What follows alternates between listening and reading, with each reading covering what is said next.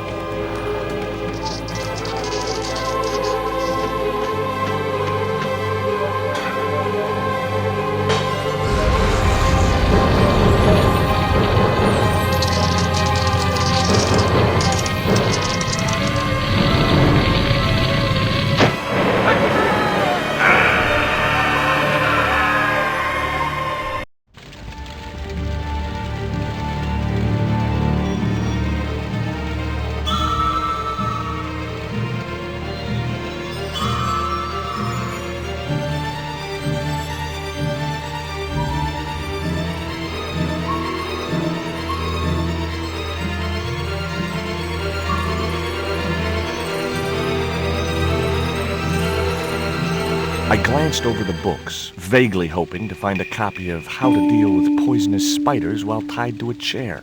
No such luck. But I noticed one corner of the bookcase was supported by a loose block of wood.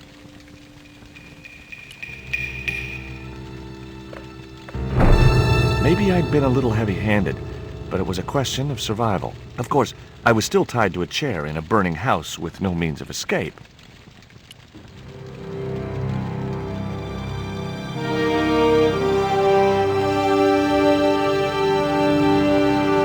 One mighty bound, our hero was free. Now, I had to deal with that fire.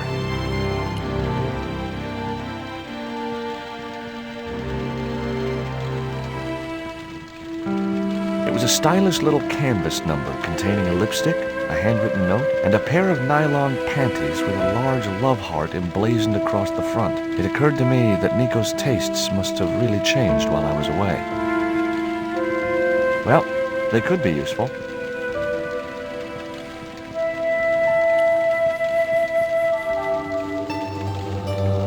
That dart was sharper than a mosquito's business end, but this didn't deter me from getting it anyway.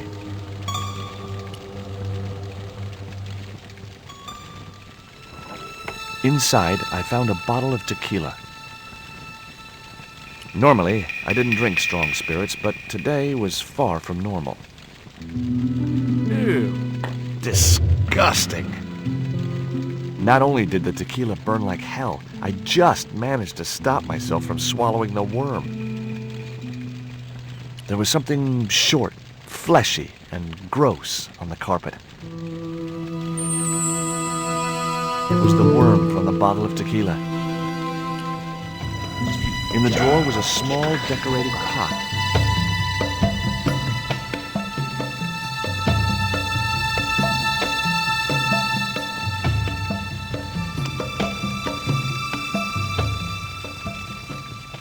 The pot contained a key.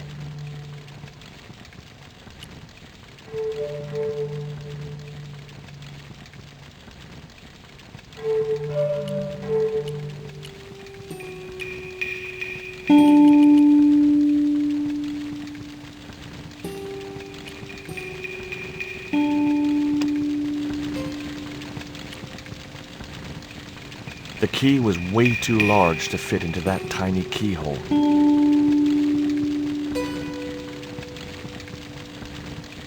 I wasn't going to touch the box after that spider had been inside it.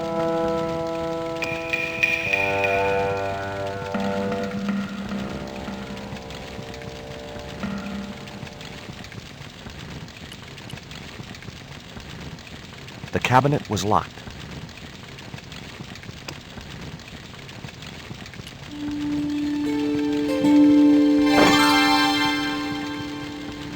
As I released the lock, something blew the doors open.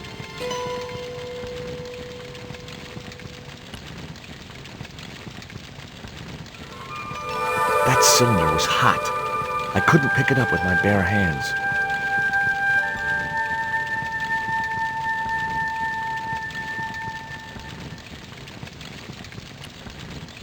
That cylinder was hot.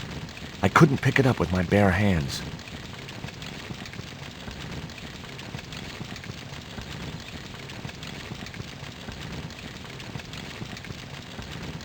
The cabinet was already open.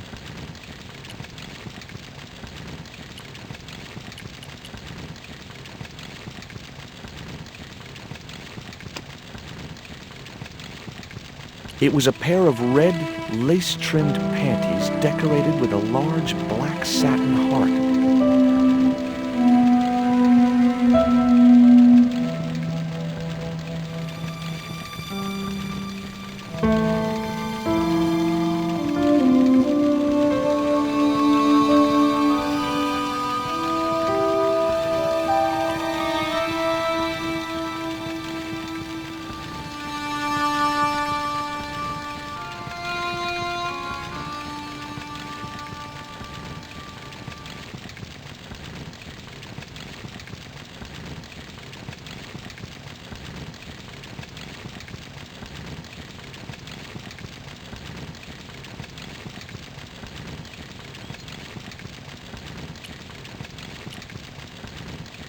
That cylinder was hot.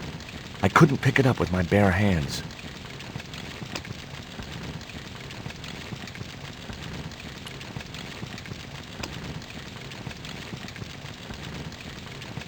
The panties I'd found in Nico's bag were just what I needed to wrap around the hot cylinder.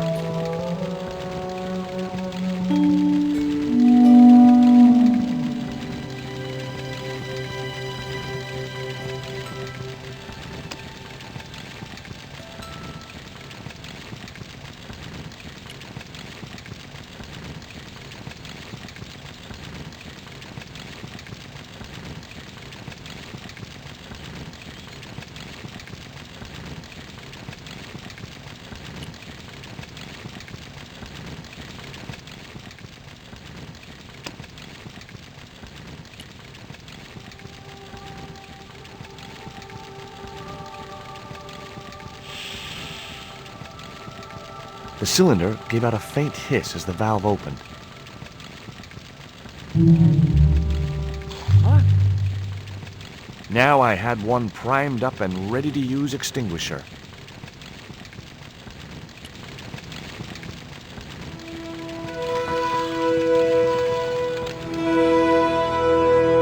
With a well-aimed squirt of the soda fountain, our unshakable hero saved the day. Now it was time to start looking for Nico. I wasn't going to burn myself on that red-hot doorknob, and it wasn't the time for subtlety.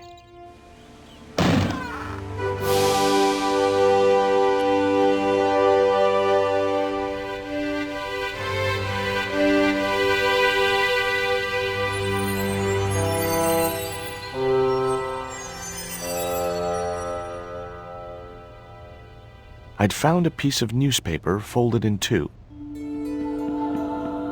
It referred to a forthcoming eclipse of the sun. Unfortunately, it wouldn't be visible from Europe. The best place to view the eclipse would be Mexico.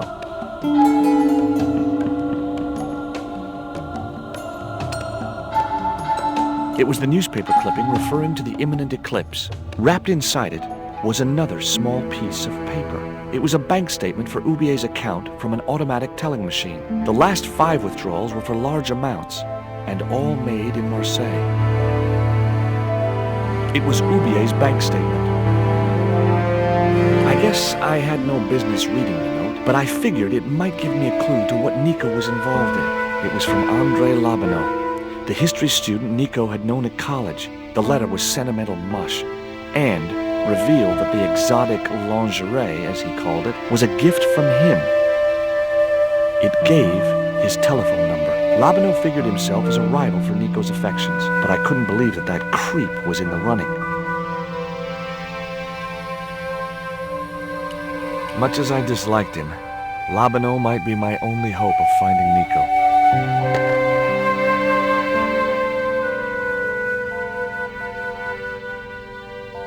Hi, Andre? Who is this? It's George Stobart, Nico's boyfriend. Don't you mean ex-boyfriend? Look, I didn't call you just to pick a fight. I need to talk to you about Nico. Can't you accept she's just not interested in you? Listen, Andre, we need to talk. Nico's life depends on it. Okay. You remember the cafe at Montfaucon? Sure. Andre? You'd better show, you creep. I felt an irrational urge to wipe my ear.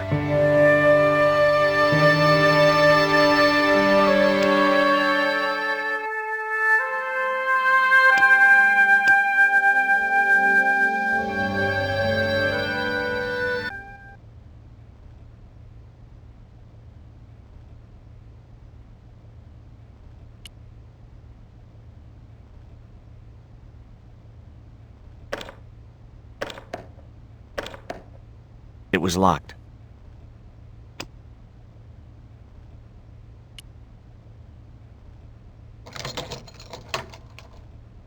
The house key didn't fit this lock.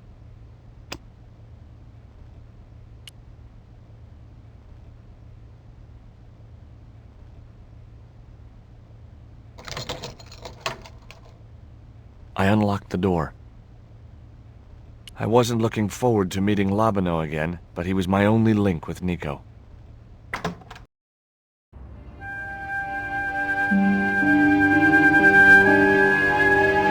There was no sign of Labino when I got to the cafe. I decided to order a coffee and wait for him.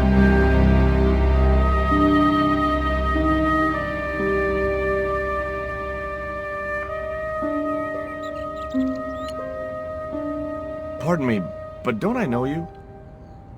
Huh? You were here the day I found the catacombs. I was? Ah, yes. I remember you. Yeah. Are you still in the police force? No, not anymore. I'm a man of leisure. And what brings you back to Paris? My girlfriend. What it is to be young and in love. Will you share a bottle of wine with me? Hey, listen, I'd love to, but I need to keep a clear head. So my company isn't good enough for you. Why did you leave the police? I was forced to retire. The golden handshake. Only in my case, it was more copper than gold. How come? I was made a scapegoat to cover up the department's inefficiencies. Have you ever heard of a Professor Oubier? No, monsieur. I don't recall the name. Well, apparently he's an expert on Mayan art and history. A little out of my field of experience, monsieur. If he'd been a serial killer or a sodomite, I might have been able to help.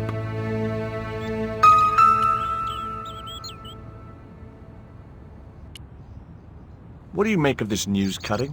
Orphanage supplied fast food chain? No, it's the article above that. Oh!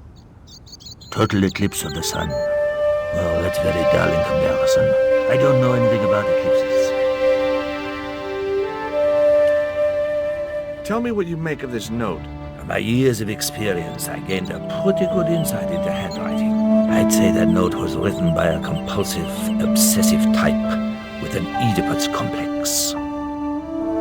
Hey, you got just about everything apart from the ponytail. What do you make of this dart? I remember a case where the victim was killed with just such a device. Poison acted in seconds, causing his body to swell up like an inflatable life raft.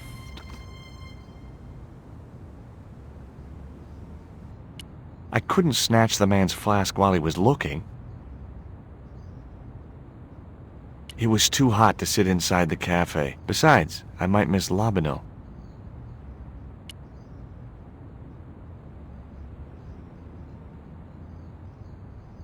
What's that you're drinking? It's wine. The man was still looking. The man was still looking.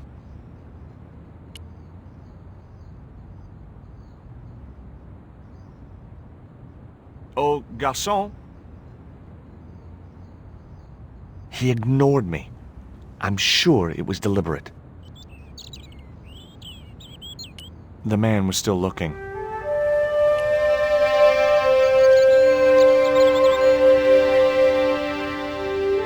Hey, you. Well, I'd like a cup of coffee if you don't mind. When I finish serving this gentleman.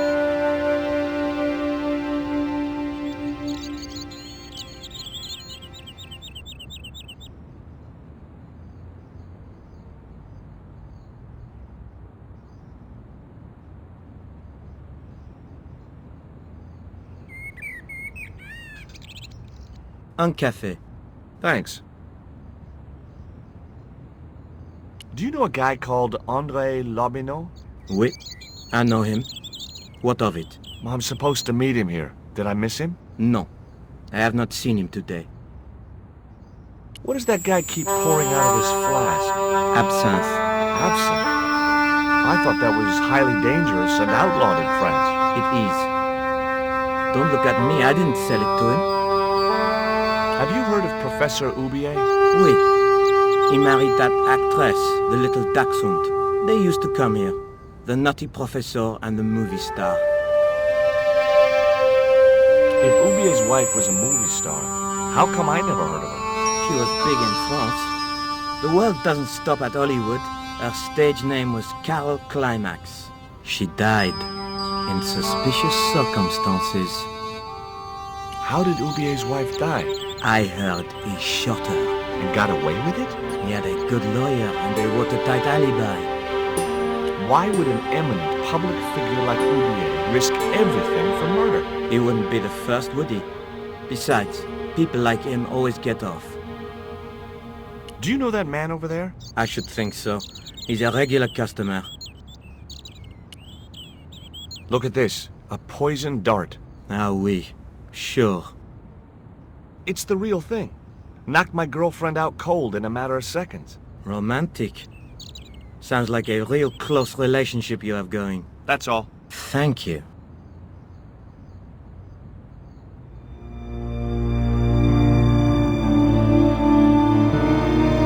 Well, this is a surprise, Georgie.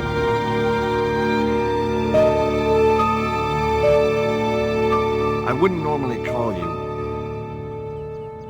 But Nico's in trouble, Andre. Deep trouble. You have to help me find her. What? What have you dragged her into this time? It was you that recommended Professor Oubier as an expert on Mayan art. Now his butler has kidnapped her. And he tried to kill me. Every time she gets involved with you, there is trouble. Walking out on her was the best thing you could do. My father was dying, damn it. I had no choice. Well, she soon recovered once she went back to her old friends. Drop it, Andre. Right now, Nico's in danger, and we have to work together. So, how can I help? Nico needed to speak to Oubier about a stone. Oh, you mean this stone?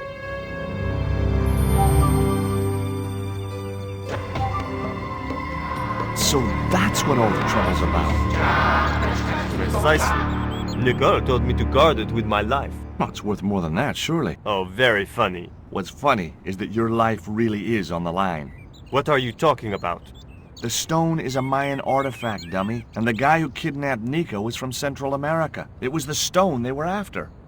Oh my god, you mean I could be in danger too? What do you suppose the carving on the stone means? I don't know. I haven't shown it to anyone. Why don't you just give it to me? I don't want your death on my conscience, George. Where did Nico get the stone? I'm not sure I should tell you. Oh, you should. It was something to do with smuggling. Why didn't Nico take the stone to Oubier? I don't know. Perhaps she suspected something like this would happen. If she's been hurt, Andre, I'll break every bone in your body. No, that's typical of you. Do you think I don't care what happens to Nicole? It occurred to me that slugs don't have bones to break. but I kept that thought to myself. Tell me about your friend Ubier. He's more of a professional acquaintance than a friend. I see. So you don't really know him at all? No, I don't. What do you think this is, Andre? I don't know. I'll give you a clue. It's got more backbone than you. You think you're amusing, don't you? Does Ubier employ a guy from Central America? Maybe. I don't know. What can you tell me about this pot? South or Central American, I'd say. I have a friend who'd be able to tell you more. Where can I find this guy? He owns a gallery on the left bank. The Glees Gallery. Take a look at this, Andre. It's a bank statement? Yeah. Professor Ubier's account. 5 large cash withdrawals in the space of 3 days. All from an automatic teller in Marseille. Suspicious, isn't it? You're even more crazy than you were before. See you later. Goodbye, Georgie.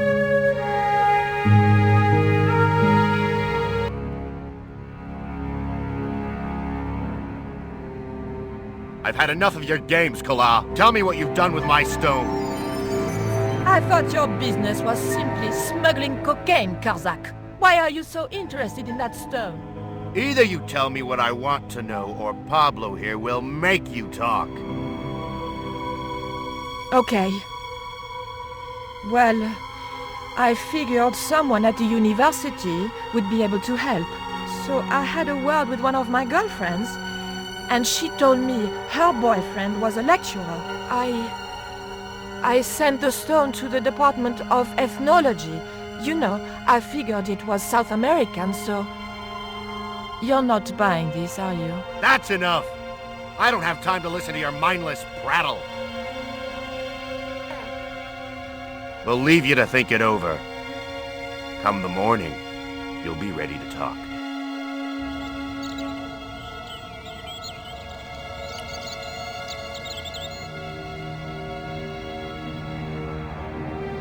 Do you miss being a gendarme? Yes, of course I do.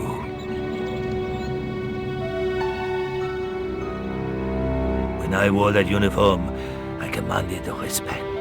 Not anymore.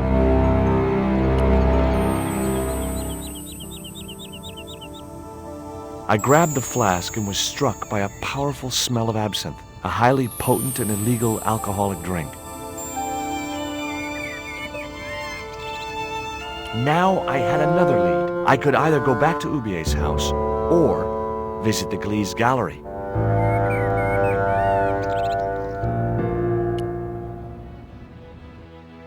The Glees Gallery had style and class, but very few customers.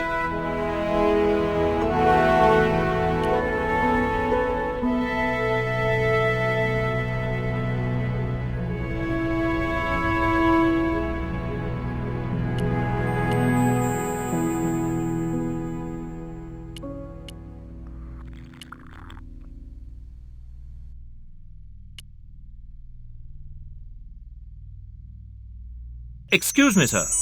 Uh-huh. That area is private. Oh, so I'm not allowed back here? No, sir.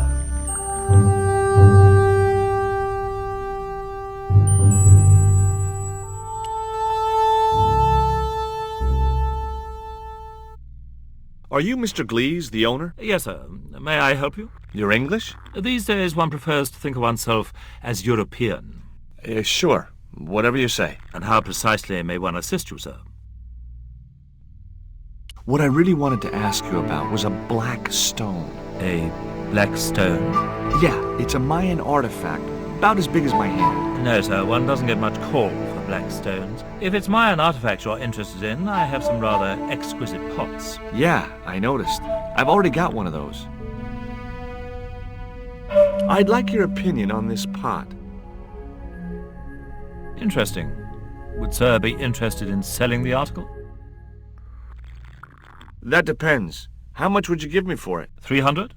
Possible 325? I'll think about it. Do you get many Central American Indians in here? No, sir. This is Paris. Central America is several thousand kilometers southwest of here. Straight across the Atlantic Ocean and turn left. You can't miss it. Well, as it happens, I saw some Central American Indians this very morning. Tourists, sir. Paris is full of them at this time of year. Have you heard of Professor Oubier? Of course. His name is synonymous with Mayan art. A number of these artifacts were supplied by Oubier himself. Do you believe the story that Oubier murdered his wife? If it was true, who can blame him? She was an opportunist tramp. Well, that's what I heard. Have you seen any of Oubier's wife's films? Only one. Believe me, I was appalled, shocked, disgusted, and repulsed. Well, you sure got your money's worth. Last time I went to the movies, I wasn't even titillated. Who's that guy over there? That's Mr. Lane, sir, the critic. I'm hoping he'll give the gallery a favorable write-up. One has to be so patient with these critics. Lure them in with the correct bait, watch for a bite, then play them like a fish. Well, he's certainly drinking like one. I suppose you have an import license for these relics? Of course. But that's not my problem, sir. The professor arranges all the shipping. We simply collect the items from the docks. Could you tell me which docks Professor Oubier uses to import the artifacts? Good God, no. I can't possibly reveal my commercial secrets. I found this news story referring to a total eclipse of the sun. Really, sir? Well, fascinating.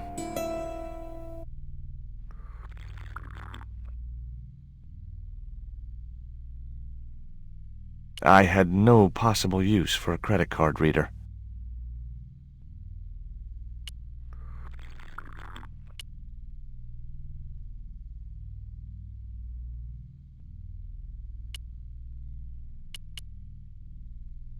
There was nothing else I wanted to ask the man.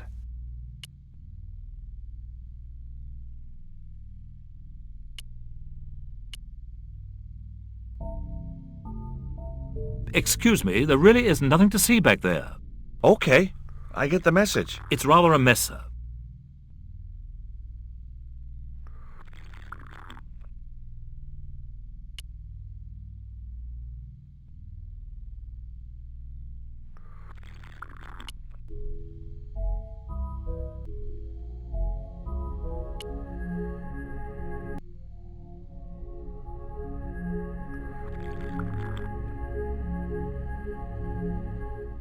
You're Lane, the critic, aren't you? Correct. Can't you see I'm busy? Busy? Doing what? Appreciating the art, or depreciating it. I have a reputation to uphold. I could tell this guy was going to be hard work. What's that you're drinking? I'm not sure, but I have a suspicion it might be urine. Glees can't expect a favorable criticism of his gallery when he serves this muck. Have you heard of Professor Oubier? Yes, of course. I was at his house earlier. If you're going to drop names, you could at least name one worth dropping. I thought Oubier was a well-respected man. Why, his last book was nothing but pseudo-intellectual claptrap. The demented ramblings of a drug-dependent has-been. Would you give me your opinion on this pot, sir?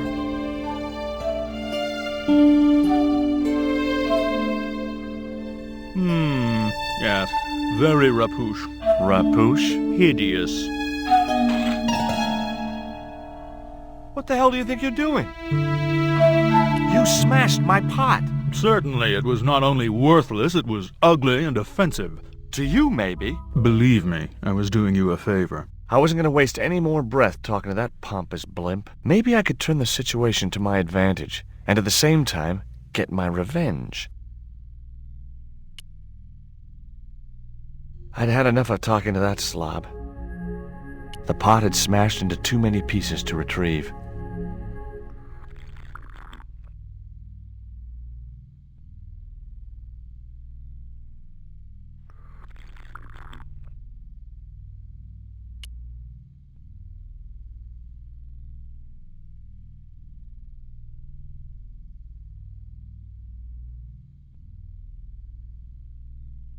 Hi, girls.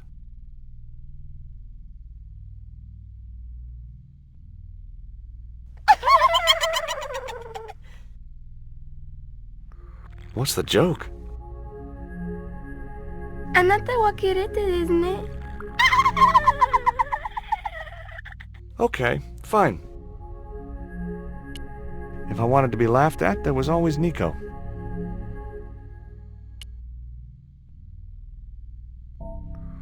If I wanted to be laughed at, there was always Nico.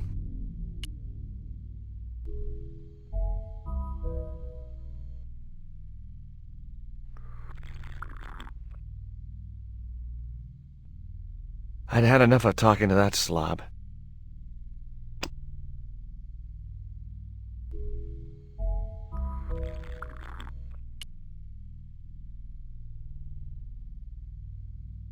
I didn't think he'd be interested in that.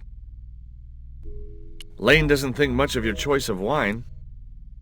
Lasted nerve. The priest who sold it to me said it was a good year. That slob Lane just smashed my Mayan pot. Yes, he can be rather impulsive. Impulsive? The man's a hooligan. I bet if it was one of yours, you'd be more concerned.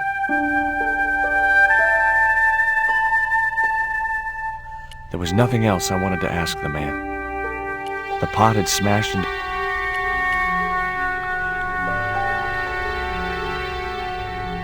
I'd had enough of talking to that slob.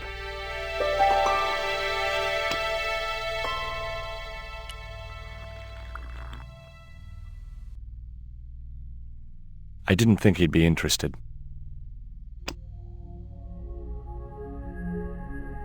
It was the flask of absinthe I'd borrowed from the gendarme.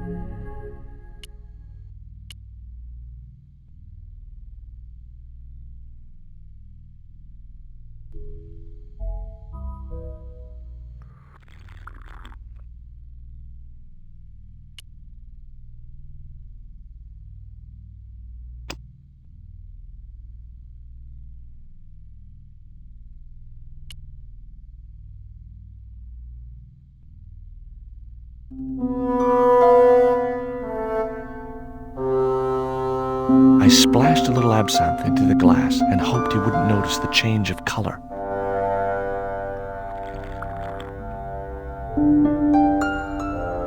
Did you put something in my drink? Yeah, I did. Well, what do you think?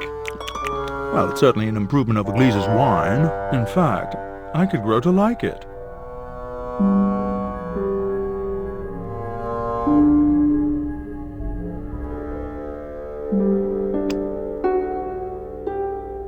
Allow me.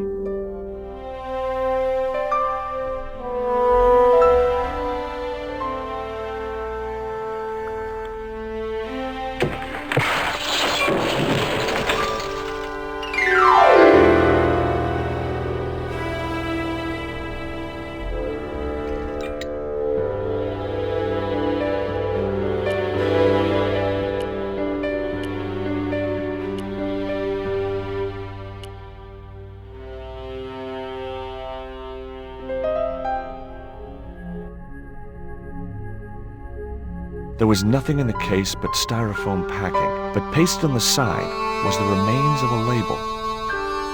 The packing case contained nothing but styrofoam.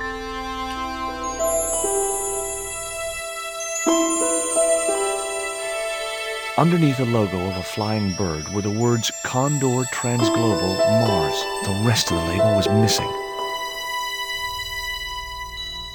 It was beginning to make sense. Oubier had organized Nico's abduction.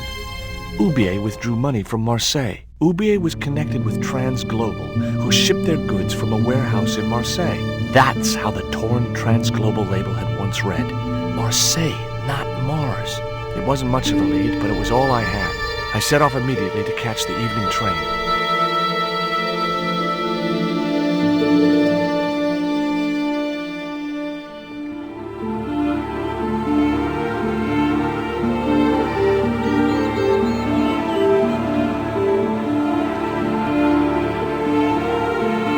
It was almost dawn when I arrived in Marseille. I traced Condor Transglobal to a desolate dockside.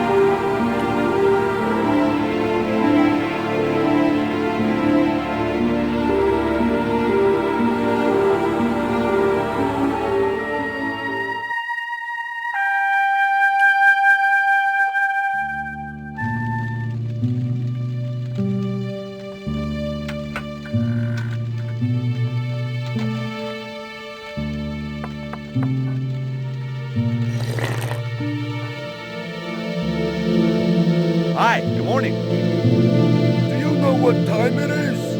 No, I don't wear a watch.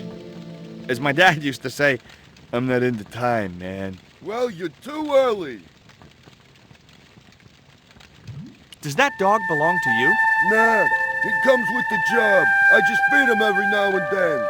More then than now, I'd say. What's the dog's name? 20. It's unusual for a dog. It's his registration number. Security dog number 20. That animal doesn't seem too hot for a guard dog. No?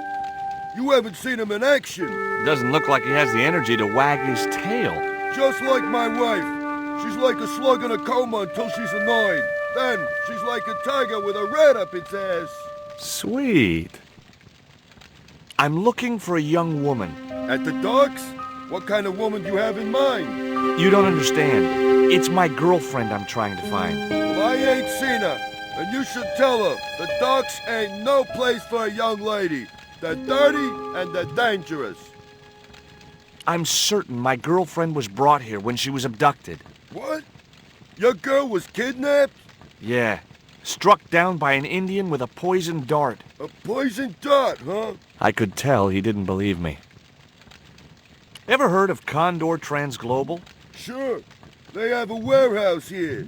Well, could I take a look? Not until after the holidays. Come back in a month. I have to make a delivery to Condor Transglobal. Where's your rig? About half a mile down the road. And you walked here? Jeez, are you some kind of nut?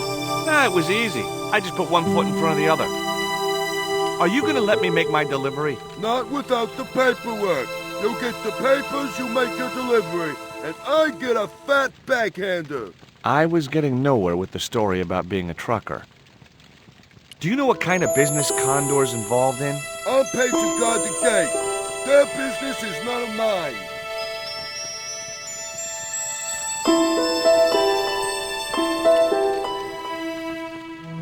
I have these very exotic panties. Take them away, you pervert! What time is it anyhow? The big hand's on the floor. Why aren't you in bed? I can explain everything. Never mind, I ain't that interested.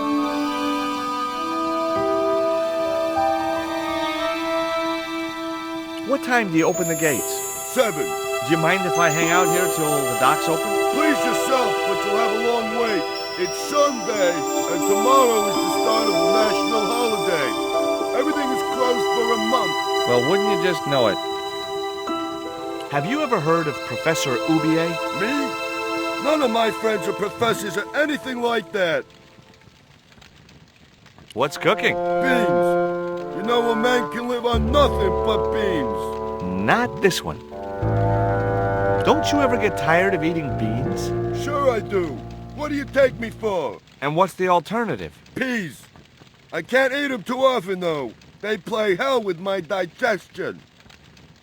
Have you ever considered changing your diet? What's wrong with beans and beer? You need me to tell you? You're pumping out enough methane here to fill a dirigible. This is the dart that the Indian shot at my girlfriend. Sheesh! That's pretty weird, but I don't see why you'd expect to find her here.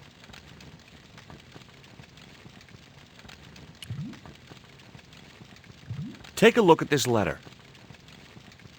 That's sick. Did you write it? Oh, no. No, it's a letter from my girlfriend's admirer. If I was you, I'd smack him in the mouth. Well, that's not my style, but thanks for the advice. I gotta go now, but I'll be back. Can't wait.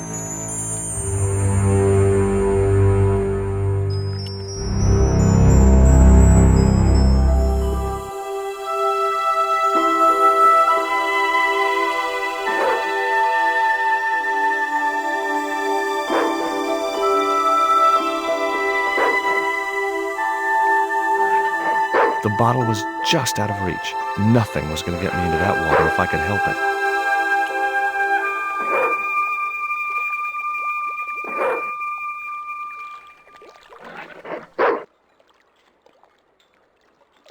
The stick had a hook on one end. I figured it was a boat hook. For hooking boats.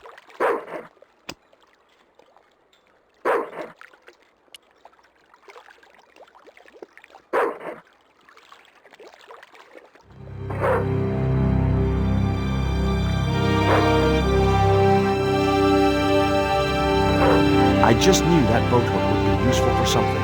As for the bottle, even if I couldn't find a use for it, I cleaned up the dock a little.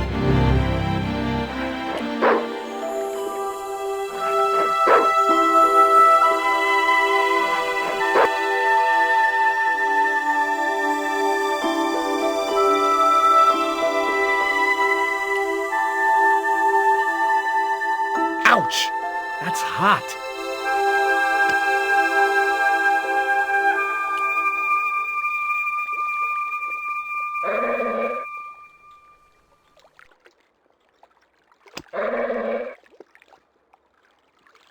The bottle was half filled with water. Maybe it would cool the cone down enough to touch it.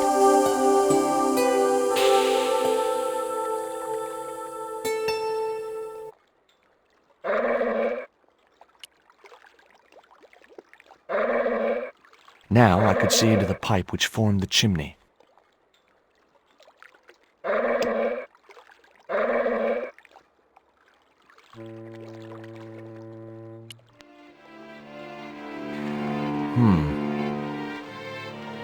The bottle had blocked the chimney, and the hut was filling up with smoke.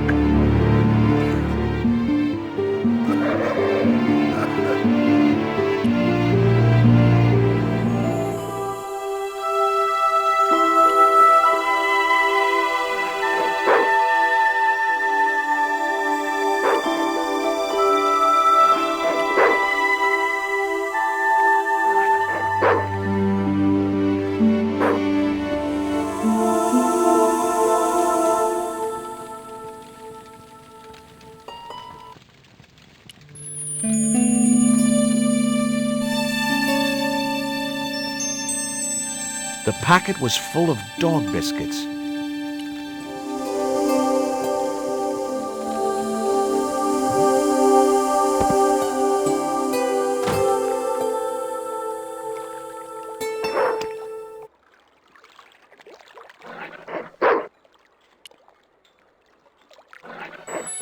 Hey, 20. Come and get it, boy.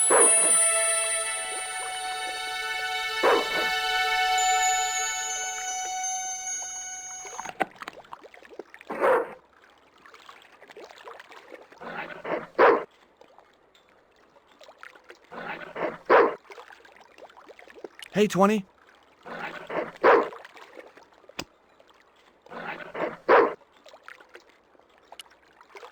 Hey, 20. Come and get it, boy.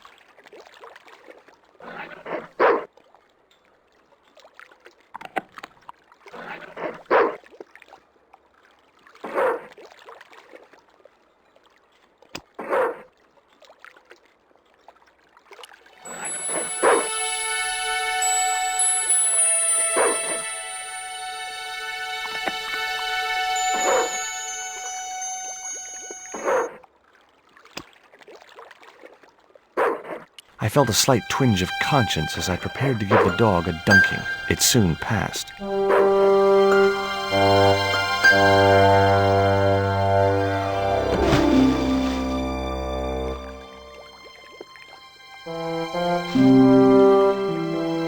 As I'd expected, the dog could swim like a dog.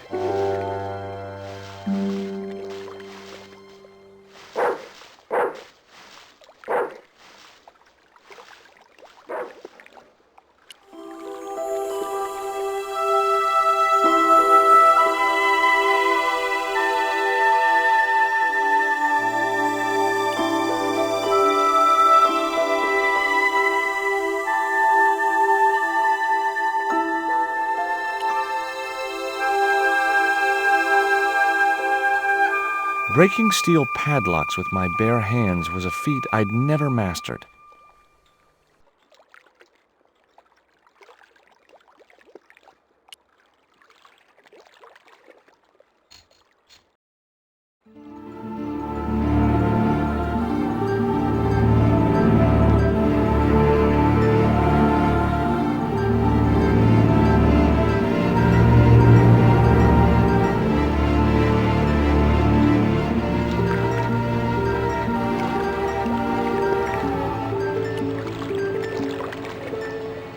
The sign looked as if it was firmly attached to the wall. Anyway, I didn't really want it as a souvenir. A sturdy chain and padlock hung around the door handles.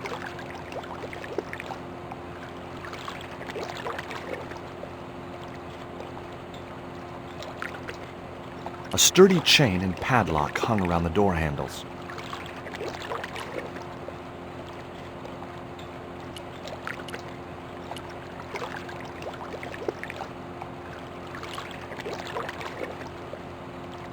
The grill opened from the inside.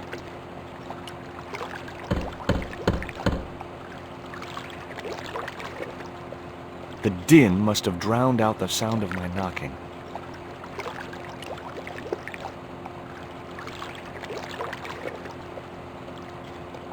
Maybe there was a way in up there.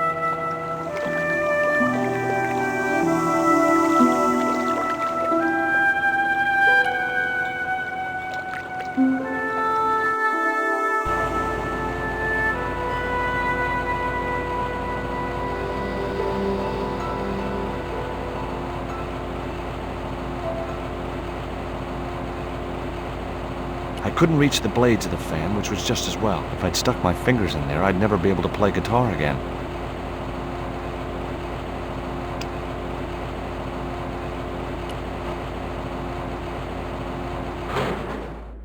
That did the trick. The fan clunked and shorted out as its blades were mashed by the booger. Hey, you make any more noise, I break your arms.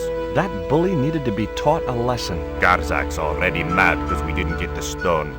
You give me any trouble, I'll tell him it was all your fault. Karzak? That must be his boss. I decided there was a better way to attract their attention.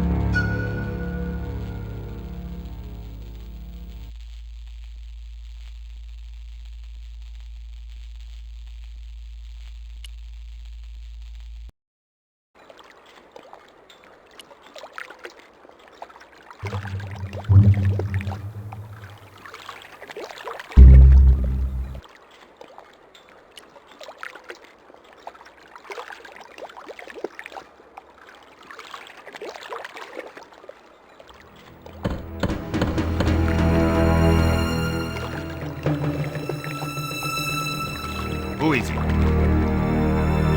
Pizza delivery? I didn't order pizza. No?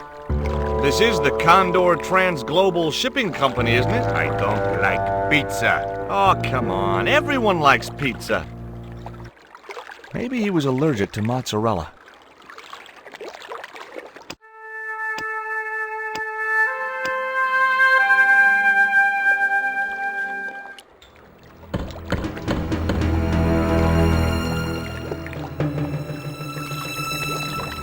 Hey, What now? look. This pizza's been paid for. You might as well take it. I told you, I don't like pizza. Not even with extra olives? I hate them. Olives are the devil's butt nuggets.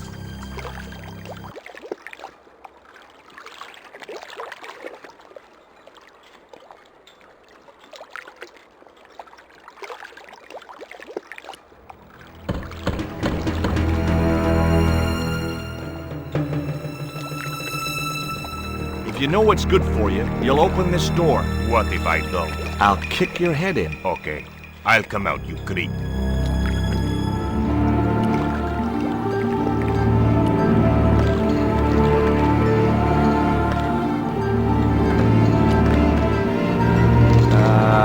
No.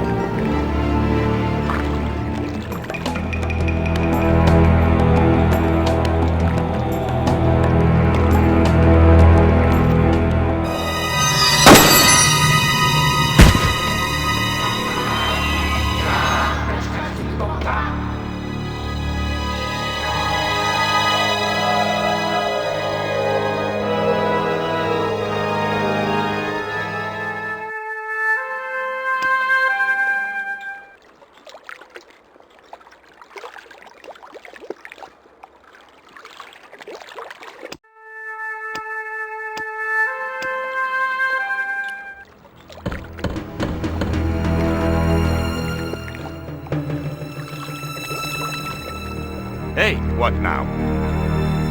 look, this pizza's been paid for. You might as well take it. I told you, I don't like pizza. Not even with extra olives? I hate them. Olives are the devil's butt nuggets.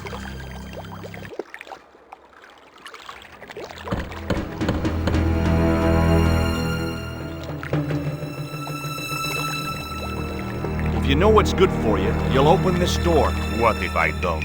I'll kick your head in. Okay, I'll come out, you creep.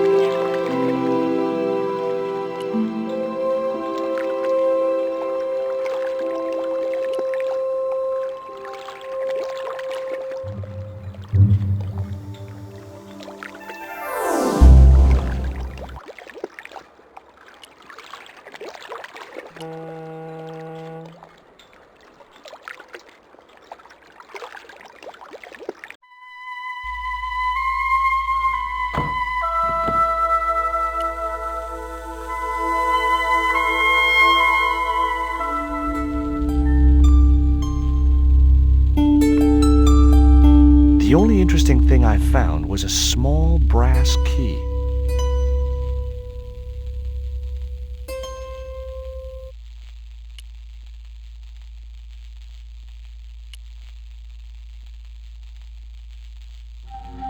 Whoa!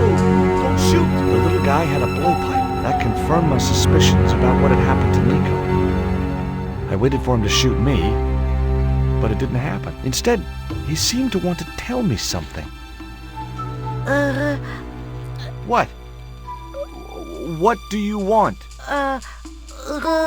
He seemed excited, almost desperate. What did he want so bad? Hi. I'm not going to hurt you. Quaramonte! Was that your name? Quaramonte? Quaramonte! His vocabulary seemed a little restricted.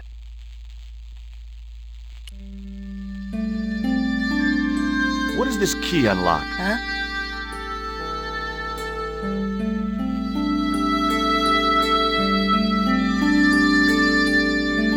Hey, you're manacled. Who did this? That big thug? I'm gonna set you free, okay?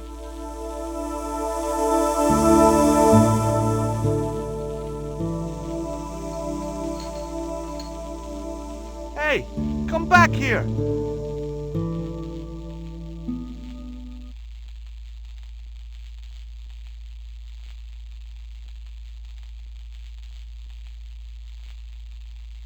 The little guy had gone to ground amongst the stack of crates.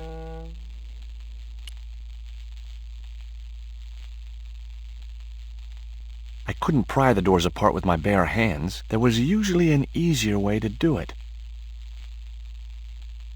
I couldn't pry the doors apart with my bare hands.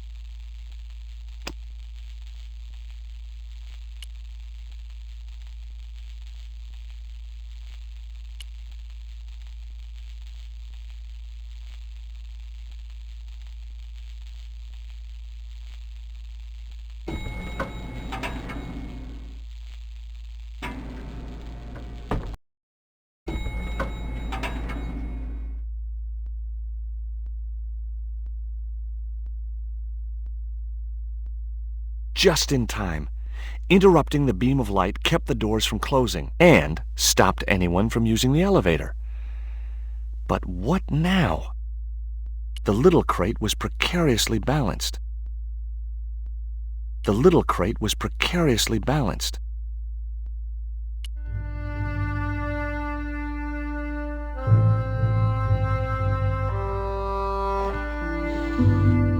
There. That would keep the doors from closing.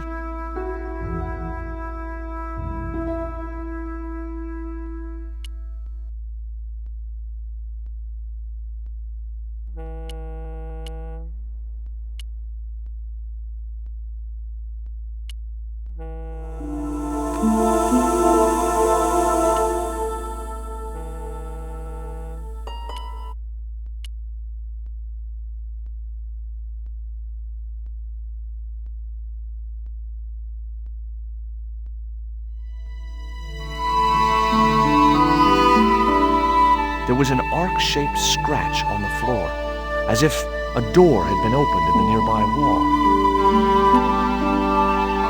My fingers traced the outline of a secret door in the wall.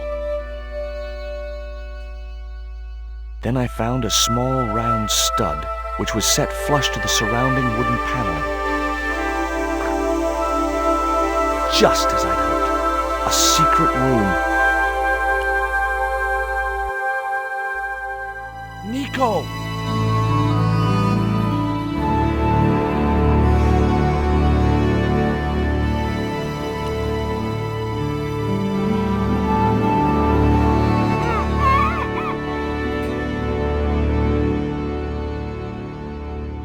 Will you look at this?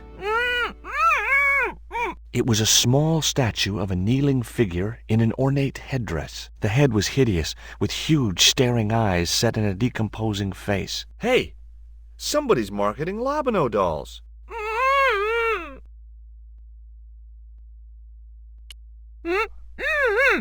Hold still. This might hurt a little. Ow! Think yourself lucky you don't have a mustache. About time. You could at least have helped me before grabbing everything you could find. Not so loud. They'll hear you. Get these ropes off me right now. You know, the mood you're in, maybe that's not such a good idea. Where's Pablo, the big guy? Out cold. Too much wine doesn't agree with him. Are you okay? Of course I'm not okay. Untie me this instant.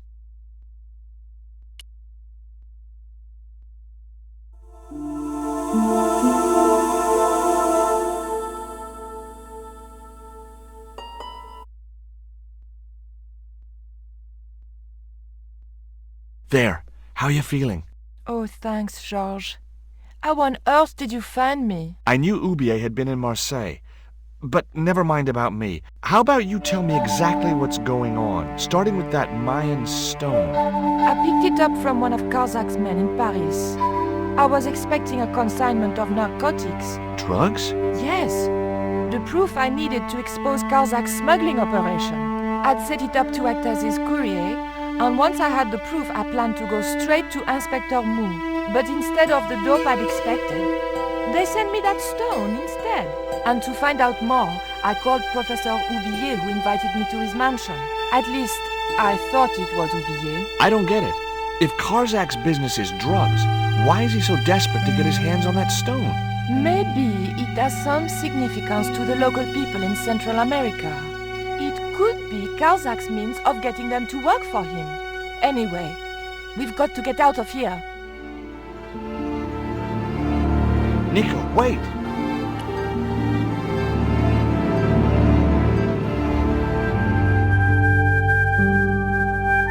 We can't use the elevator. If that thug Pablo's recovered, he'll be waiting for us.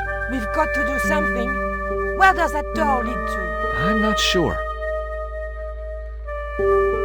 The statue looked way too heavy for me to move.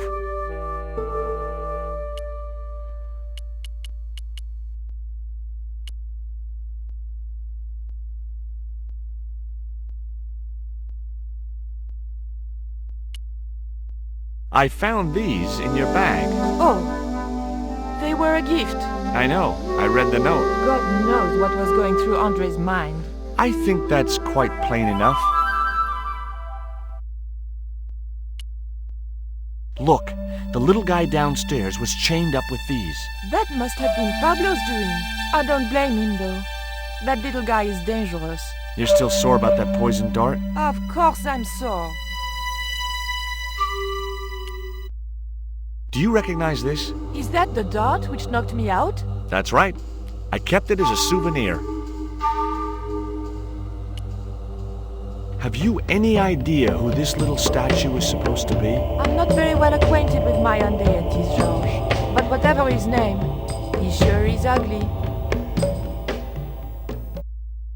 Okay, tell me what you know about Condor. Condor Transglobal exports Aztec and Mayan relics from Central America to Europe. But that's just a cover for the real business. Drug smuggling. What proof do you have? Nothing yet. Do you know where Condor is based? In Central America. A place called Quaramonte. Quaramonte. That's what that little guy kept saying. I thought it was his name. No, that's Titipoco. Titty what? Titipoco. That's what Pablo calls him. Tell me about this Karzak guy. Well, I saw him for only a few minutes, but he frightened me. I got the impression that Pablo was nervous when he was around too. His eyes. They're like a wild animal's, like a tiger. That's what scared me most about him. He looked so unpredictable and dangerous. Did you know Ubier's wife was a film star? No, I didn't know he was married. What happened to her? She died. In mysterious circumstances, apparently. How mysterious? I heard she was murdered. Possibly by Ubier himself. A murderer, huh? André said he was something of a celebrity. Did I hear you refer to Inspector Moon? Yes, you remember him? Of course I do. But I thought he was dead. Oh no, he reappeared after the broken sword case had blown over. When he found out who was in with the Neo-Templars, he went into hiding. Moon knew more than was good for him. Does he know about our involvement with the case? If he does, he's not telling. Still, he got a sudden promotion. Did that Indian guy mistreat you? If you forget about the abduction, verbal threats, and bondage, no. Well, what about the little guy? I don't think he knows where he is or what he's doing here. The big guy, Pablo, he brought Titipoco from the jungle.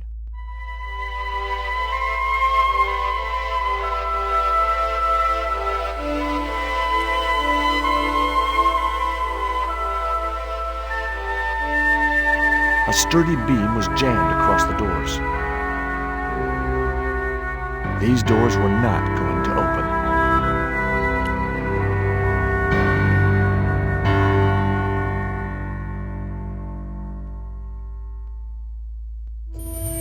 There wasn't enough room to move the handle.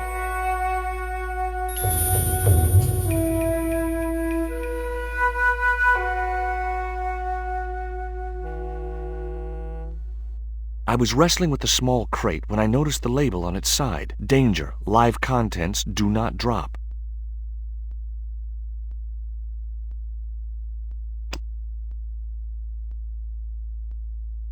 It was the strip of masking tape which the big...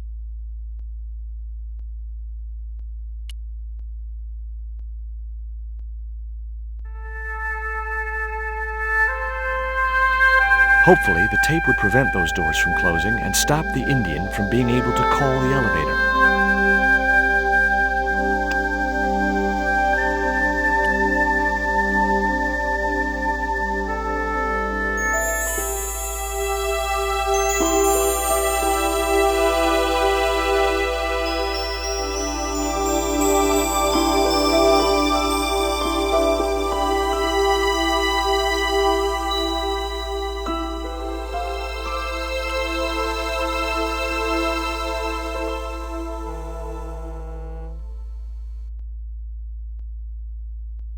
No chance. Whatever those crates contained, they were heavy.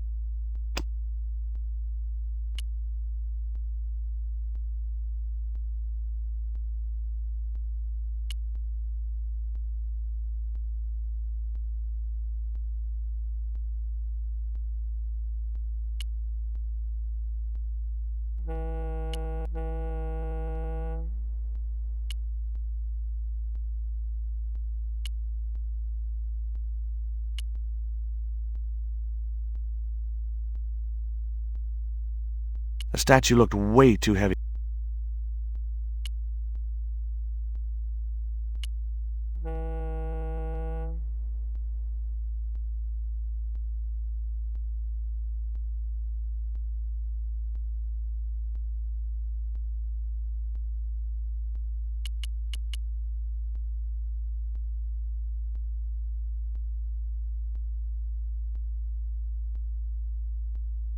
No chance. Whatever those crates contain...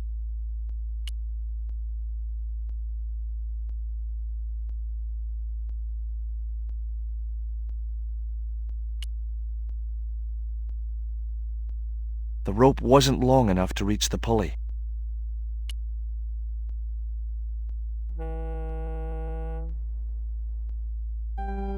There wasn't enough room to move the handle.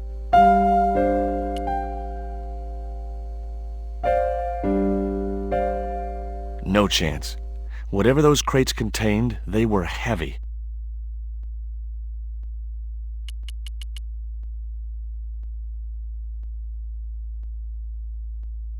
I didn't want to risk dropping the crate and releasing its live contents.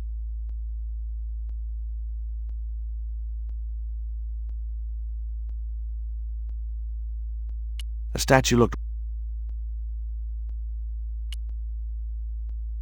There wasn't much I could do with a pulley that didn't have any rope.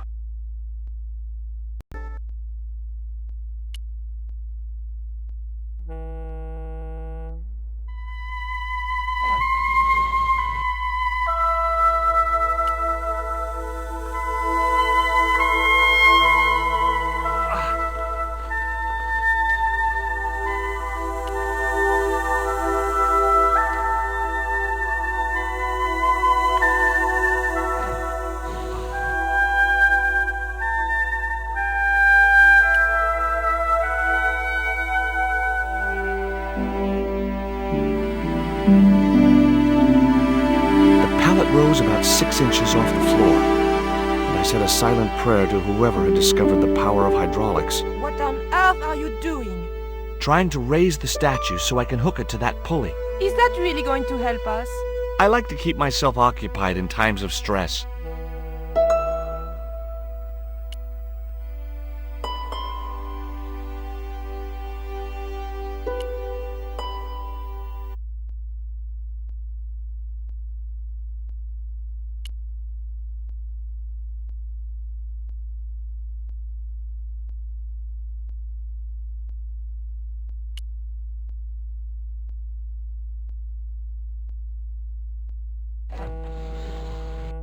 It was too heavy for me to move on my own. Could you give me a hand to push this statue? What for? This, my dear, is our passport to freedom. If you say so, dear.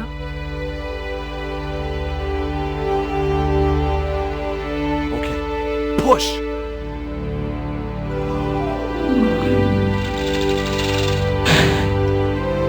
Great teamwork. Nice to be working with you again, Mr. Stobart.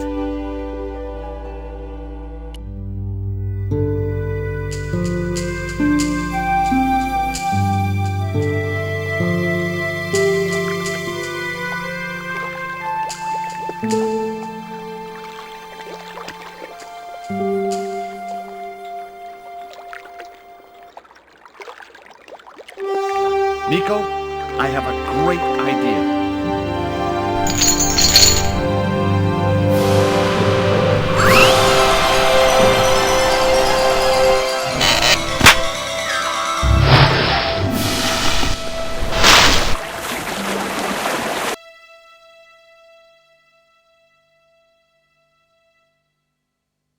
George, where have you been? Never mind that. Do you have the Mayan stone?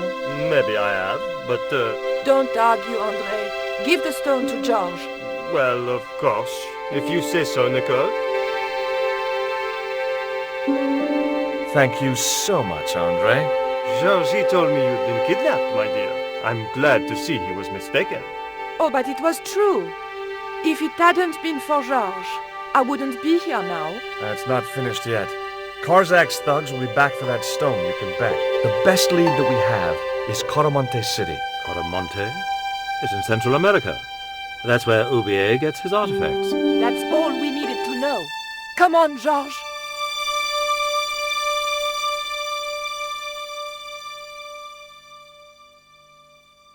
Quaramonte, the traveler's rear entrance to Central America. Well, that's how it was translated in the brochure.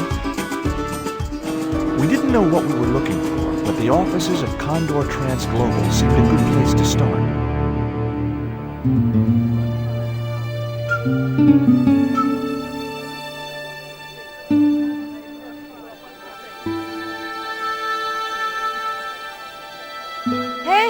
it's market day. I don't see any cabs. Let's ask someone how to get to Quaramonte City. Okay. Keep your eyes peeled for any sign of Condor Transglobal.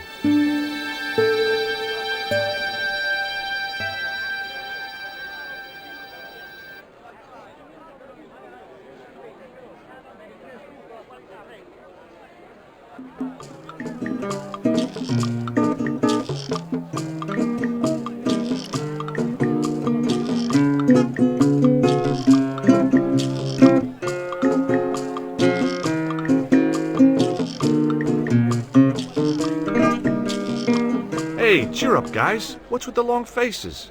Our pipe player has been arrested and thrown in jail. Poor Miguel. He never broke the law in his life. Why was Miguel put in jail? For playing folk music. What? It's true, senor. He insisted on playing traditional Quaramonte music, even though it's illegal. Why don't you try playing a tune to cheer yourselves up? No, we should be looking for real jobs. We could earn 10 times as much down the mines. My cousin Ramirez was earning 8 pesos an hour.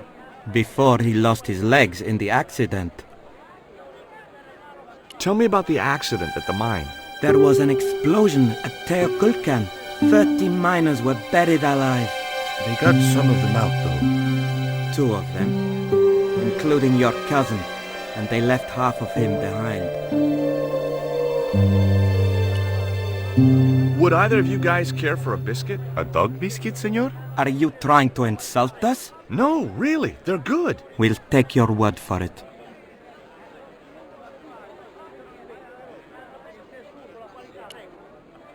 Have you any idea what this is? No, senor. Me neither.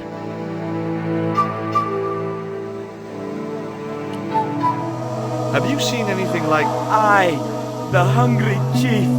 Why are you carrying the thing around with you, senor? Don't you know who it is? No. Do tell me. He's Tezcatlipoca, god of death and blood.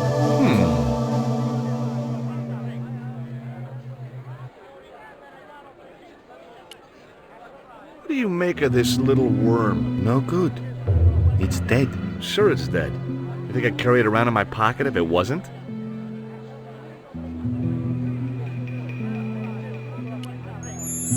Take a look at the design on this label. I have seen that before.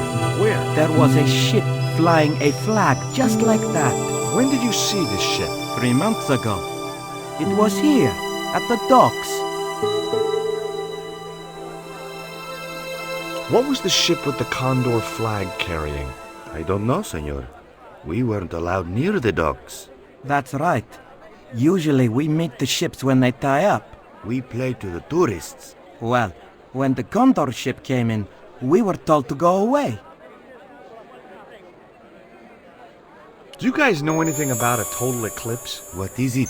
It's like when the sun is hidden by the moon. He's crazy. My cousin Alfredo swears he saw it happen once.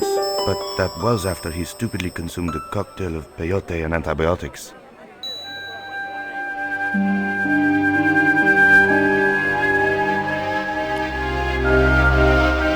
I had nothing else to talk about.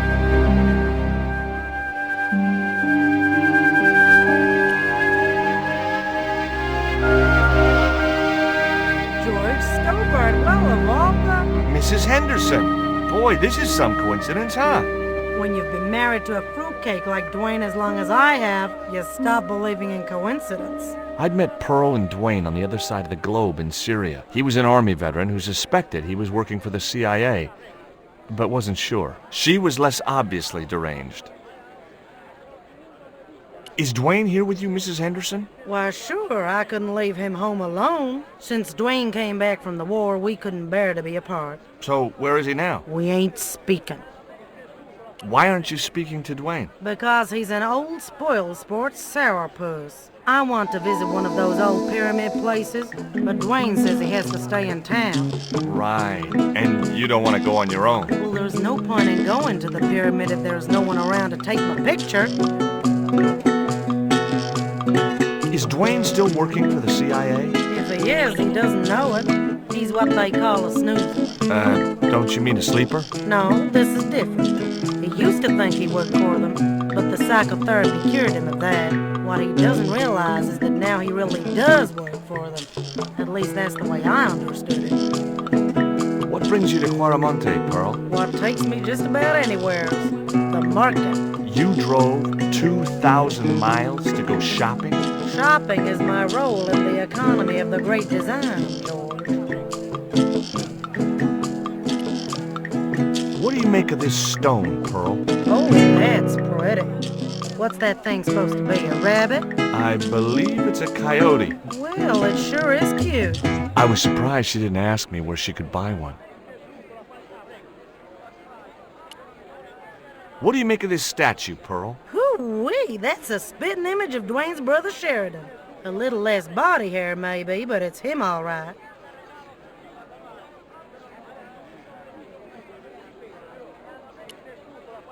What does this mean to you, Pearl? What cute little feathers. Why, if you had two of those, they'd sure make nice earrings. This isn't intended for frivolous personal adornment, Pearl. It's a dart, tipped with a fast-acting, muscle-numbing poison. Pardon me, I stand corrected, honey. Sometimes I got the feeling that communication with Pearl was like sending signals out into space. Maybe, if you waited long enough, you'd get an intelligent answer back. But it was a long shot. Look at this, Pearl. A tequila worm. Don't you bring that thing anywhere near me, honey. I swear I'll scream like a hog on a hot plate.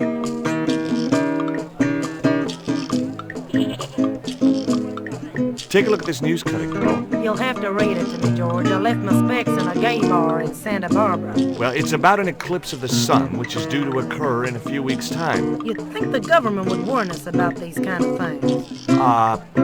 It's not dangerous or anything. Apparently, the best place to view the eclipse is right here in Quaramonte. Oh, my. She didn't appear to be the slightest bit interested. Catch you later, Pearl.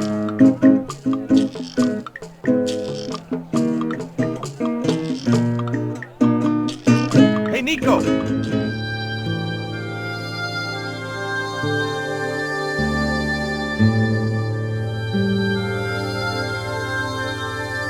I have done just as I have been instructed, Professor. With the mine closed down, there'll be no one around to observe your excavation. Ah, I have visitors. Just remember what I told you, General. There's really no need to make a martyr out of that man.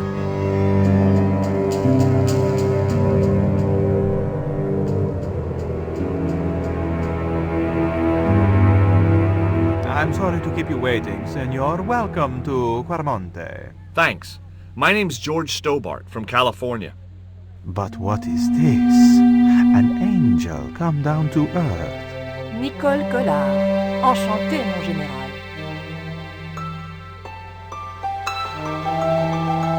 Pardon me, senorita, but I couldn't help myself. Look, we'd like to ask you a few questions. You've come to the right place, senor. Tourist information. General Graciento, at your service.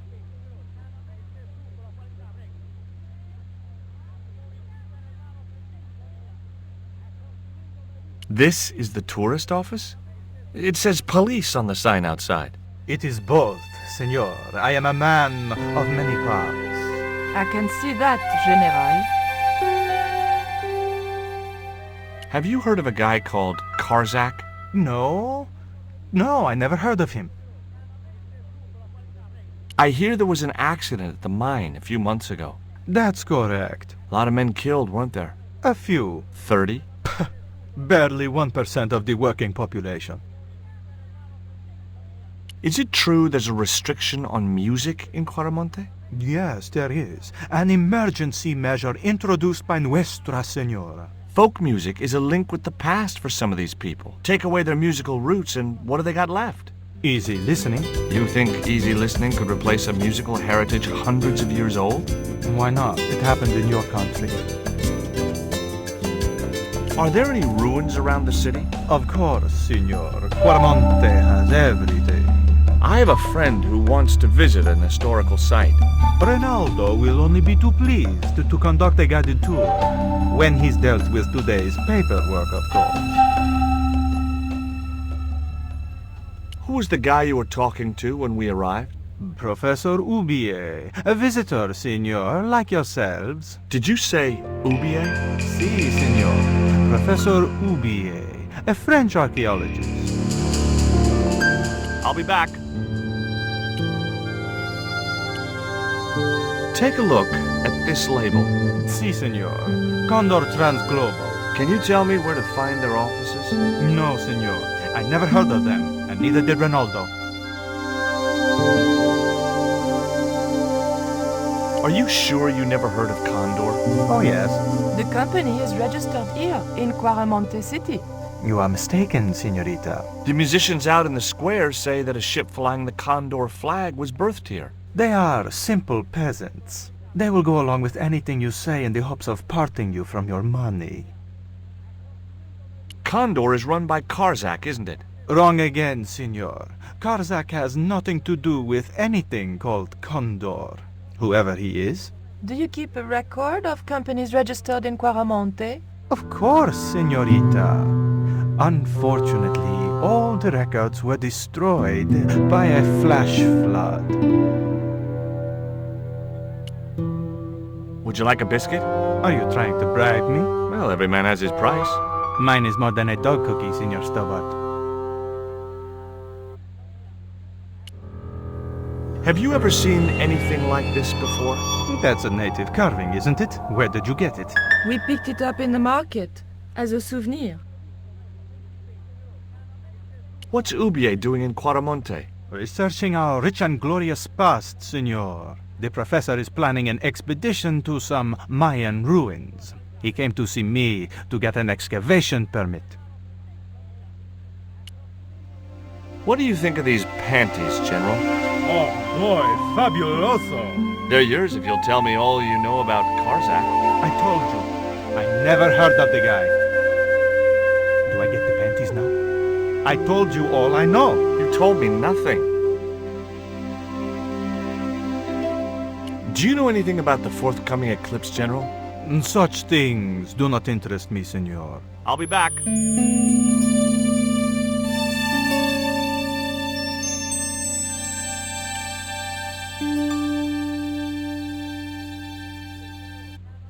Hi, I'm George Stobart. Hello, senor. How can I help you? Are there any ancient pyramids near Quaramonte? Si, senor. But it's not very impressive. It's in ruins. That's perfect. Would you be willing to give a guided tour of the ruins? I can't. The General would have a fit if I left all this paperwork.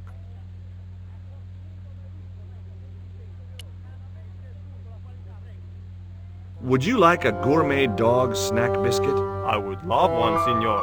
But I would have a problem with my teeth. Toothache? No, senor. If the General catches me eating on duty, he'll knock them out. You know anything about this eclipse? No, senor. El General keeps me in the dark about most things. Do you recognize this statue? It's Book. The night wind. Take it away, senor. That stone is cursed. So long.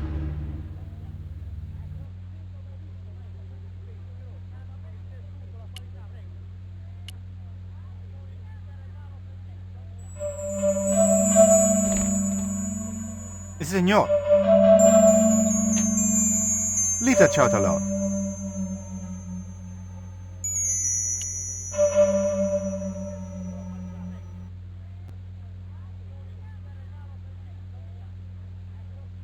Do you have a map of Quaramonte? A map? I'm sorry, Signor, but I don't. What about the one on the wall? Ah, that is an archaeological survey map, Signor. Not suitable for tourists. I'll be back.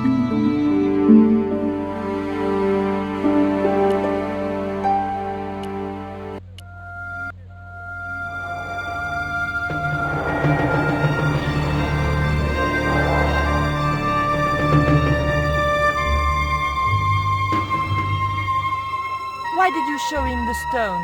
I thought maybe he might know something about it. Well, he does now, for sure. He knows we have it. You came on a little strong with the general. I was merely flattering his ego, Georges. Every man has his Achilles heel. Maybe, but that guy's weakness isn't in his foot. Did you notice that chart on the police station wall? Yes.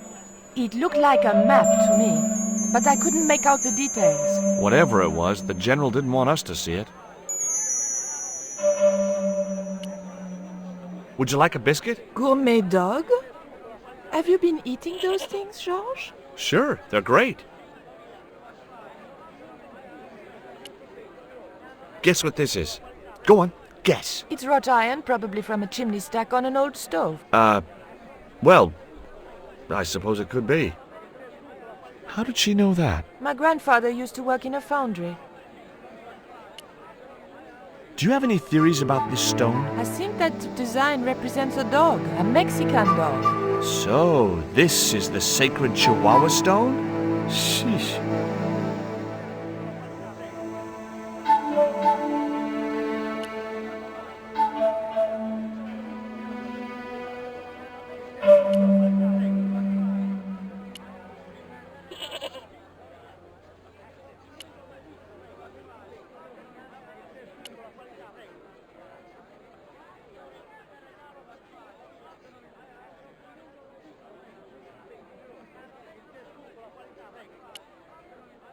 Professor Oubier? Yes?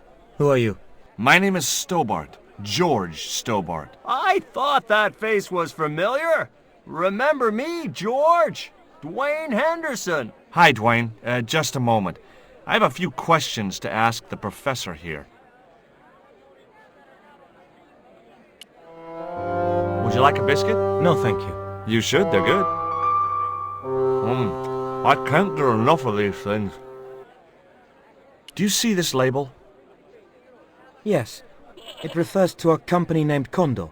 What of it? I traced that company here to Quaramonte. Do you know where I can find the offices of Condor Transglobal? The company no longer exists. They went bankrupt recently. I have proof that you are directly involved with Condor. I used them as shippers to transport artifacts to a gallery in Paris. Beyond that, I have no connection with the company, which, as I said, no longer exists. Can you tell me anything about this stone? Where did you get that? This is the stone my girlfriend called you about. The stone that nearly cost Nico her life. I assure you, I don't know what you're talking about.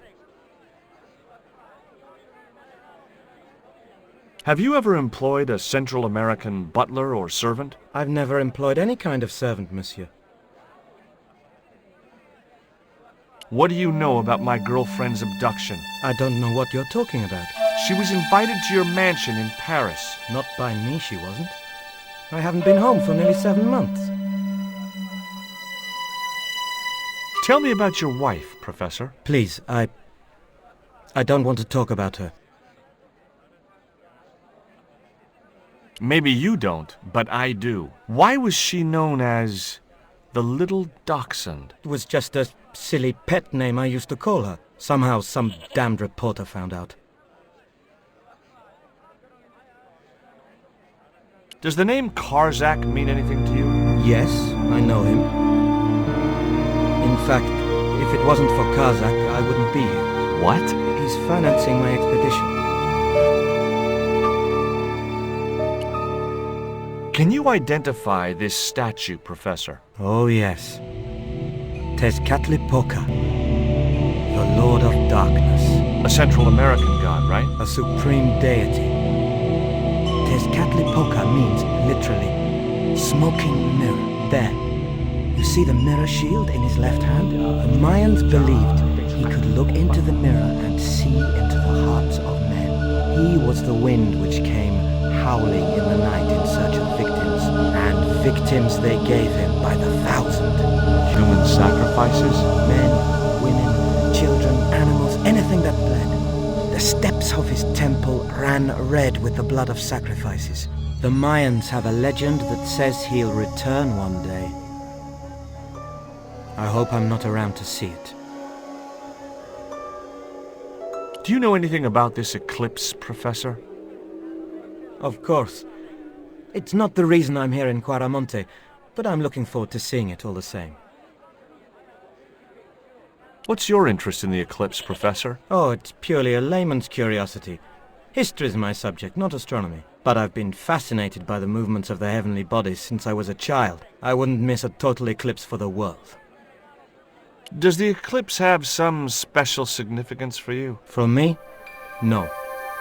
For the ancient Mayans, it marked the end of the Fifth Age. Perhaps we should be celebrating. Ah, no.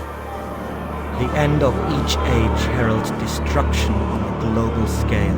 The fifth is the final age, ending in the total destruction of the Earth. Take a look at this, Professor. What have you got to say about that? Where did you get this? Never mind that. How do you explain these withdrawals? I left my financial affairs in the hands of my secretary. Including the withdrawal of funds in cash from your personal account? I trust Gwyneth implicitly. And why Marseille? Why the very place my girlfriend was taken? That's obvious, Stobart. We are both the victims of the same devious plot. What plot? I have no idea.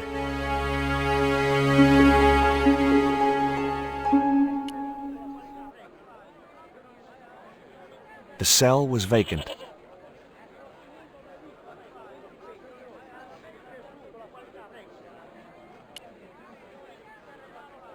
There was a forlorn-looking guy asleep on the floor of the jail. It was Miguel, the pipe player. Hey, Miguel! He didn't hear me.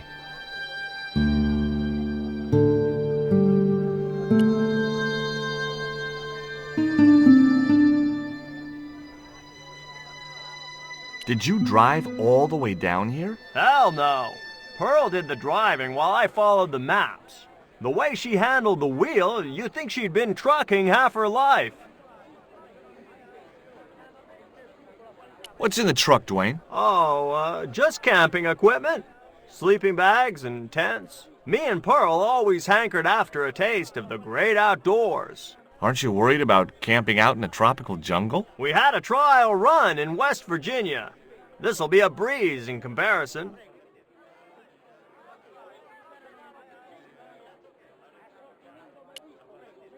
Would you like a biscuit, Dwayne? Oh no, those gourmet dog snacks bring me out in a rash. You've tried them? They were on special offer.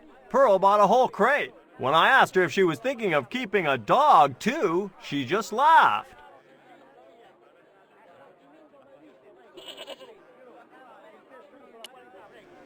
What do you think of these panties, Dwayne? Lord, hot stuff, George. You buy those for your girl? No, a guy we knew in Paris bought them for her. Oh, you're a threesome then.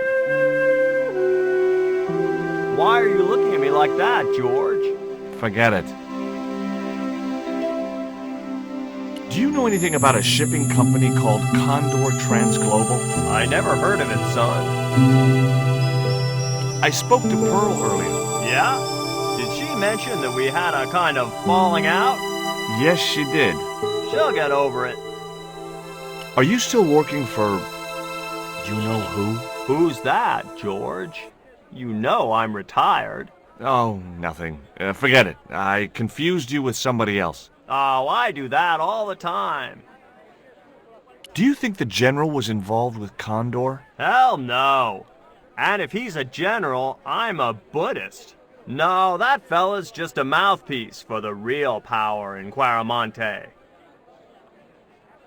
So the general is nothing but a puppet? He's like Pinocchio before he met the Blue Rinse Fairy. Strictly strings and wood. Who's pulling the strings? His mother. Better known as La Presidenta, the dictator.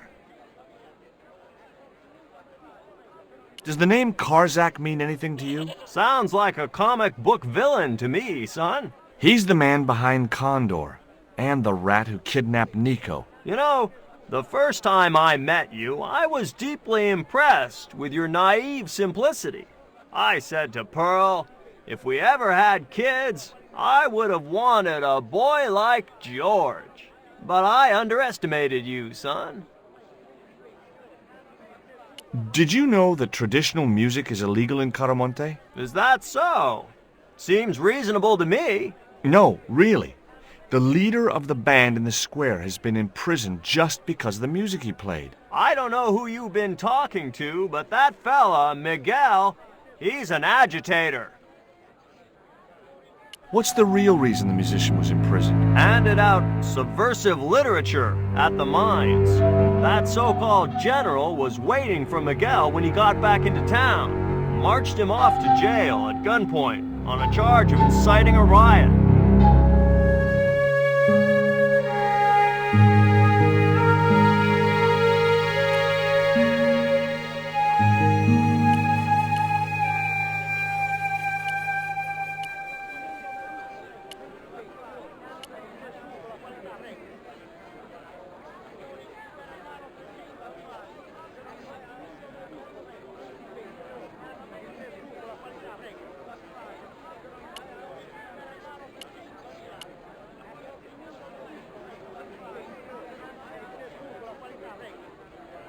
In Quaramonte, defacing a poster was probably a capital offense.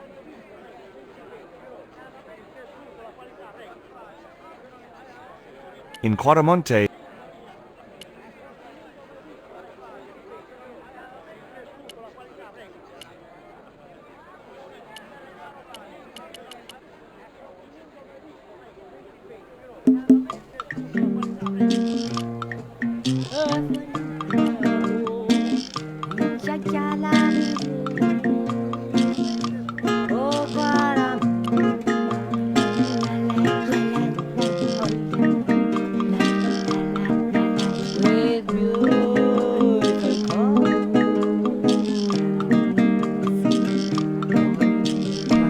Hi there. What have you got for sale? Okay. I said, what have you got?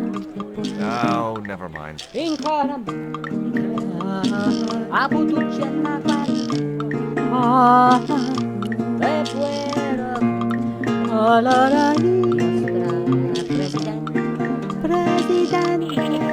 Inside the hut was a chair and a small table.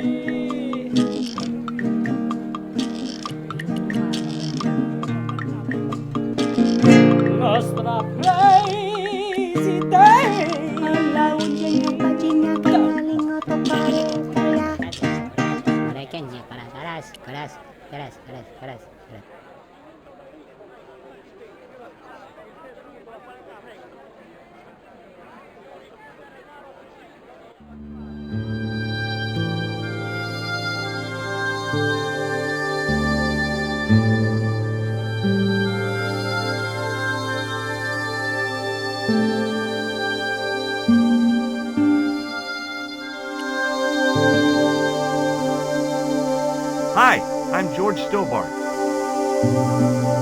What can you tell me about the mining company? The general closed down one of their mines after the explosion. Lots of folks lost their lives. I was lucky. I only lost my legs.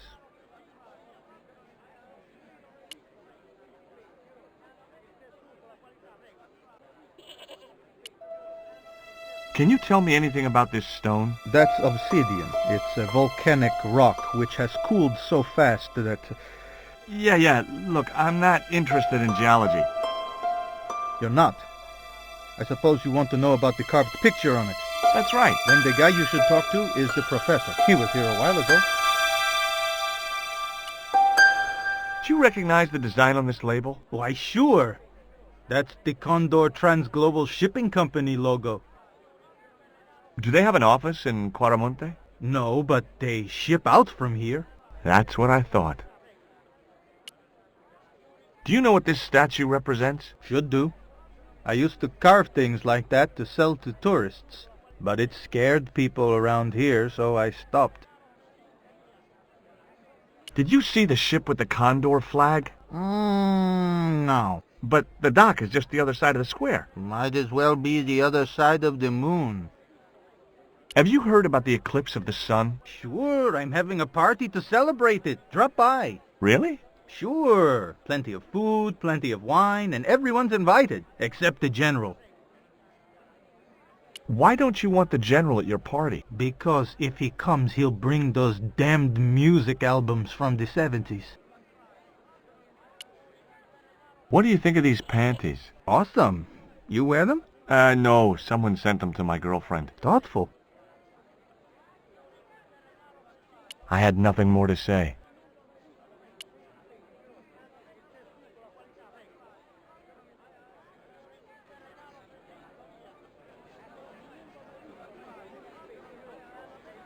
Maybe I'm wrong, but you seemed kind of evasive when I asked you about what you had in that truck before. Damn right I was being evasive. I couldn't talk in front of the foreign national, see? George, I'm on a top-secret classified mission for Uncle Sam. This truck is a rolling bomb. 400 pounds of nitrate fertilizer with a plastique initiator. They'll hear the bang in China. Gee, I'm really looking forward to this. Is Miguel the reason you're here? Pretty smart, George. I was supposed to make contact with him. By the time I found him, though, he was in jail. I've been trying to figure out a way to get him out since then. Sounds good to me. Count me in. Good man, George. All I need is a detonator. Have you really never heard of Condor? Of course I have, son. Matter of fact, it was old Dwayne's investigations scared him off. Did you find any evidence of Condor's drug smuggling operations? Drugs?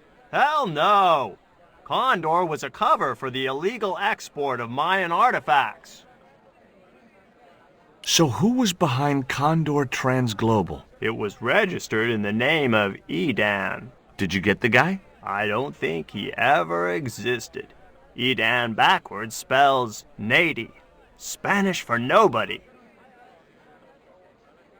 How come you brought a truckload of explosives but no detonator? Call me old-fashioned, but I say packing trunks is woman's work. I left the packing to Pearl and I can't find a darn thing. Just hope she remembered to bring my denture polish. I'd sure hate to arrive back in the States with tar on my teeth.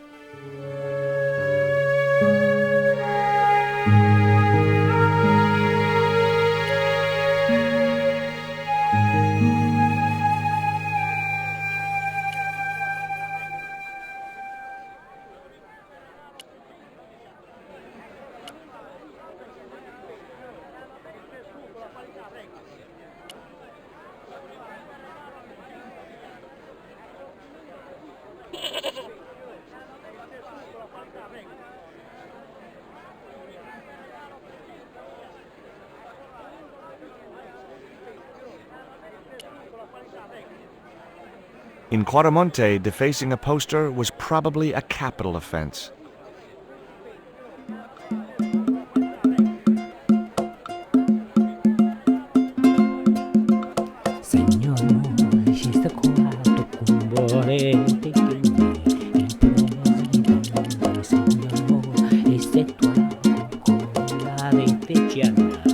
Hey, Nico!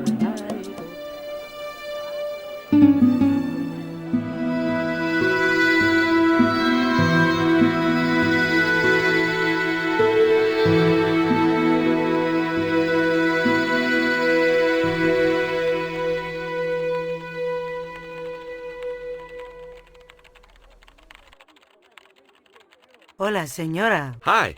We were wondering... I was talking to the lady, Chico. Hi, my name is Nicole Collard. Concha Garcia. How can I help you, sister? The corporation I represent is considering a major investment in Quaramonte. Your advice, as the head of an obviously successful concern, is precisely what I'm after. My assistant, Mr. Stobart, has a few questions he'd like to ask you.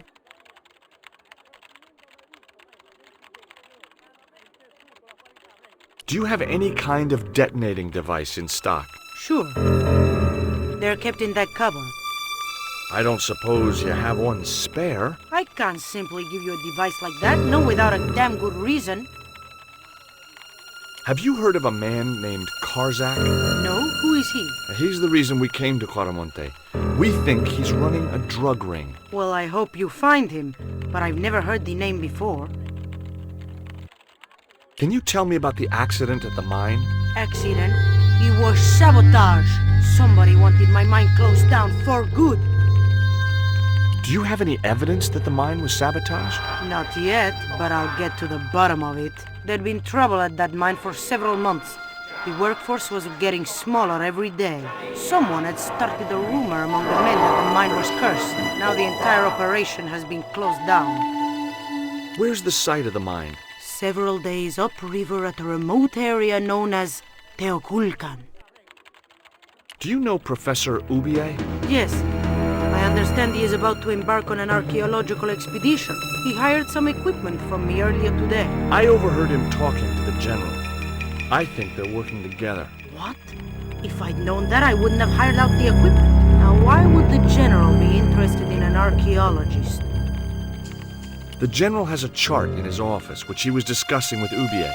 Perhaps that chart will tell us where they're heading. Maybe, but I can't get anywhere near it while the general and his sidekick are there. Would you like a dog biscuit? Would you like a smack in the mouth, Chico? Does this stone mean anything to you? I think it is a spirit stone carved by a Mayan priest, no? I don't know which of their many gods it represents. Do you recognize the icon on this label? Condor Transglobal. Did the company operate here in Quaramonte? Yes, they ran an old container ship, the Mayan Princess. Do you know who owned Condor Transglobal? I have no idea. Can you tell me anything about the statue? It is Tezcatlipoca, the god of death and pestilence. That fetish would be considered by many to be a bad omen.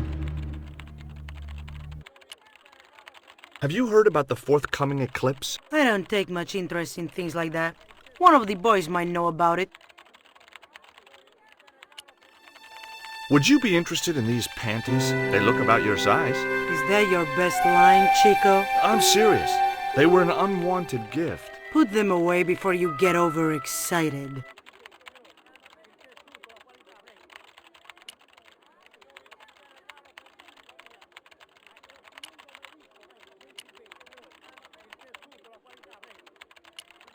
I had nothing else to talk about.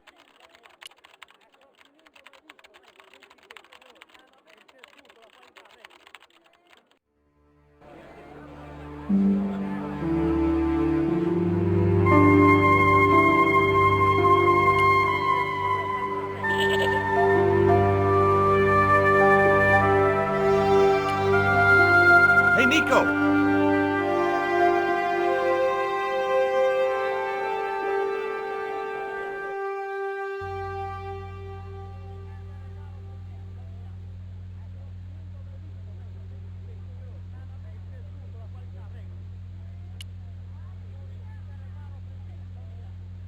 I'd asked him all I'd wanted to for now. I'd asked him all I'd wanted to for now.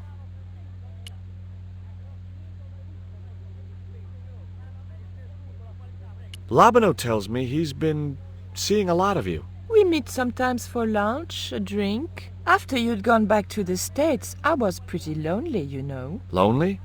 You must have been desperate. Couldn't you just visit the zoo or something? Take a look at this. An eclipse of the sun.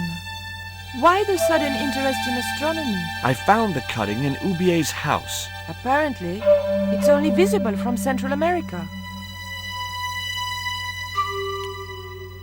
Take a look at this, Nico. That's disgusting, George.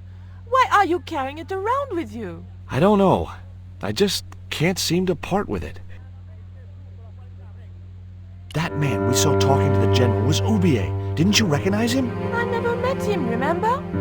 The guy I called in Paris claimed to be Ubier, but he sounded nothing like the man in the police station. Maybe the professor really is innocent. Nah, it's too much of a coincidence that he's here in Quaramonte. Take a look at this. Mon Dieu!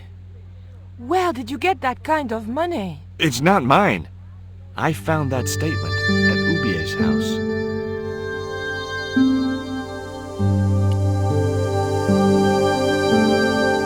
I had no need for junk mail, especially someone else's. The safe was undoubtedly locked. I decided to leave the television switched on. I'd asked him all I'd wanted to for now.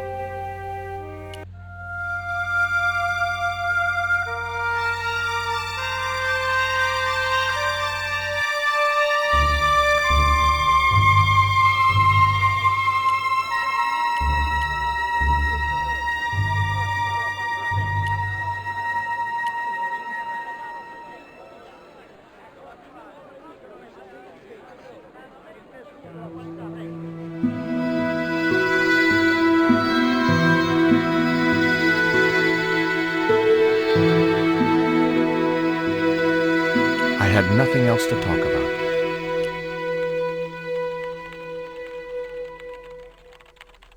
Hey! Stay out of that cupboard. I had nothing else to talk about.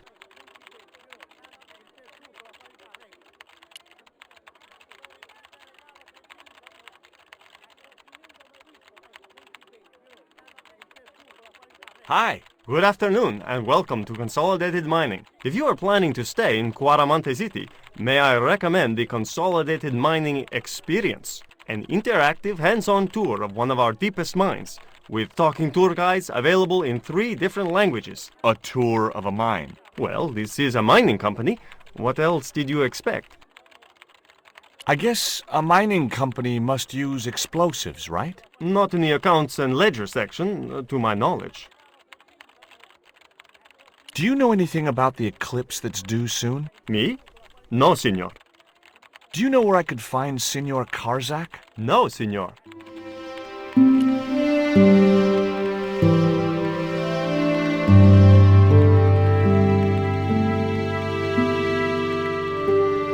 Are you looking forward to the eclipse of the sun? Not especially. Are you? I don't know. I've never seen one. All I know about eclipses is that you shouldn't try to view them with the naked eye. Please, go away and let me get on with my work. Do you know where I could find a detonator? Sure. The cupboard behind the boss. But she won't let you have it. I'll use my charm. This I gotta see. Ever heard of a guy called Karzak? Can't you see I'm busy? If I don't finish this stock report, the boss will be mad as hell.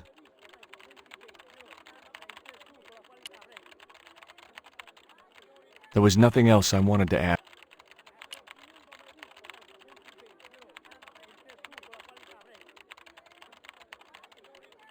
I'm looking for a detonator. Oh my, that's dangerous.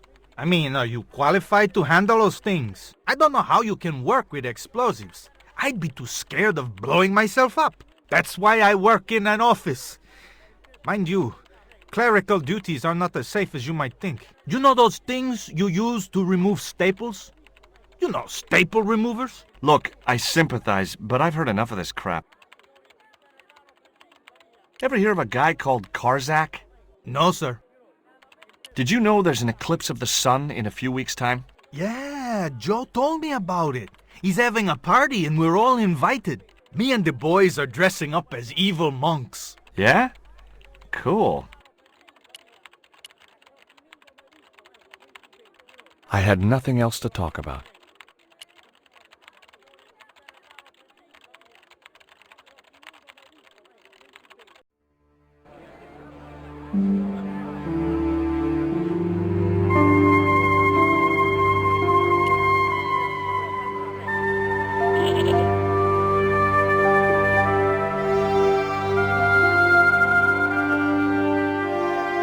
Could you distract the general while I took a look at that chart? You're kidding. Did you see the way he was leering at me? Yeah, you'd make a great snake charmer. Come on, 5 minutes is all I need. Well, maybe. But it's your harebrained scheme. You do the talking.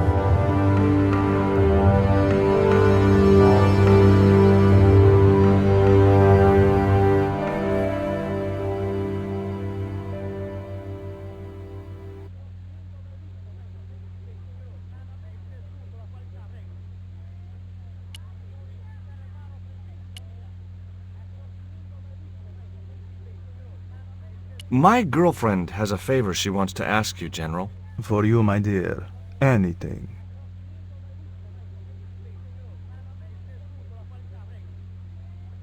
I've changed my mind. Oh, no, you haven't.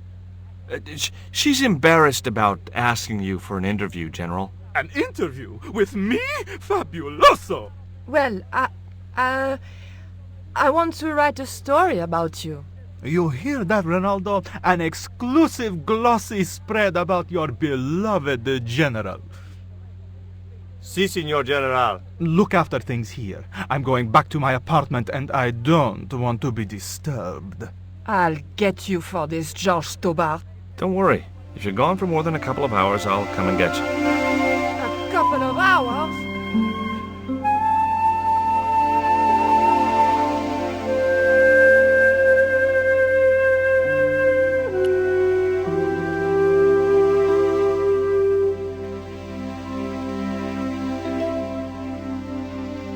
No, Signor. The General said nobody must see that chart. He won't know unless you tell him. You don't know him, Signor.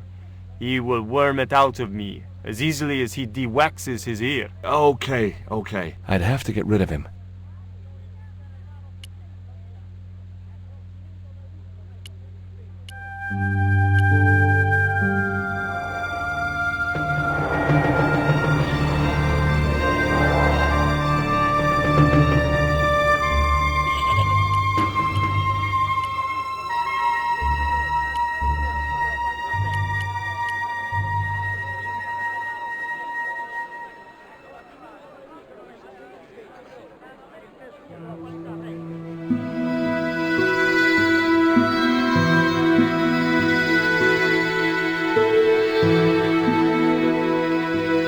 I had nothing else to talk about.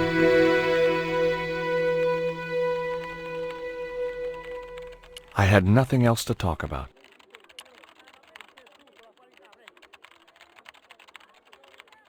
Hey! Stay out of that cupboard.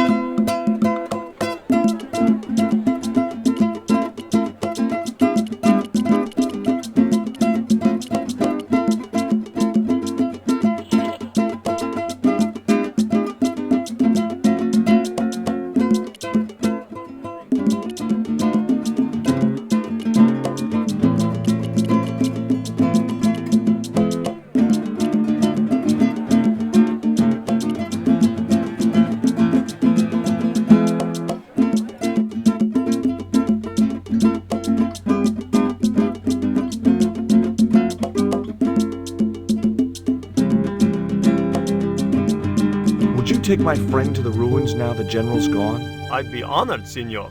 Thanks. I'll go get her.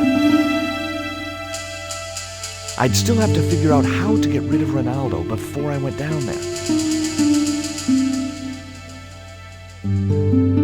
I'd like to visit your prisoner.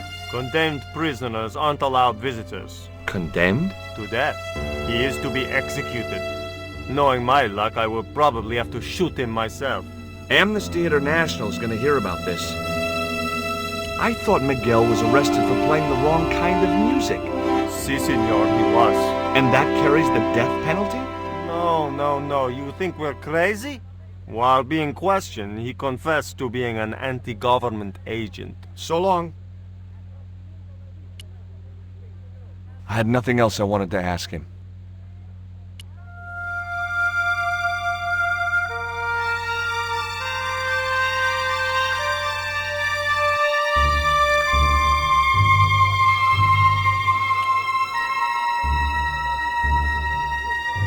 I've made the arrangements for your visit to the temple, Pearl. Oh, that's just great, George.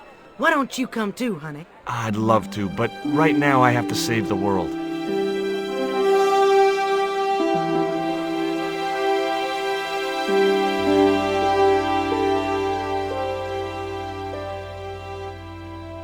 Listen, sweetie, I'm looking for an official guide to take me to the old pyramid. For a lovely lady, I would go to the ends of the earth. For you, I will go as far as the pyramid and back. But what about your husband? What he doesn't know won't hurt him. Let's go, Beanpole.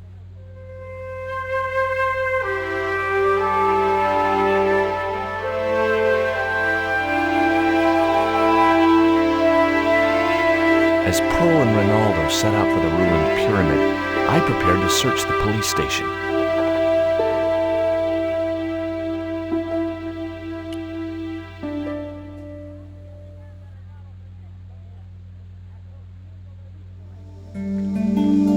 It looked like a geological survey map showing the land to the southeast of Cuaramonte City.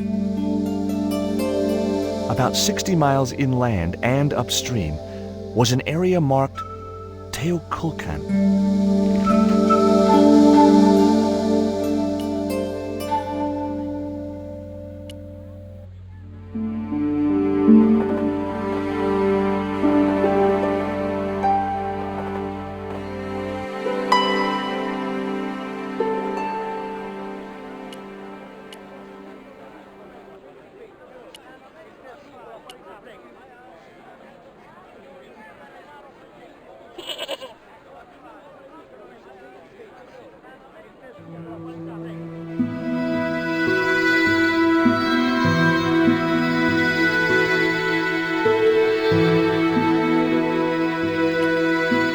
I got a good look at that chart in the police station. It's a map of Cuaramonte. Does it tell us where Ubier is heading? Yeah, a place called Teoculcan. That's the site of the mine! I wonder why they're being so secretive about Ubier's plans. One thing's for sure. If the general's involved, they're up to no good. I'd like to talk to that musician Miguel. Take the detonator and get him out of that jail.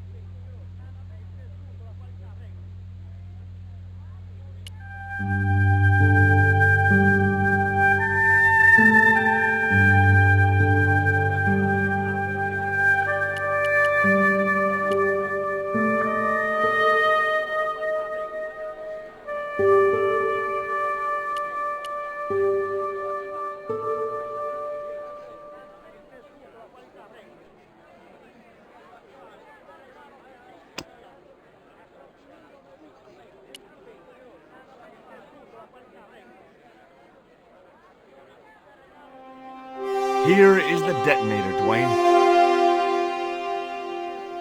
Keep your voice down, George. You want everyone to know. You'd best go and warn Miguel that the U.S. cavalry's on the way. Okay.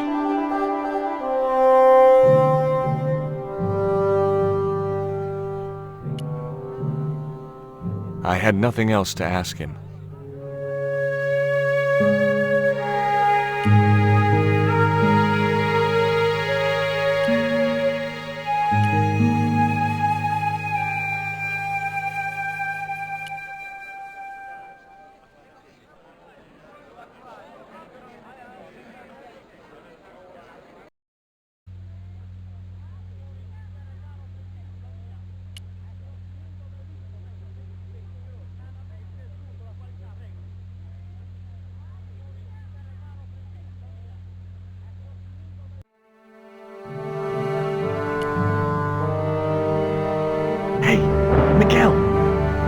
What is it? What is happening? We're getting out of here. Who's we? They've sent the Delta Force? Nope. The Impossible Missions Force? Don't make me sick. Much better. Who then? A retired greetings card salesman from Ohio. I'm doomed. You're not the only one. I should have known you'd be trouble the moment I saw you. Look, I can explain everything. Get in that cell, now. And what if I refuse? He'll shoot you. Okay, here I am, going quietly into the cell.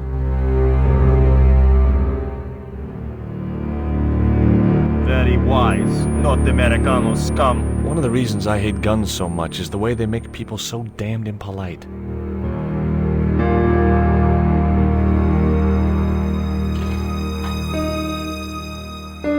I hope you're enjoying your vacation, Senor Stobart. Go polish your weapon, Ronaldo.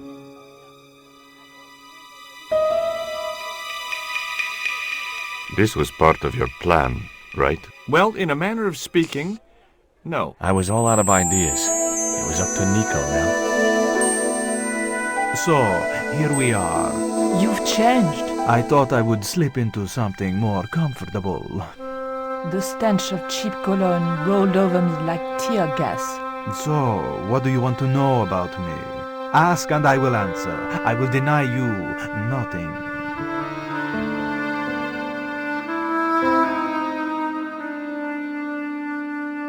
I am a very giving person. How nice for your friends. Your eyes are glittering like stars. His damn cologne was making my eyes water. I was running out of sofa.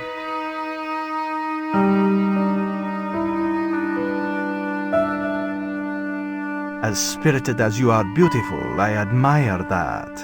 As long as he admired it from afar.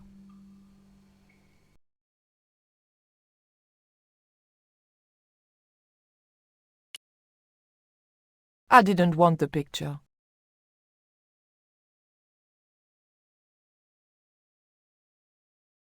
I didn't want the picture. I didn't want to watch a lot of tawdry soap operas.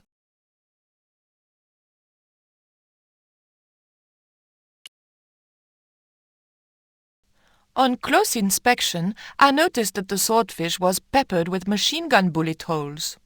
The general was a real sportsman, and no mistake.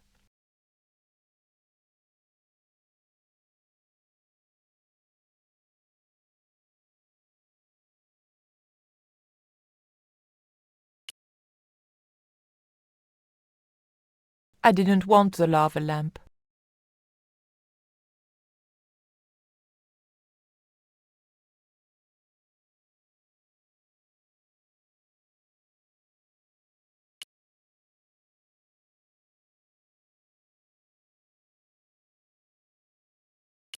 Is that a lava lamp? Sure, it's more impressive in the dark. I'll close the blinds. No, don't do that.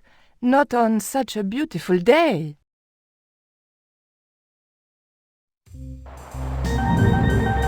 Who's the guy with the hat and the fat cigar? My mother. Big fish. Catch it yourself? Catch it? Fishing poles are for children. Then how did... Are those bullet holes? 2 magazines on full automatic. It put up quite a fight.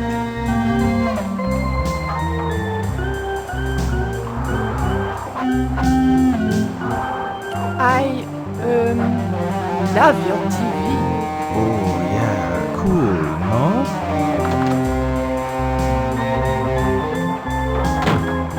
Mom, what is going on here? Nothing, Mom. I was... I'm in uniform. And when I'm in uniform, it's... Madame la Presidente, sorry, Madame la Presidente. Now, what is going on here? Nothing, Madame la Presidente. I was just showing my friend Nico some of the cool stuff I've got. Hi.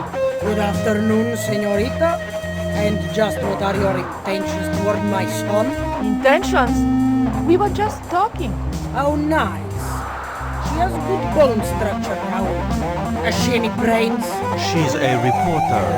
Is she? And what sort of questions has she been asking? I'm a freelance photojournalist. I do lifestyle features. For what sort of magazines? It looked safest to play dumb with good bone structure. Haya, Lifestyle of the Super Rich and Vainglorious, Envy Magazine, Excellent! Raoul, you've chosen well for a change. It was pretty obvious who pulled the strings around here. I hope George was making good use of the time I was buying him. And then it goes, pa pa pa pa pa pa pa pa pa pa. And when you were in this band of yours, you used to play that song for 2 hours? Yeah, we were really famous at our college. Still, ours wasn't as good as the original version. I have never heard that song before, yet I have no doubt that this must be true. Hey! Psst! Hey, George! Dwayne Henderson. Boy, am I ever glad to see you. Get to the American consul and tell him I've been imprisoned without charge. Get real, George. He was the previous occupant of that cell you're in. We're gonna have to use good old American know-how to get you out of there. Uh-oh. That, and this truck full of explosives I've got here. Dwayne, listen to me. You'll kill all of us. You're such a naysayer, George. It'll go like clockwork. Negative to negative, it's positive to you gotta get the bare copper wire here. Let me just, damn. Alright, I'll just hook that up. All right, there we go. Okay, just a minute. I've got to get to a safe distance. Quick, Miguel, hit the mattress. You have strange customs up north. Here we go. Too late. Are we dead yet? Horse shit. What happened to the explosives? There ain't no explosives. My dumbass supplier must have given me organic fertilizer instead of chemical. All I got here is 400 pounds of lightly fried horse apples. That's a lovely image, Dwayne. Never mind, I'll think of something.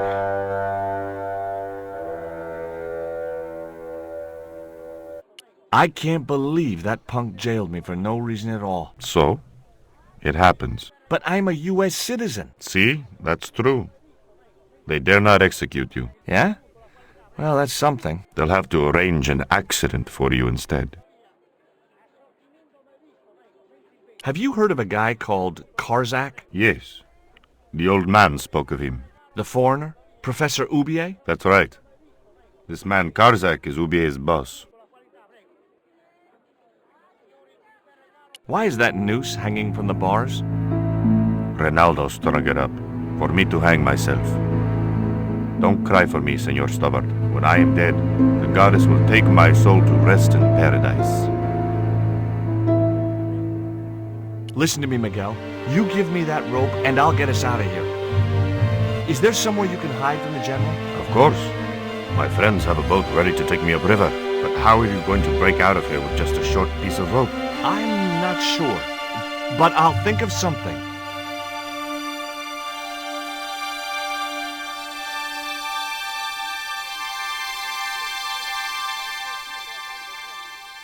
If your plan doesn't work, will you let me hang myself in peace?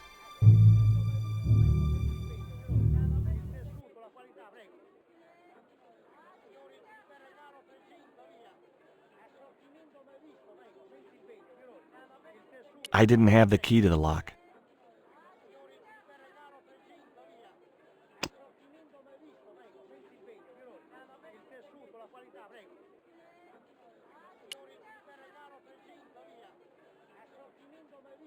I couldn't escape that way. There was nothing I wanted to talk about right then.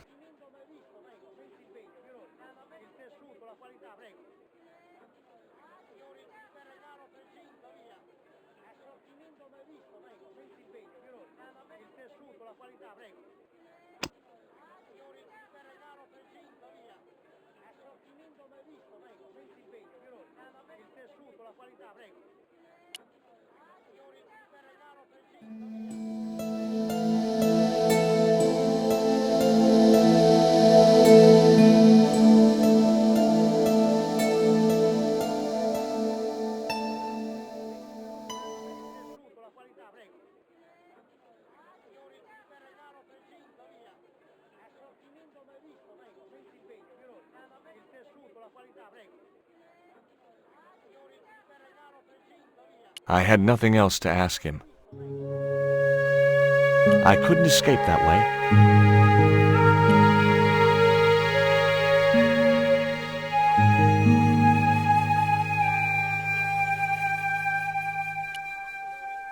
I couldn't escape that way.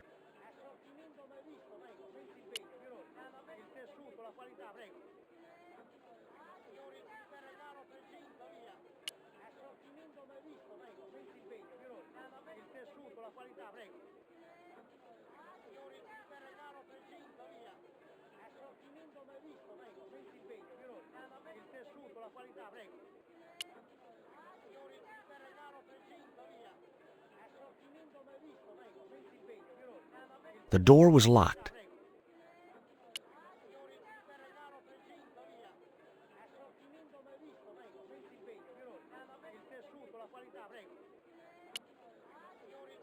There was nothing I wanted to talk about right then.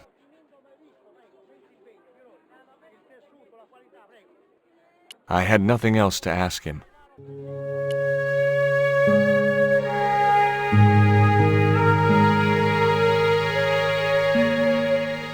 Hey, Dwayne, I want you to tie this rope to your truck and then drive forward. I'd had no idea whether this was really going to work, but I'd seen it in a black and white western. Of course, Hopalong was using a horse and Dwayne had a 4-ton truck, but hey, the principle's sound. Anything you say, George. Please forgive my mother. She can be a little difficult.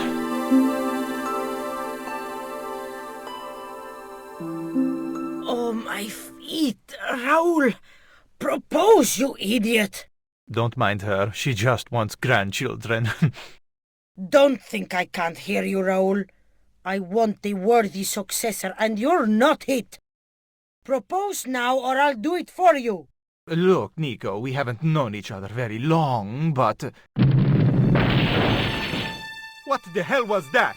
I didn't know what was going on, but Georges had to be involved in it somewhere.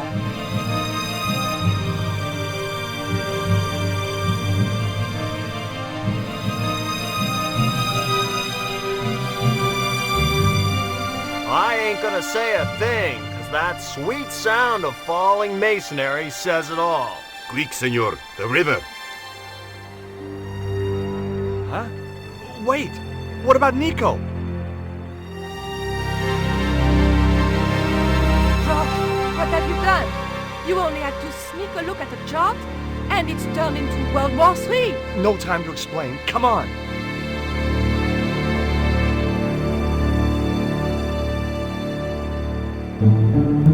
Don't move, terrorist scum! You talking to me, Junior? Yes, I'm talking to you, fat man, and my name's not Junior. A word to the wise, Junior. You carry on waving that pea shooter in my face, and the next person who sees it is gonna be your proctologist. Savvy?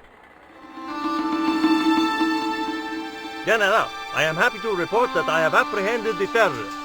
You idiot, not them! The other American and the French woman! They're the ones!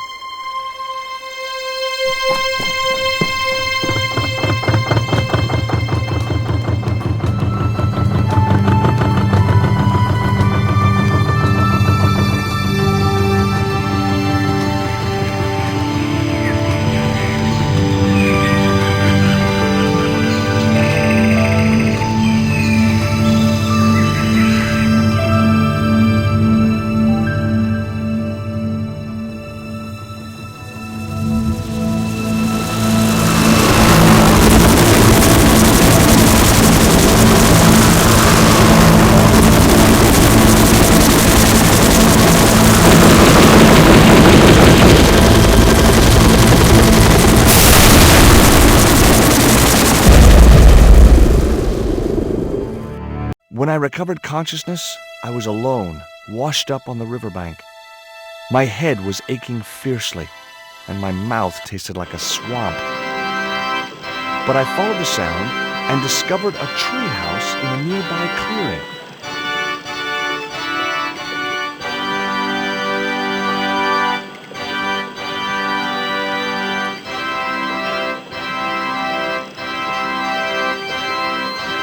That vine rope could be useful.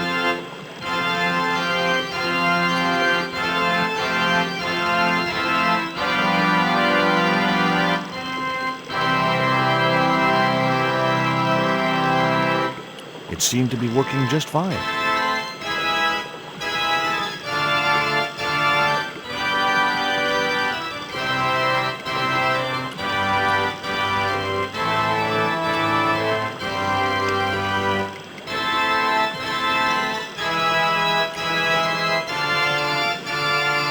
It was a pile of damp leaves.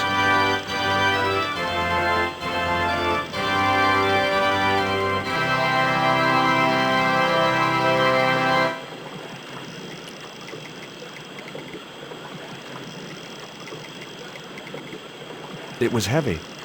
I guess that was intentional.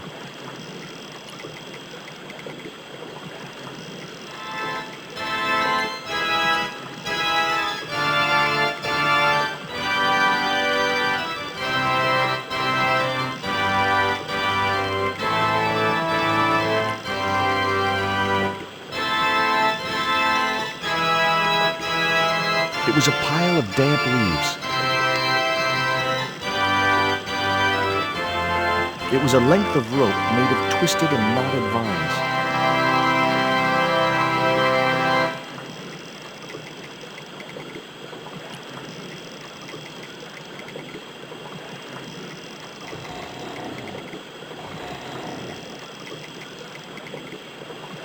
As I held the fetish to the iron rim of the wheel, a shower of sparks cascaded onto the leaves.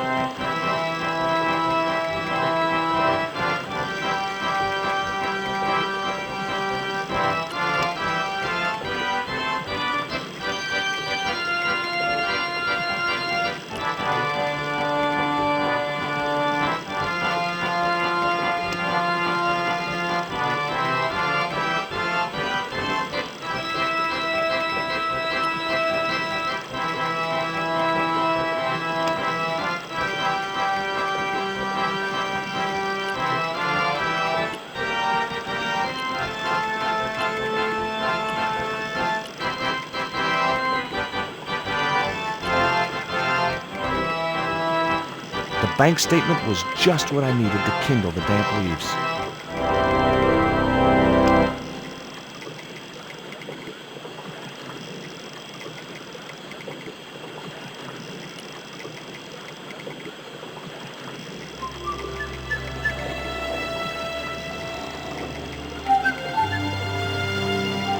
As I held the fetish to the iron rim of the wheel, a shower of sparks cascaded onto the leaves.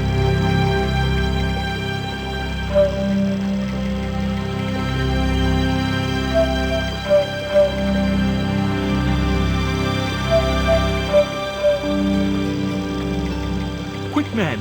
Put out that fire! I've got a sick woman up here! Sorry, Father, but I needed to attract your attention.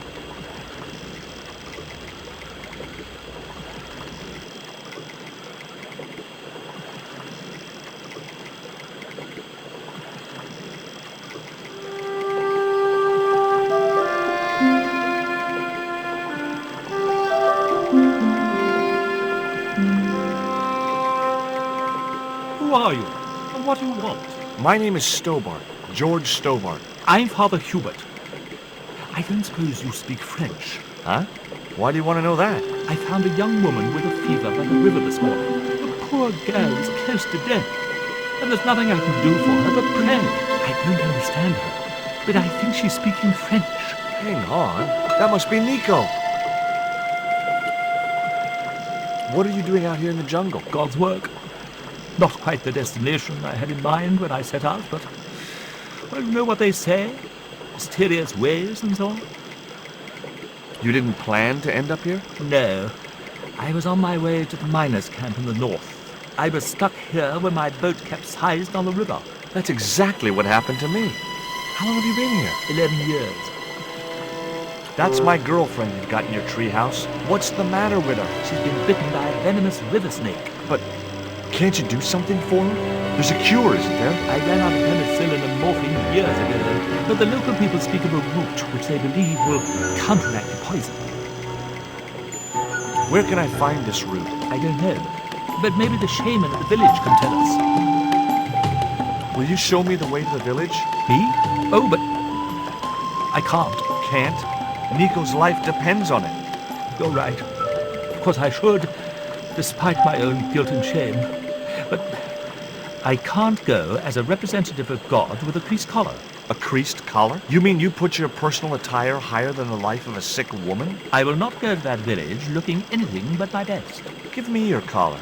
I'm sure I can find a way to press it. Thank you, my son. In the meantime, I must contemplate my sermon. There was obviously more than a creased collar bothering the priest.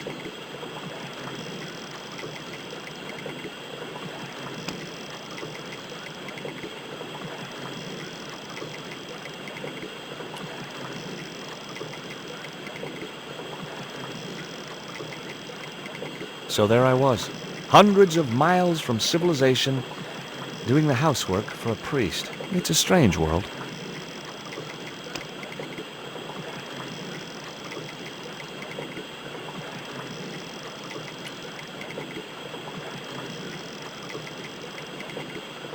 The vine provided a drive belt to connect the two stones.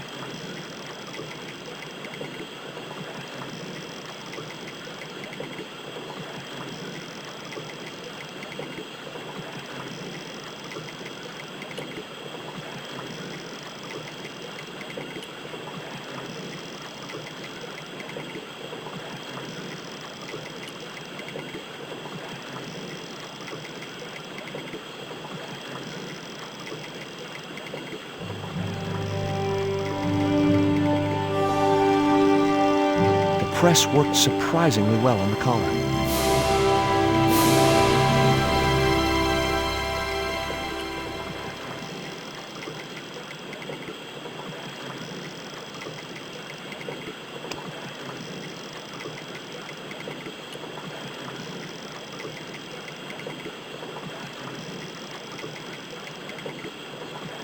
Here's your collar, Father.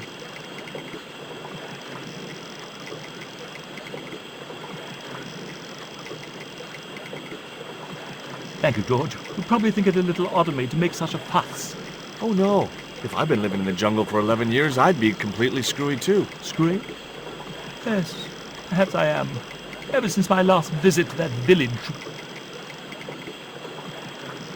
Do you want to tell me what happened at the village? I forgot my vows. I let myself be overwhelmed by the beauty of this unspoiled paradise, and in a moment of weakness, animal passion reared its rampant head. You know, you should be writing romantic novels. Did you experience some kind of a physical liaison at the village? Yes, I'm ashamed to admit it, but I found myself doing the monkey dance. I've never heard it called that before. And I didn't want to pry any deeper into Hubert's murky past. Now you've got your collar back, will you take me to the village? I've still not finished my sermon. Look, Father, I still don't know why you're so reluctant to visit that village, and it's none of my business. Whatever the reason, it can't be more important than saving Nico's life. You're right. I must be crazy. We must make haste if we're to reach the village before nightfall. By the time we reached the village, it was sunset.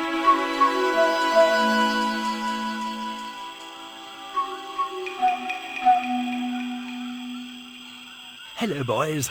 Glad to see you're still wearing the underpants, what? They're the best Christmas present we ever had, Father. Mine are too tight. Well, we all have our cross to bear. This is George. He has a request to make. I'm afraid I can't stay. Good luck, George.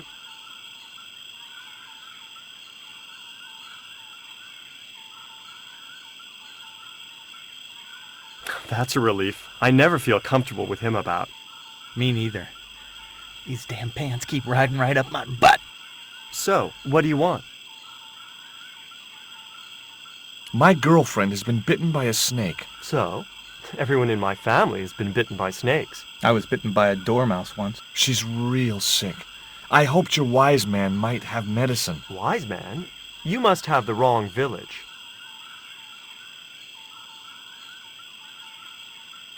Father Hubert said there was a wise man in the village who could help me. Ooh, he must mean the old man, the shaman. I'd like to see the shaman, please. You can't just go walking in there and demand to speak to the shaman. Why not? You have to observe the protocol. The shaman demands tribute. Tribute? You mean like a gift? That's right. The eternal question. What do you give a man who has everything?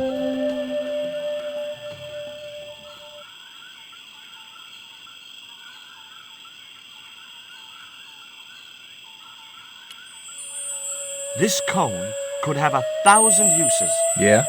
Like what? A protective helmet? I don't think so.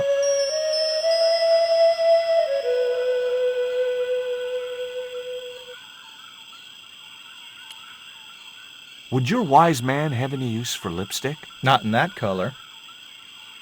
Haven't you anything in black? Of course I don't. Look, I know it's not much, but I want your shaman to have this. Do you expect him to eat that? He's an old man, you know. He might choke. Here, he'll like these biscuits. If you say so.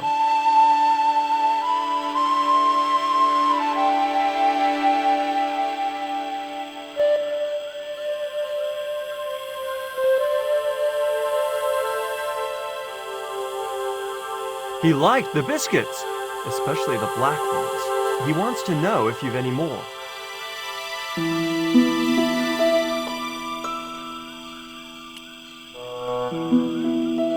Stop! This is a private village.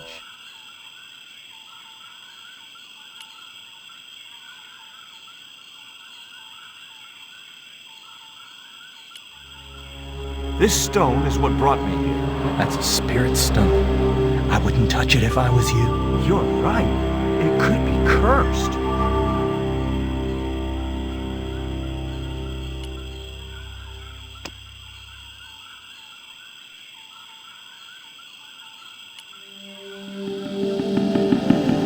I put the Mayan stone in the empty box.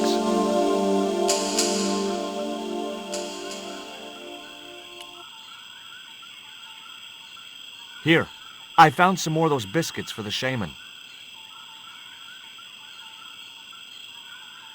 I'll give them to him.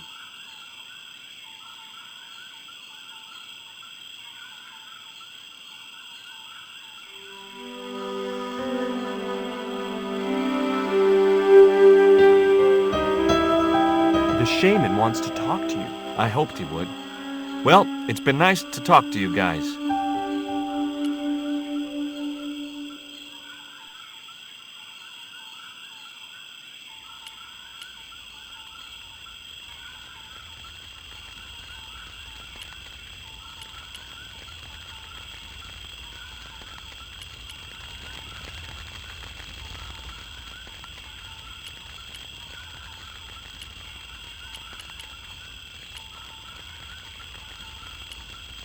That man wasn't the one I'd come looking for.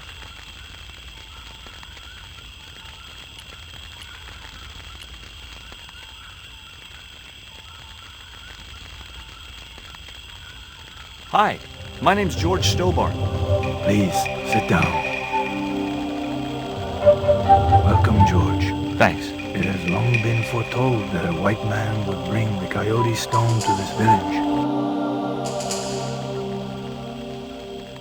My girlfriend's been bitten by a snake. And you want me to heal her? That's the idea. Can you do it? I'm not sure. My gums aren't what they used to be. Listen, my girlfriend's in a coma. Please, old man, give me the root. What root? Father Hubert told me of a root which could cure the bite of the river snake. There's nothing sacred with these people. That was our secret. Known only to members of my tribe. If that root is my chance of saving Nico's life, then I want it. Fast. There is time yet, George Stobart. Time to learn why you were called here. I don't suppose this would be any use to you. It sure would. This wax on a stick will change our lives. What do you want it for? To decorate our bodies for the monkey dance.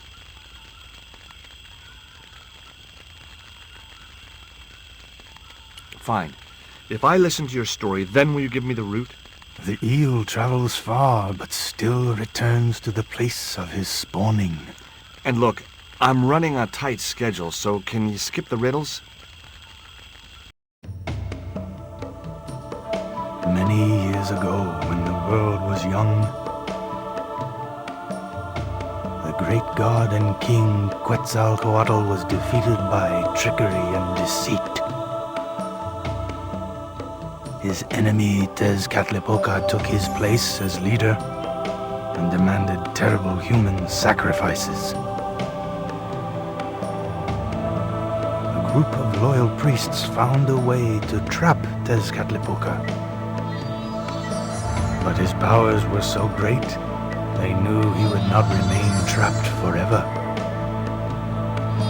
His time of incarceration would end with the eclipse, which marked the close of the Fifth Age. So the priests fashioned 3 obsidian stones which contained the power to seal the mirror for all time. But before the stones could be put in place, they were seized by the invading Spanish. But how did they trap Tez, the evil god?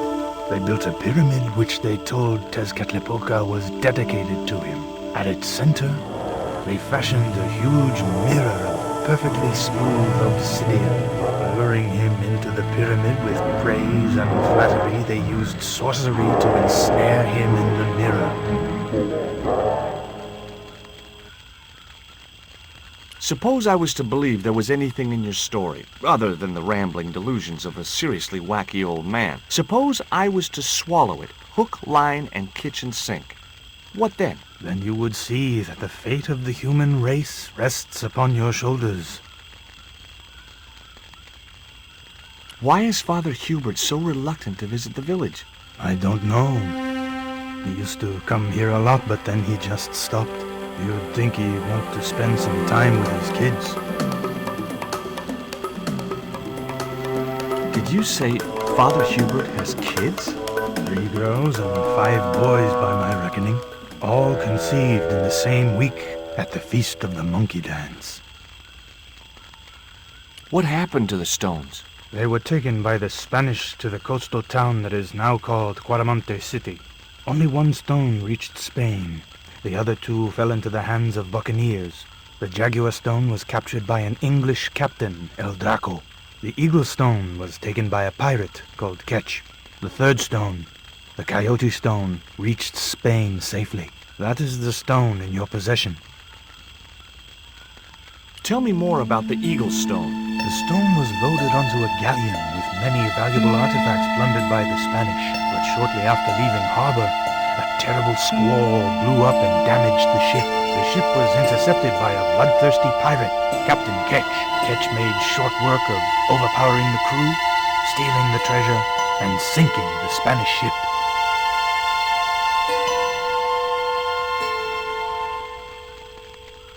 Tell me more about the Jaguar stone.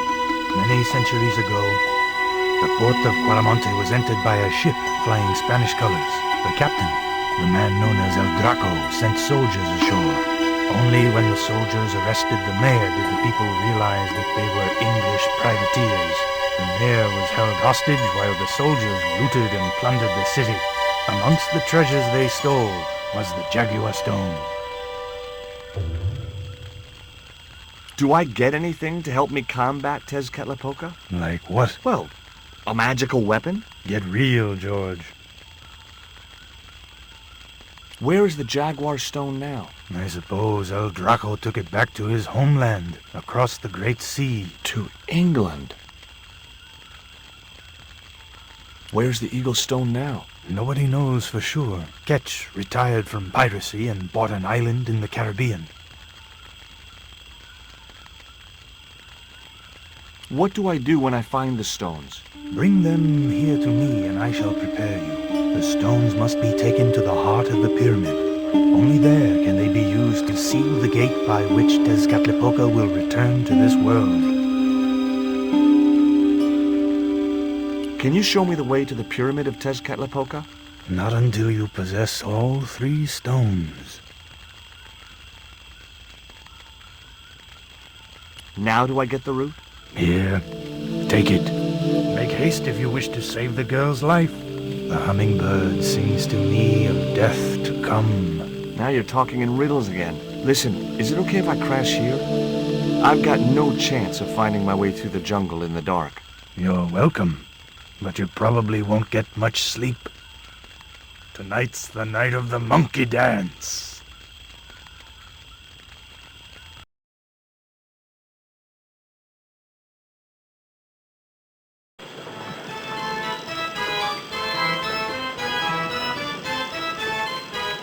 I left the village at dawn and stumbled back through the jungle in a post-party daze.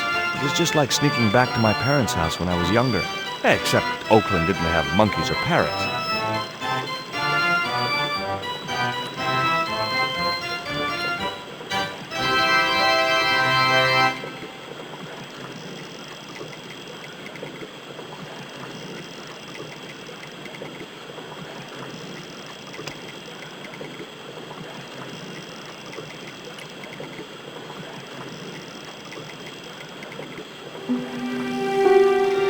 The cone was ideal as a makeshift container.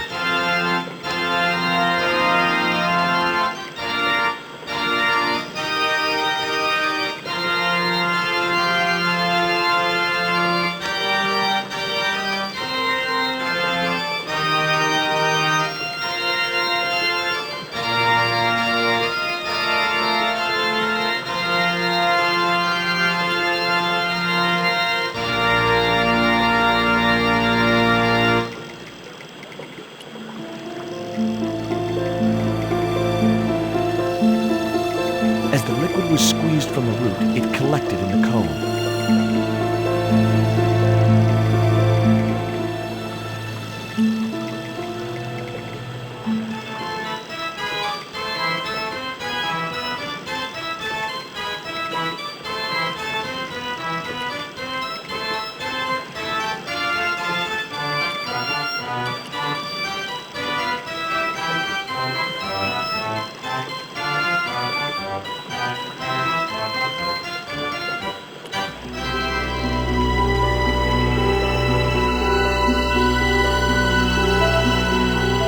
Look, Hubert, the antidote. Well, what are you waiting for? Get it there, quickly.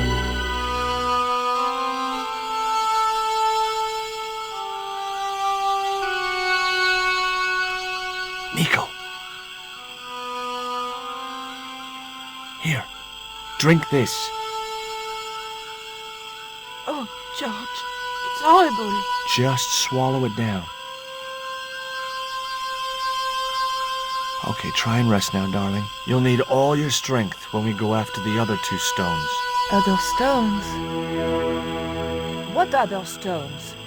What have you gotten me into now, George Stobart? The patient is sounding more like her old self already.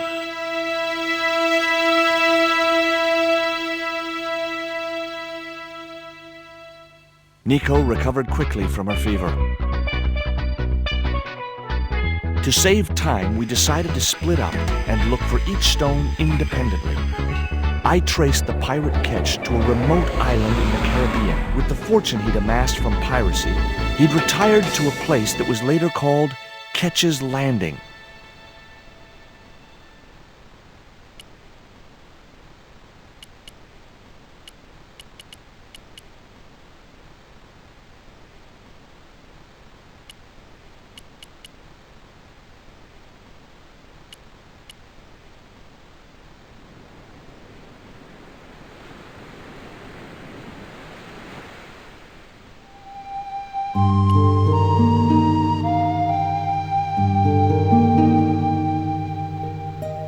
Hi, is this Ketch's Landing?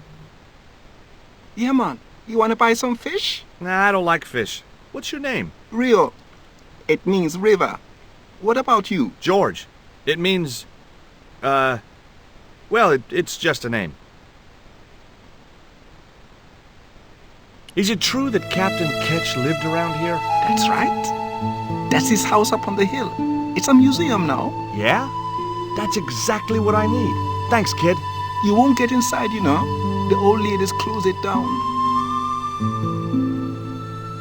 What do you know about Captain Ketch? Just what everybody knows around here. He was a pirate and get himself hung. No school today? No, sir. What about your education? I can fish, sail, and swim. I've been looking after myself since I was 6, and I'm bilingual. Aren't you a little overqualified for a beach bum? Well, you know, there's a lot of competition. Who are these old ladies you mentioned?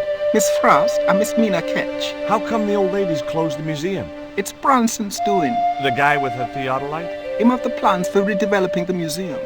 They kind of regret it, you know. The man's a crook. Do you know anything about pirate treasure? Man, that's all stories. There's no such thing as a real pirate treasure. Do you know anything about a forthcoming eclipse? No, but that explains why the weather's about to get real bad. Rio, it's a beautiful day. There's no more than a whisker of cloud in the sky. Trust me, man, it's going to get real bad.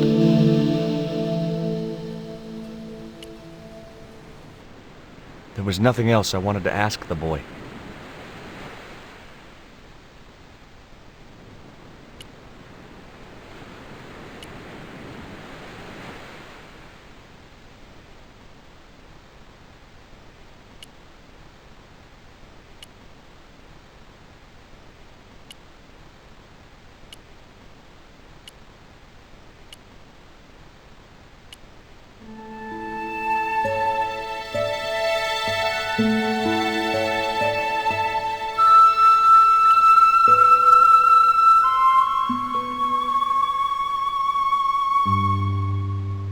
It was locked. The house is closed. How come? It is undergoing refurbishment. Refurbishment? Where are the workmen? Preparation is half the work, young man. The intention is to prepare the museum for the new century. The Frederick Ketch Memorial Museum. It would look nice in neon. A museum for a pirate? There was a stony silence. Frederick Ketch was emphatically not a pirate. It's precisely this sort of vile misrepresentation that Mr. Bronson is seeking to rebalance. Oh? How? Mr. Bronson has kindly agreed to undertake the museum's refurbishment at a very reasonable price. He understands the importance of a sense of history. He also understands spherical geometry. Mina? Well, he does. Listen, ma'am. I came a long way to visit this place. If we make an exception in your case, everyone will want to get in. Pardon me, but I didn't exactly have to fight my way through the crowds. You're the second visitor we've had today. No, I'm sorry, but it's impossible.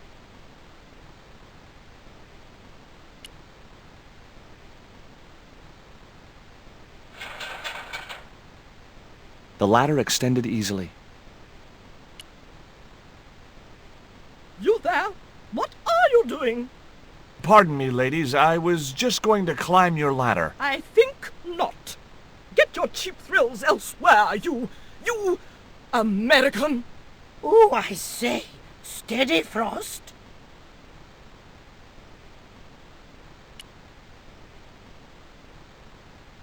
Hi, my name's George Stobart.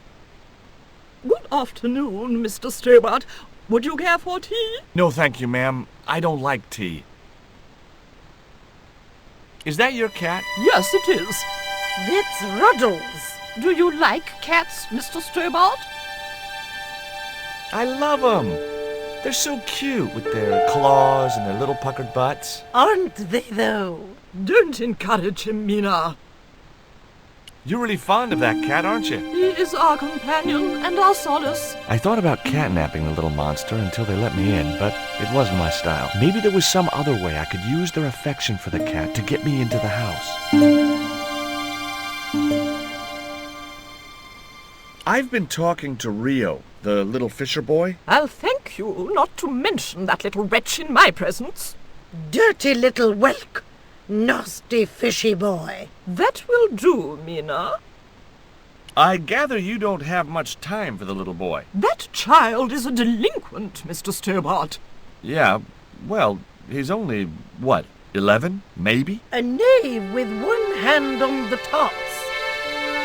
What is it about Rio that you don't like, Miss Frost? Well, Once upon a time, he and Emily... Be quiet this instant, Mina!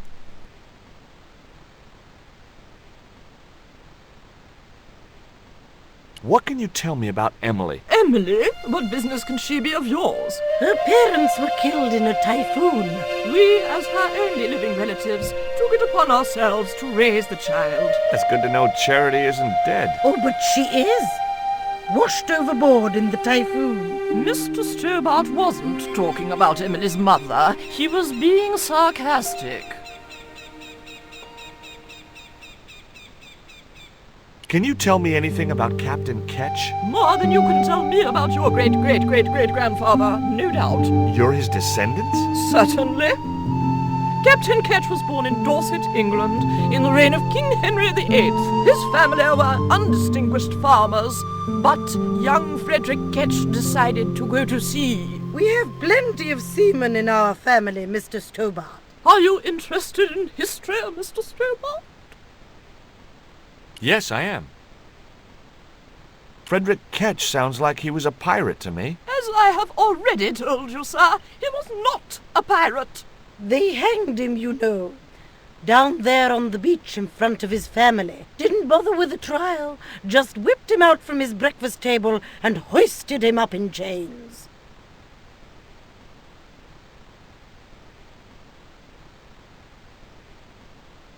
Well, if he wasn't a pirate, what did they hang him for? Envy. Pure green-eyed envy. He had been a successful privateer, you see, and had accumulated great wealth. As rich as a mink in a paddock. Shut up, Mina. Yes, Frost. The small-minded governor and his lackeys wanted his money, trumped up some ridiculous charge about breaking the conditions of his letter of marque, and hanged him like a common thief. The blackguards!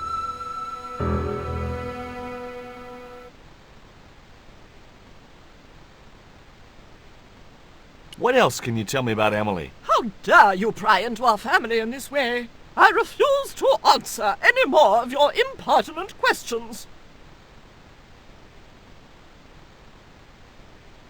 Okay, it was time for diversionary tactics. I thought I saw a little girl down on the beach. You must be mistaken. He must be mistaken.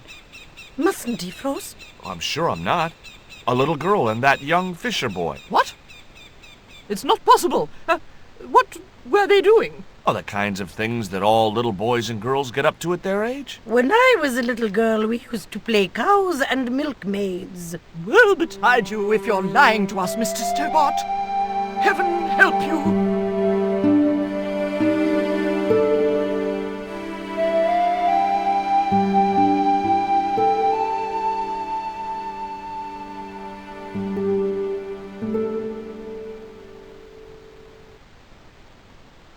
With a creak of ancient corsetry, the sisters sailed majestically over the distant horizon.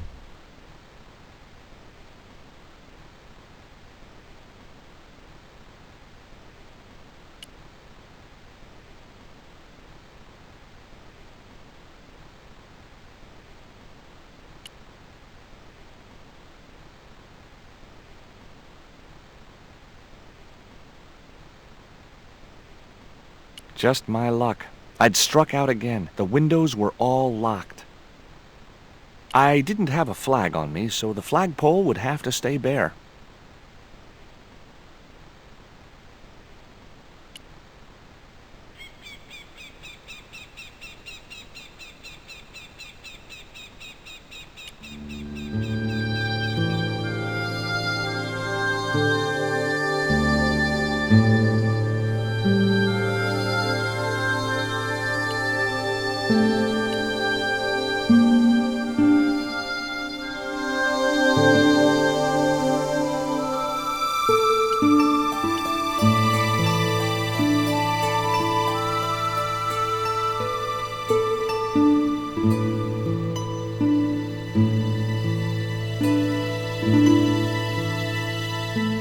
Can you let me have a fish, kid? I thought you said you don't like fish. It's not for me. It's a present. For the old ladies?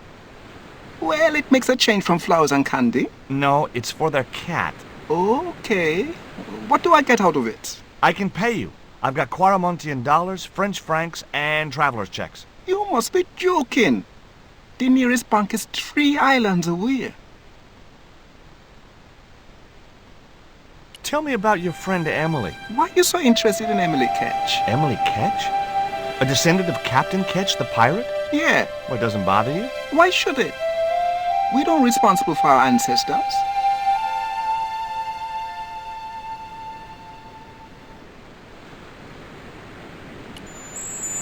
Is this worm worth a fish? Could be good bait.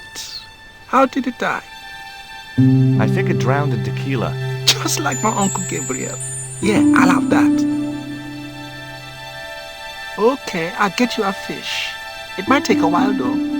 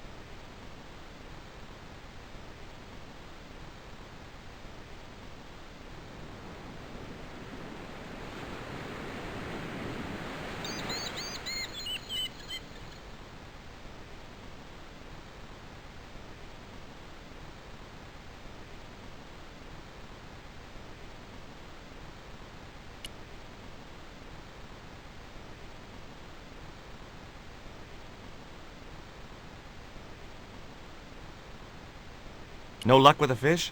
No, man. They don't want bite. That's 'cause they know there's a storm brewing. Storm? I don't think so. Hey! I caught a bite! You have? It's a big one! A real big one! Reel him in, Rio. Jeez, it must be a whale or something.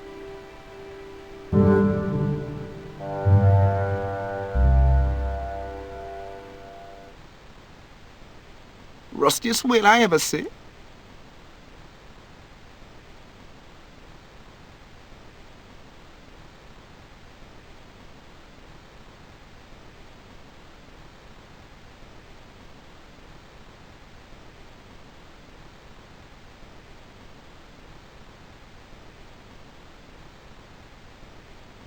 I still need a fish, Rio. Okay, make me try again. Maybe you better change your bait.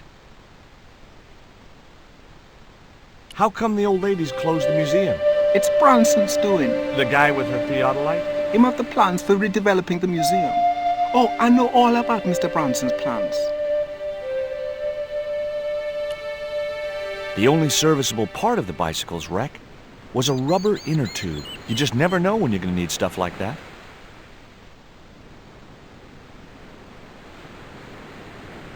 There was nothing else on the bicycle wreck I could use. There was nothing else on the bicycle wreck I could use.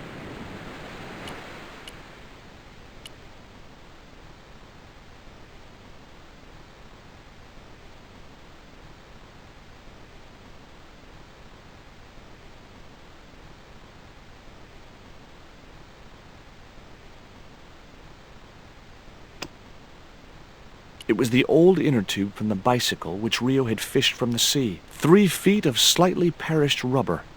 Bound to be useful for something.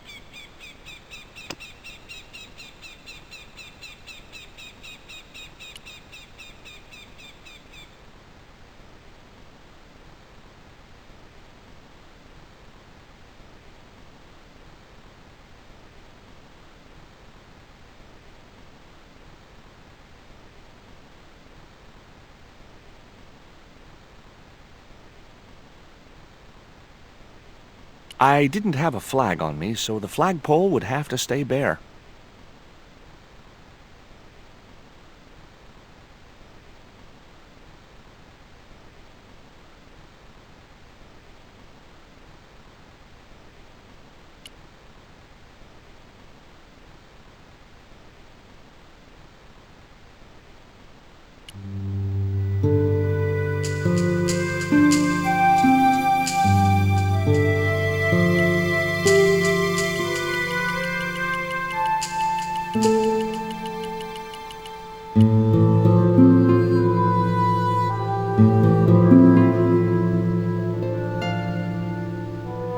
There's a fish, my man. I can't put it in my pocket while it's flapping about like that. No problem.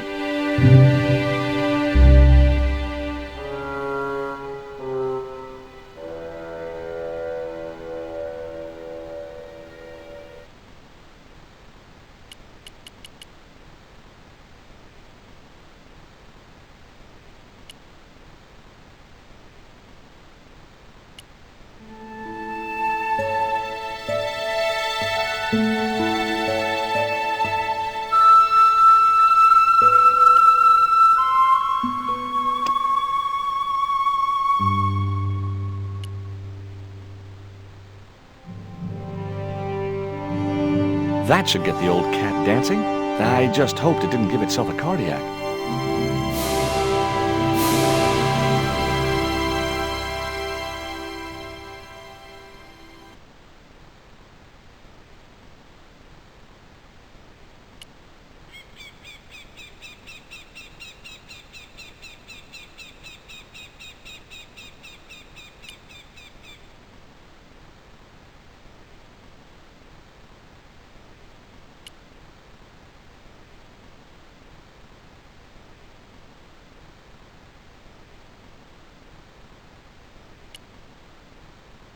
I couldn't reach it.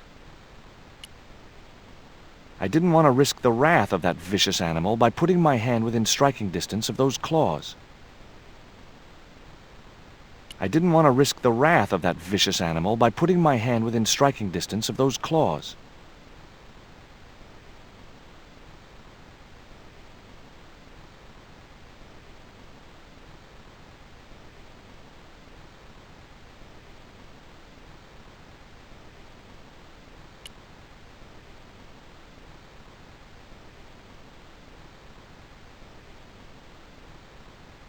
I didn't have a flag on me, so the flagpole would have to stay bare.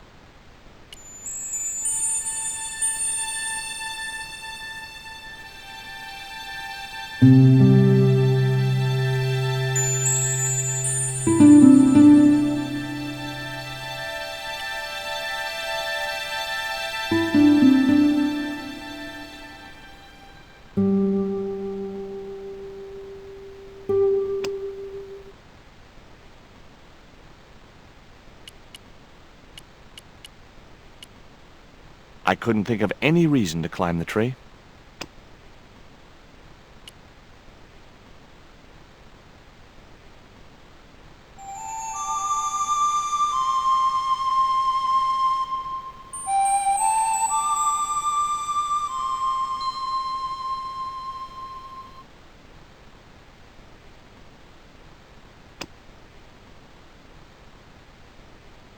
I put the ball in the catapult.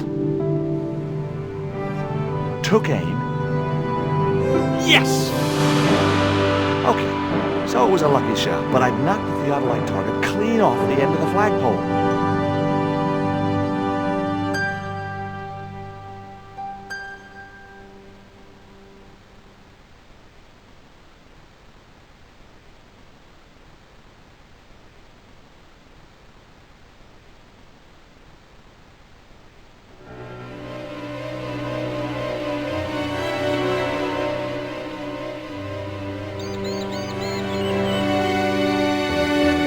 Hell's going on here? Where is it? I had to climb out of the window to put that one on. Damn it, I'm gonna have to go through all that again. Not this time. The house is locked up and the sisters aren't here. Hell's teeth! I'll have to put the spare target on the other flagpole. A whole morning's work wasted. I'm gonna fix all this and then I'm gonna fix you, you hear? Yeah? Fine. I'll be waiting.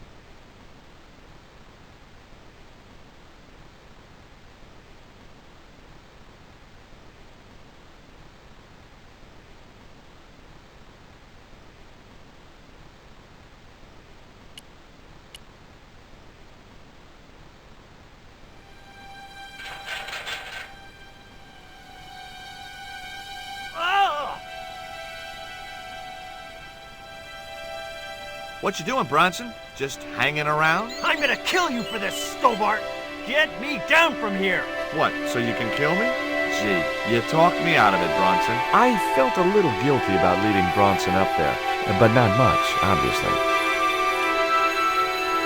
The marker was a bright, shiny thing, and I have a weakness for bright, shiny things.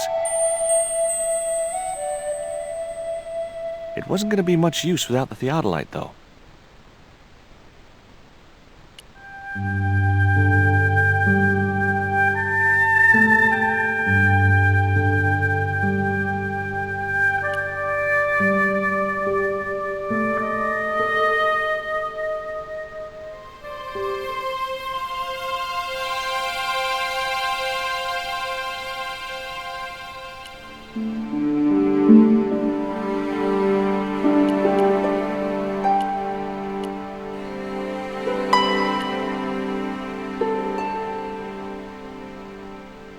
With Bronson out of the way, I could finally get a clear look at the plans. Engineers' drawings didn't mean much to me, but one thing was clear.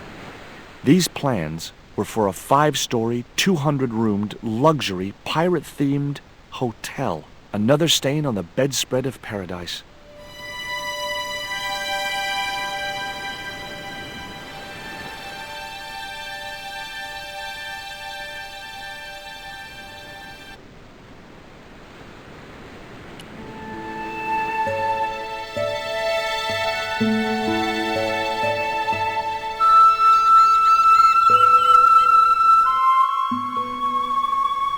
You there! Why is Mr. Bronson hanging from that flagpole?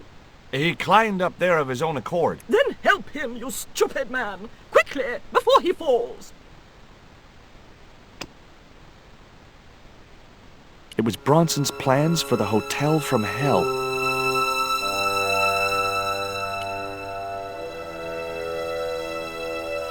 Here, Bronson's plans.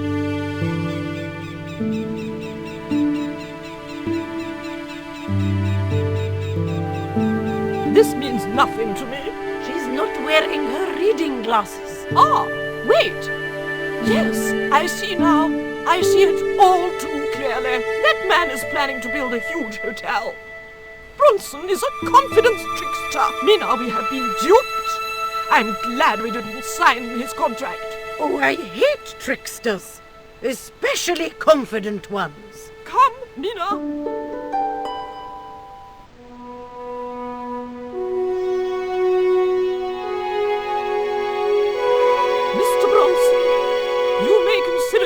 Persona non grata. Yes.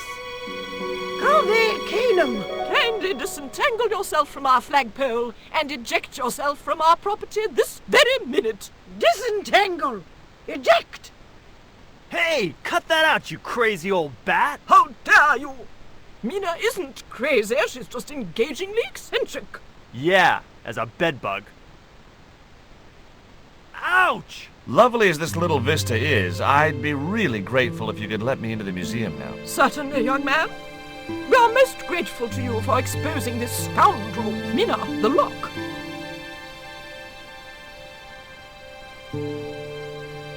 Thanks, ladies. Stobart, be a pal. Get these harpies off me. Ooh!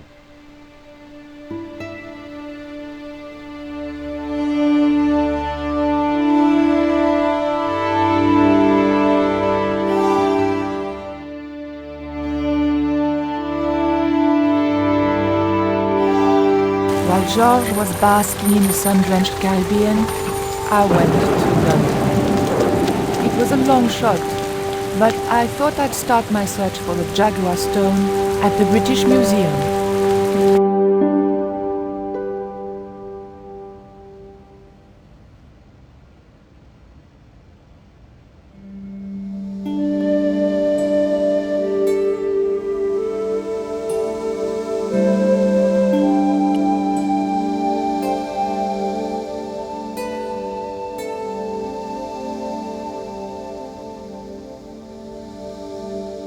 Excuse me, miss. Please don't touch the exhibits. I wasn't leaving here until I'd got what I'd come for.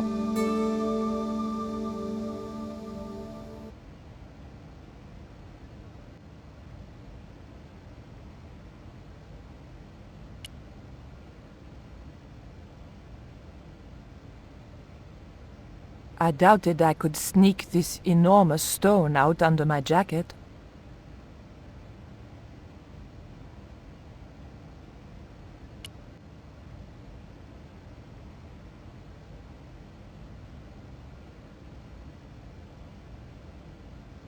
I wanted nothing to do with that statue. It made me nervous somehow.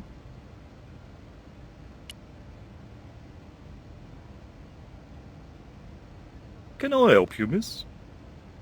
Have you ever heard of an English sea captain called El Draco? El Draco? Not a very English name. I think that's what the Spanish would have called him. It was about the time of the conquistadors. 16th century. Oh, I know. That's what the Spanish called Sir Francis Drake. Francis Drake? Have you got anything here that belonged to him? Indeed, miss. We have a couple of artifacts he brought back from one of his journeys. Thank you. You've been most helpful.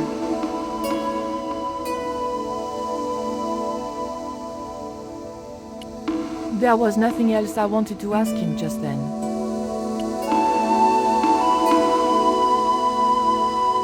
Perhaps I'm a Philistine, but old vases bore me.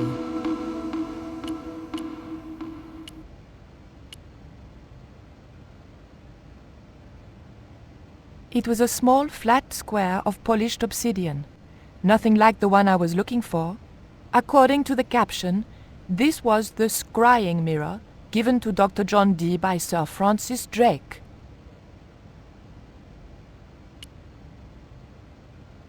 There was nothing I wanted to do with the statue except find out where he bought his hat.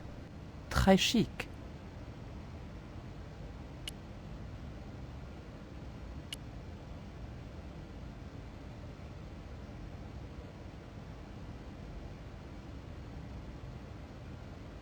The cabinet was locked.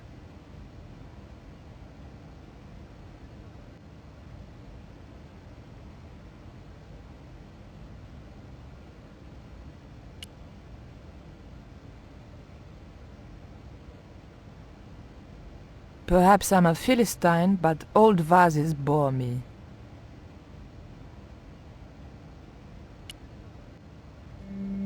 I had and have no interest in old pots.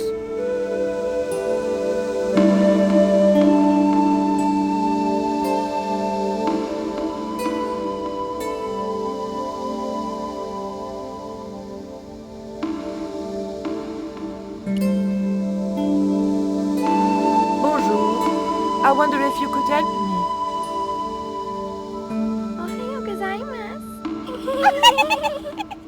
What's so funny? Oh, never mind. It was a stone identical in size and style to the coyote stone. However, this stone bore the image of a jaguar.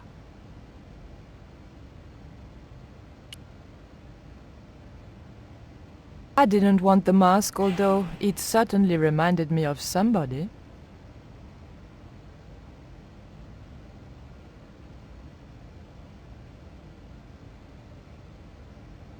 I wasn't leaving here until I'd got what I'd come for. I didn't need to make a call.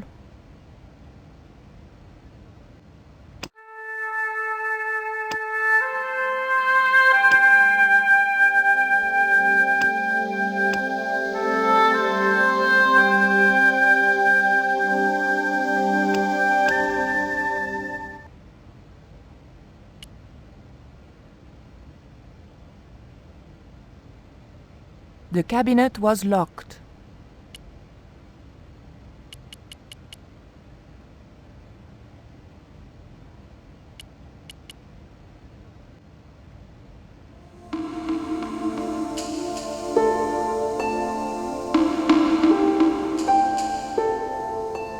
The cabinet was...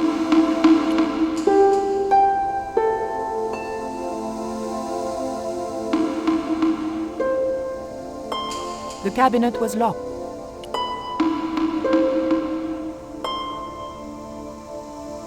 There was nothing I wanted.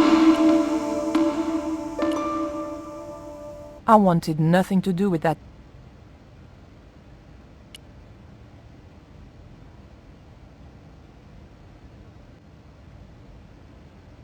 What can you tell me about that stone with a jaguar on it? The so-called Jaguar stone was brought back from the Americas by Sir Francis Drake and presented, with, as you already know, the more famous scrying mirror, to John Dee. What's this scrying mirror? It's a little square of polished obsidian. Mine it is. And what does it do? Well, it's a bit like a crystal ball, except flat and black. And you can't see anything in it. Old man Dee had a psychic who reckoned he could speak to the angels through it. I think he was taking Dee for a ride myself.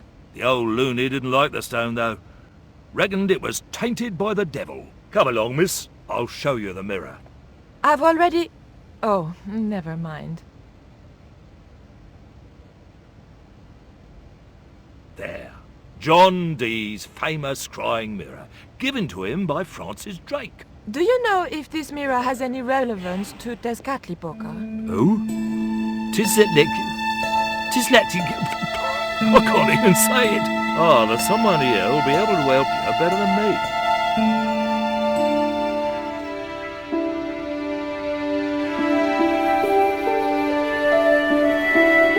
This young lady has some questions to ask, Professor. I think she's from France. Professor Roubillier? Eh? What? You two know each other, do you? Excuse me, the telephone.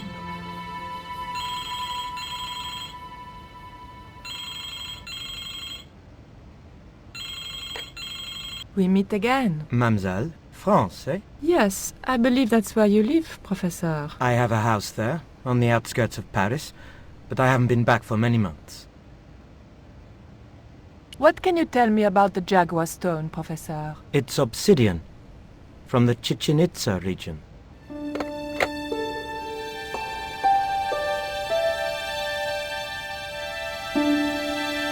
Professor Roubillier, your taxi's here.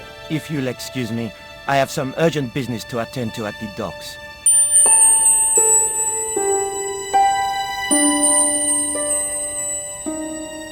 Can you answer me some questions about the Jaguar stone? Certainly, miss. If you just step this way.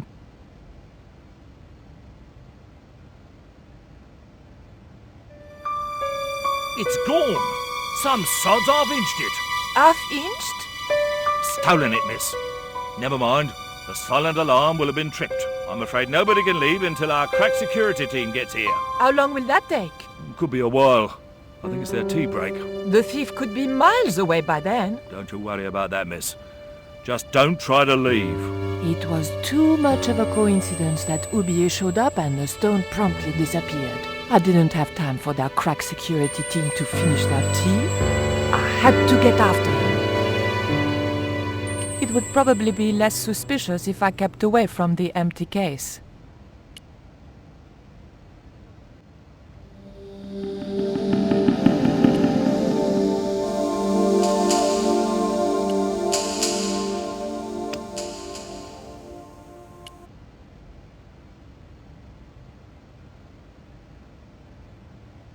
The key unlocked the case.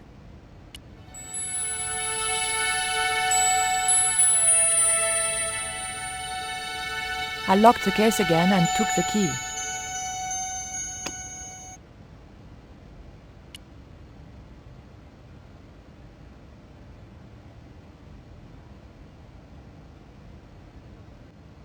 The key didn't fit this lock.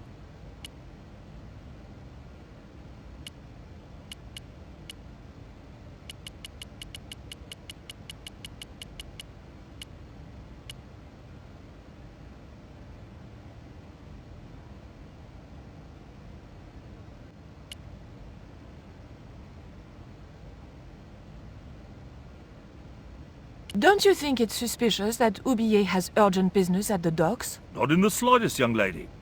He's gone to oversee the unloading of cargo, an exhibition of Mayan sculpture on loan from Mexico City. What's the name of the ship? The Xibalba Princess, moored down by Tower Bridge. Why do you ask? Just wondering. Look at this. The thief left this key in the cabinet. Oh dear. Oh dear, oh dear, oh dear. That makes the theft an inside job, right? Oh dear. In other words, the thief was Professor Roubillier. Well, let's leave that for the police to decide, shall we? I better phone them right away.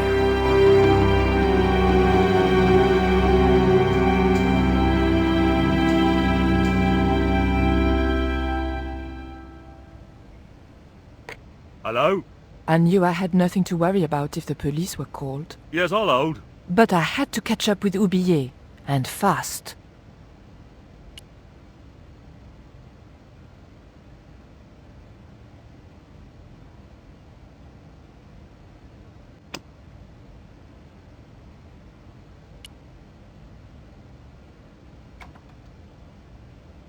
I levered the handle open with the thin dagger.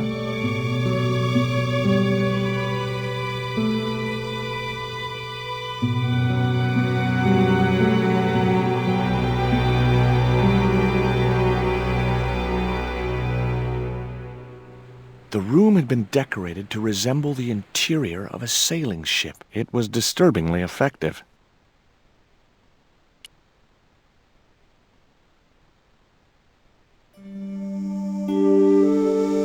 That might come in useful in ticklish situations.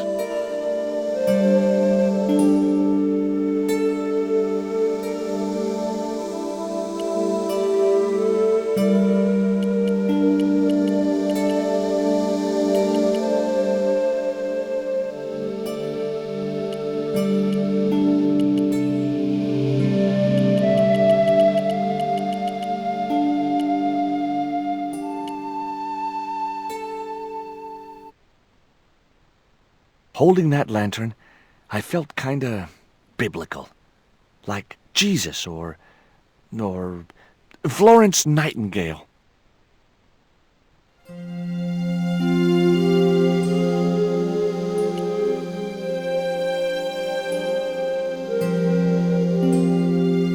The lantern fitted so precisely in the inkwell, it could only be deliberate.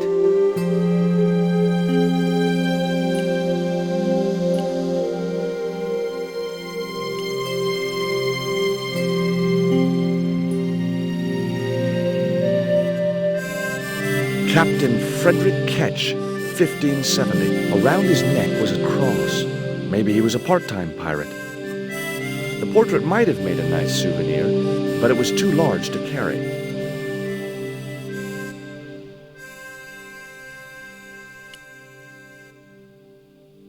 It was the portrait of Captain Ketch. The portrait might have made a nice souvenir, but it was too large to carry.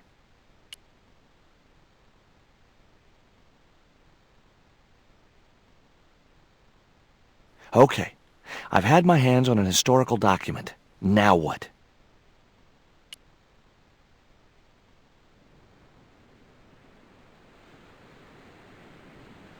The chart fitted exactly into the recess on the top of the desk.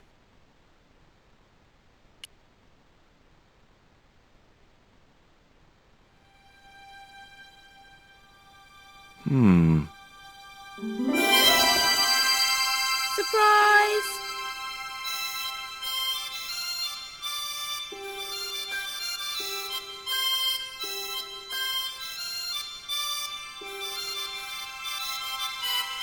What the? Who are you? I'm Emily. What were you doing in there, Emily? Hiding. What are you doing here? Grown-up stuff. Grown-ups? Pfft. I'm never gonna grow up, I'm not. You shouldn't be here. What's your name? I'm George. Pleased to meet you, Jaws. George. Jaws? Jeez. Make your mind up.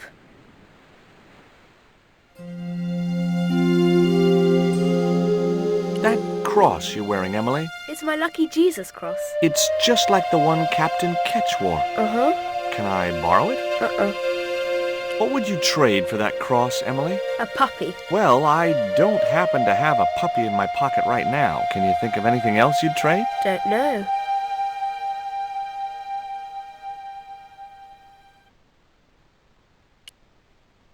Would you like to play darts? No. Oh, come on. I'll throw, you catch. That's dangerous. Darts will stick in me and make me bleed. Why don't you go play with Rio? I'm not allowed. How come? 'Cause Aunt Frost says I'm not allowed out of the house. That's why, Mr. Nosybeak. Too bad.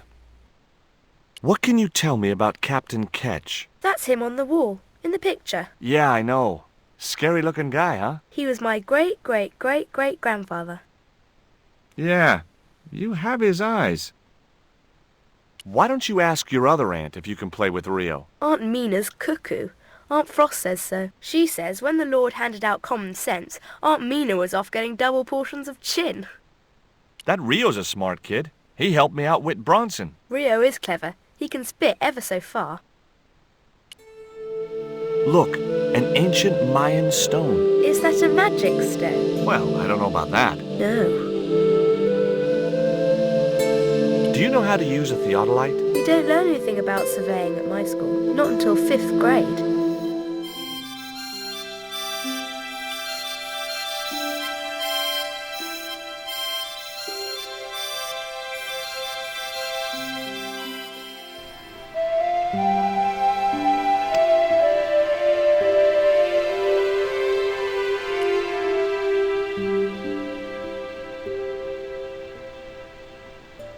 The cat made short work of the feather, tearing it into a blizzard of small pieces.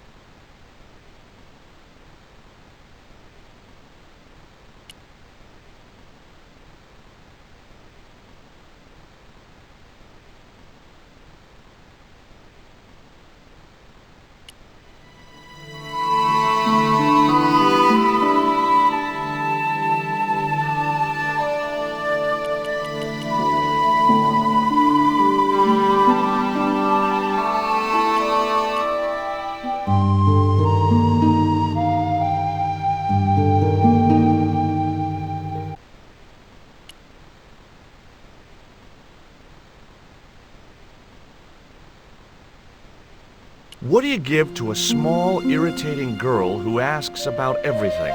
Try a conch. Delicate colors, interesting shape, and when you put it to your ear, you can hear the sea. Yeah? Why's that? Usually because you're standing next to it. Cool. Have you got one? Yeah, but I promised it to my sister. She well vexed with me. Why is your sister mad with you? Well, last night, when I got home with our supper, she went wild. Rio, she said, how come all you ever catch is puffer fish? A sicker puffer fish. What I want is tiger fish. So don't bother come back home till you catch one, boy. I don't see how I'm gonna catch no tiger fish. All I have is a fishing pole and a worm. What do you need to catch a tiger fish? One of them real fancy flies like the rich fishermen use. Hey, this is just what you need to make a fly. Thanks. Let's hope them tiger fish hungry. A deal's a deal. Here's a conch.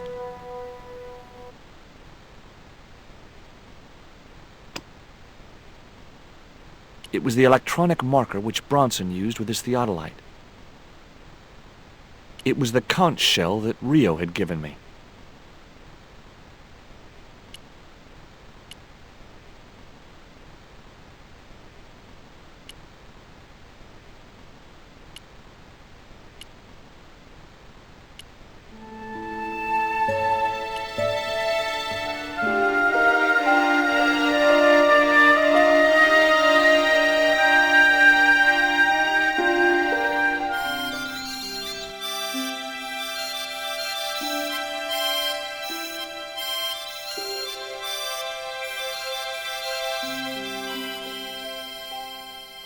Why don't you run along and play? Aunt Mina told me. Stay out of mischief. Well, that doesn't mean you have to stay indoors, does it? On a beautiful day like today? There's a storm coming. Oh, nuts. You don't know that. I do so. I can see the whole world from the window. Yeah, well, like I said, I'm busy. Here, I've got a conch. Would you like it? Dunno. Aunt Frost told me never to take presents from strange men. I'm not a strange man. Then why are you called Jaws? Jaws. That's a stupid name. I'm not called... Look, conch, pretty, swap for the cross, yes or no? Right, this thing's going out the window. Okay, we'll do swapsies.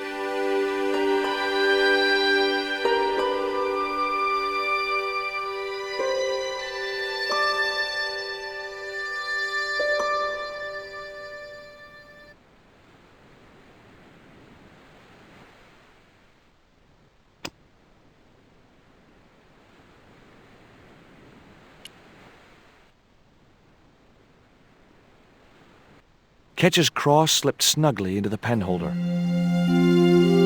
What you doing, Jaws? I've put your cross in this little hole in the desk. Why? Impulse, mainly, with a dash of irrational intuition. Silly. Only women have intuition. The lantern cast a strong light over the desktop. The light cast a shadow of the cross. And the shadow fell precisely over a small, unnamed island shaped like a skull.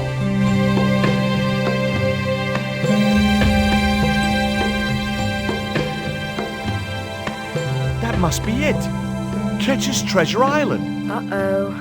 That's Zombie Island. It's a bad place. No kidding? Well, bad place or not, that's my next port of call. Can I come too? The hell you can. I never get to leave the house. I wasn't going to take the cross out of the holder. Somehow I just knew that was where it was supposed to be. That looked like that's where it was supposed to be, so I left it there.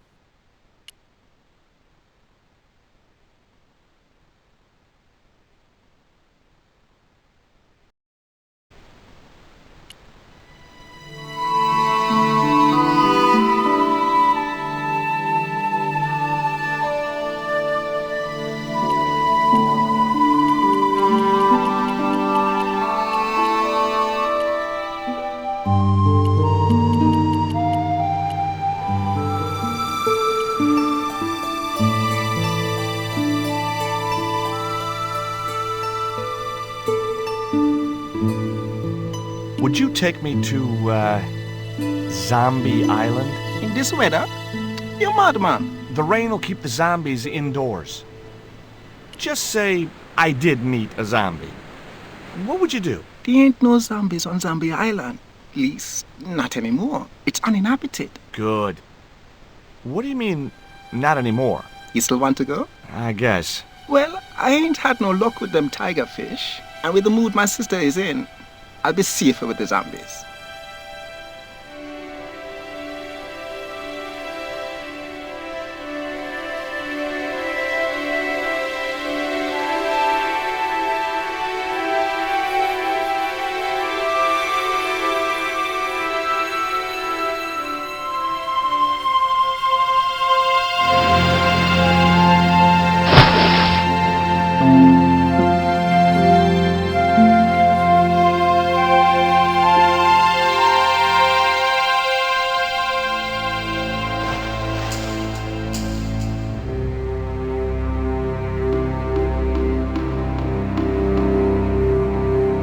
So, this was Zombie Island.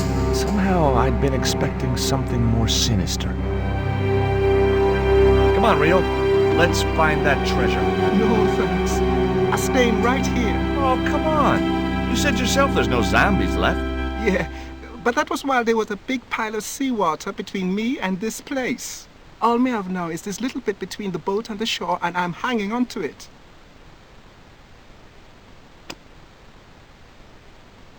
It was the electronic marker which Bronson used with his theodolite. It was a pair of red, lace-trimmed panties decorated with a large black satin heart.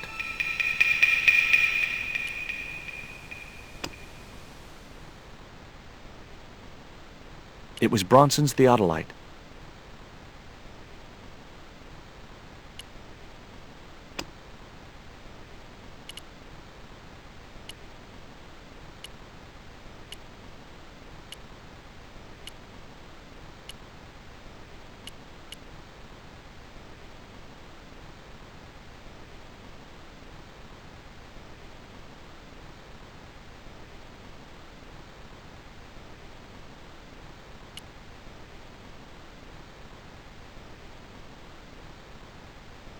It was too high. I couldn't get up there.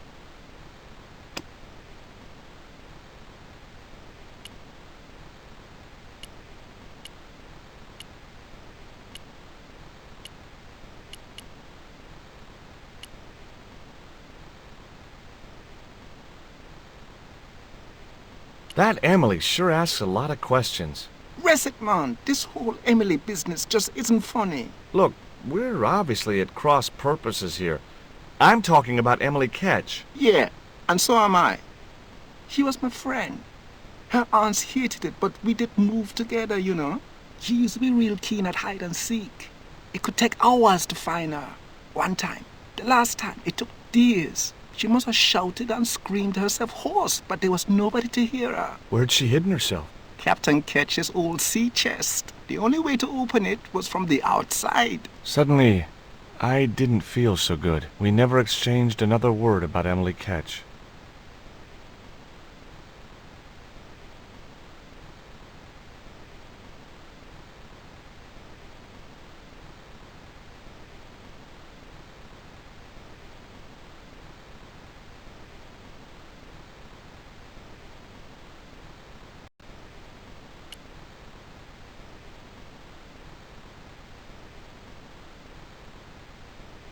It was too high.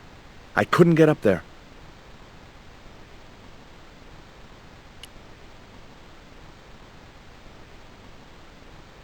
The cliff was steep, too steep to climb without handholds. And I couldn't find any. Rio's boat was strewn with fishing nets and tackle.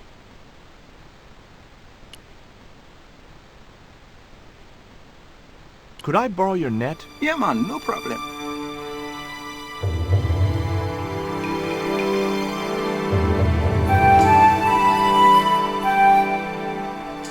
You planning on catching some fish? Nope. I'm after a big rock.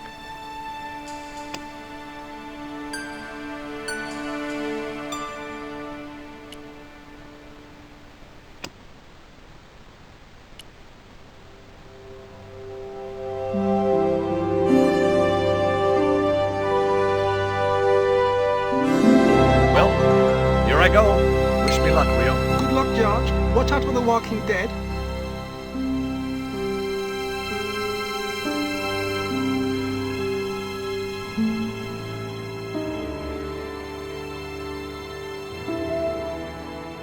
I stumbled down dark stairwells for what seemed like forever, until suddenly I found myself, wow!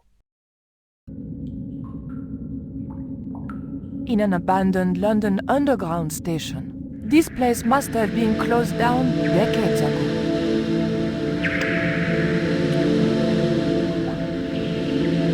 There was nothing very useful in my bag, just a single hair clip.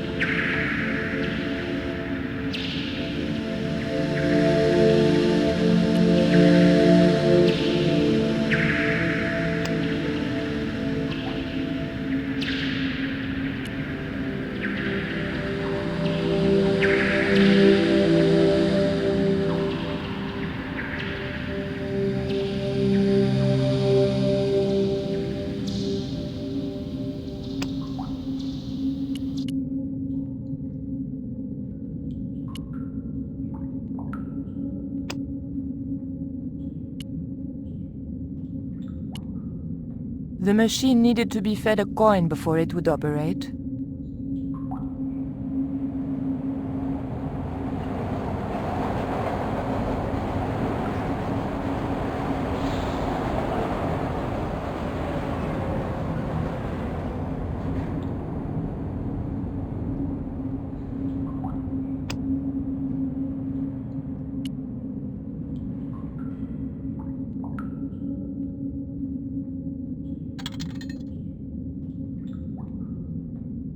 I pushed the hair clip into the slot and whatever was stuck there disappeared into the machine.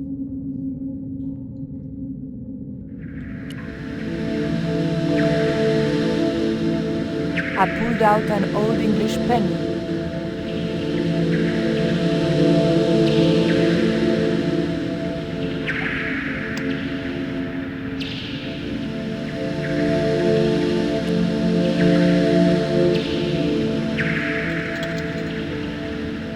ancient bar of chocolate dropped into the tray at the bottom of the machine, and as a special bonus, the penny dropped through to the reject pocket.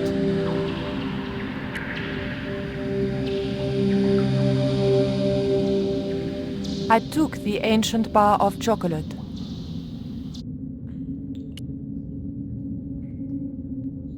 I pulled out an Old English penny.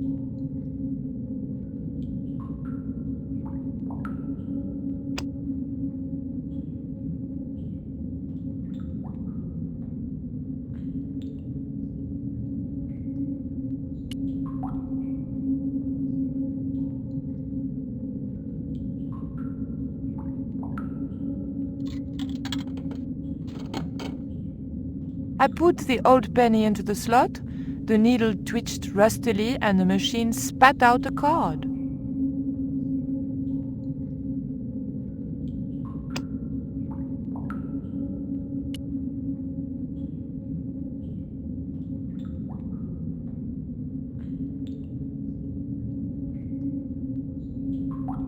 The blade of the dagger just fitted between the door and the soft wood frame. The door gave slightly, and then held firm.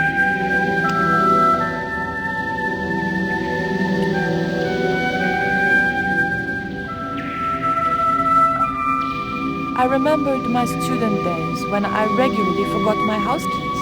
A wiggle with the thick card between the frame and the lock, and the latch lifted.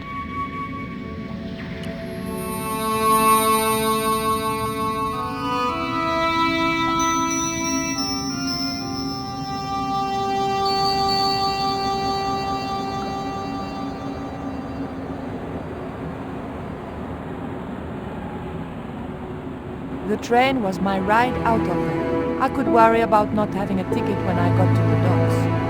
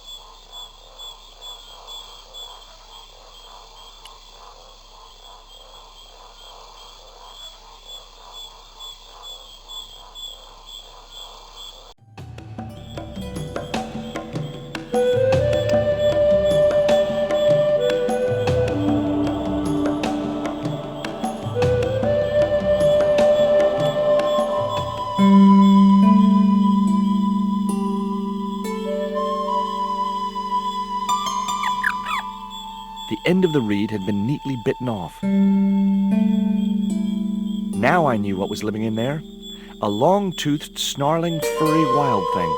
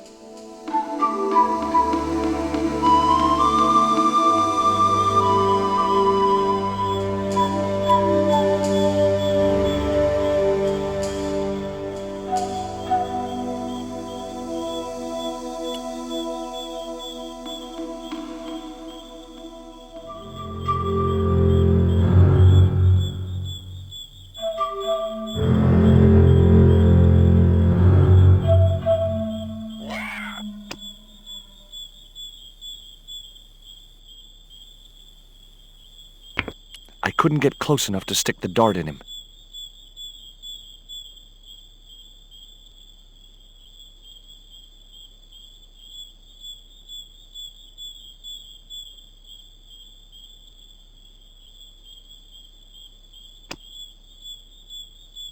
The reed was a lot shorter since that creature had savaged it.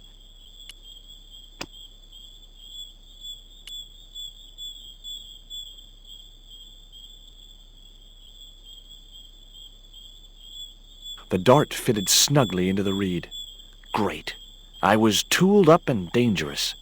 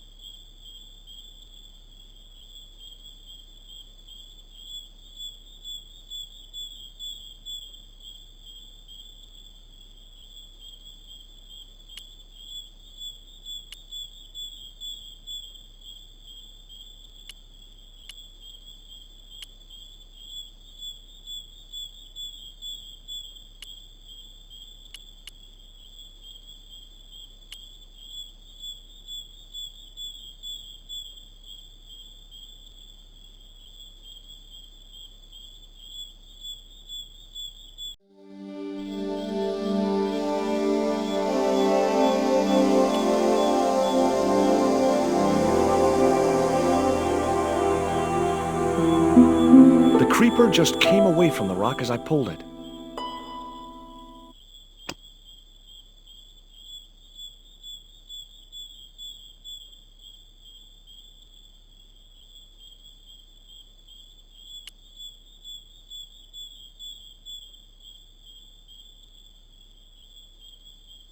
The marker wasn't going to stay attached to anything as thick as the creeper.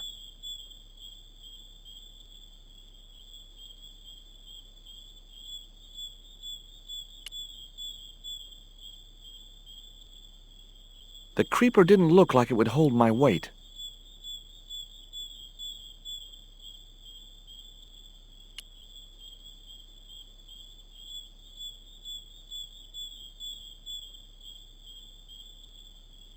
No good. I'd have to be bitten by a radioactive spider before I stood any chance of getting up there.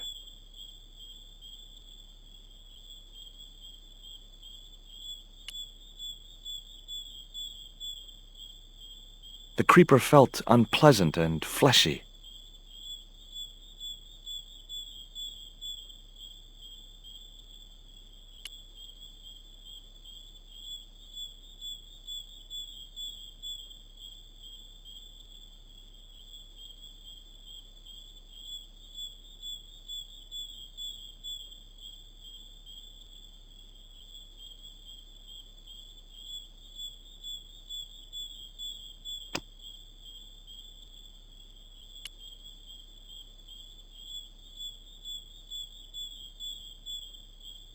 The net attached easily enough to the creeper and seemed secure.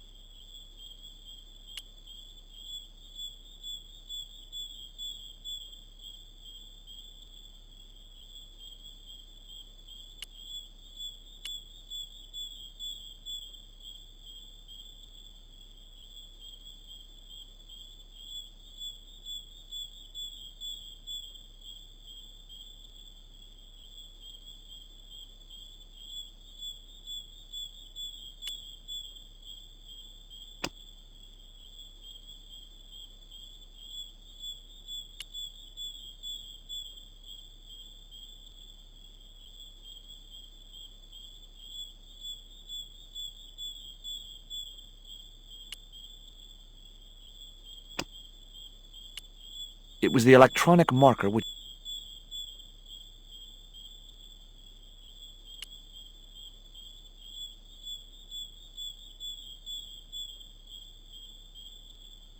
Great. I'd created some sort of creeper marker fishing net assembly. Sometimes I terrify myself with my creative genius.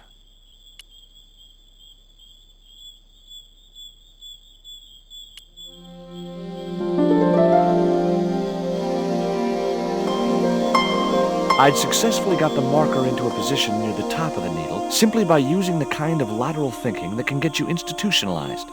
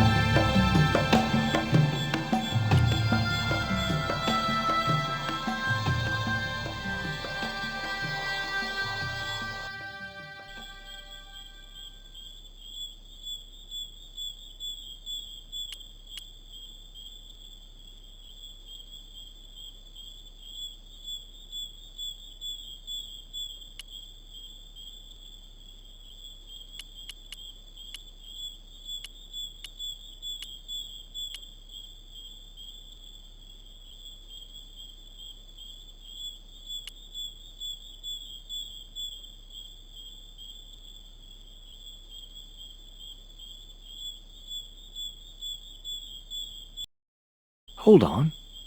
I've been here before. Haven't I?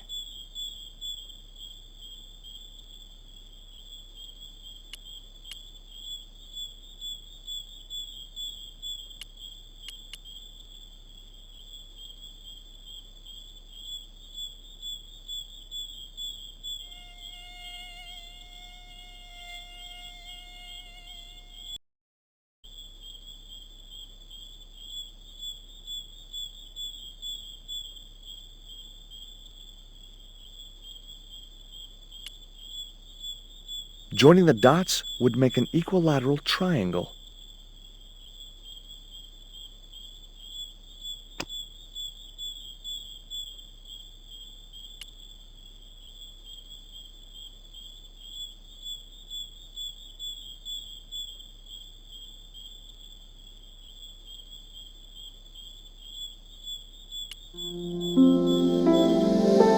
The hill I was on had reminded me of a camel's hump as I'd climbed up it. Now I had to see what I could see.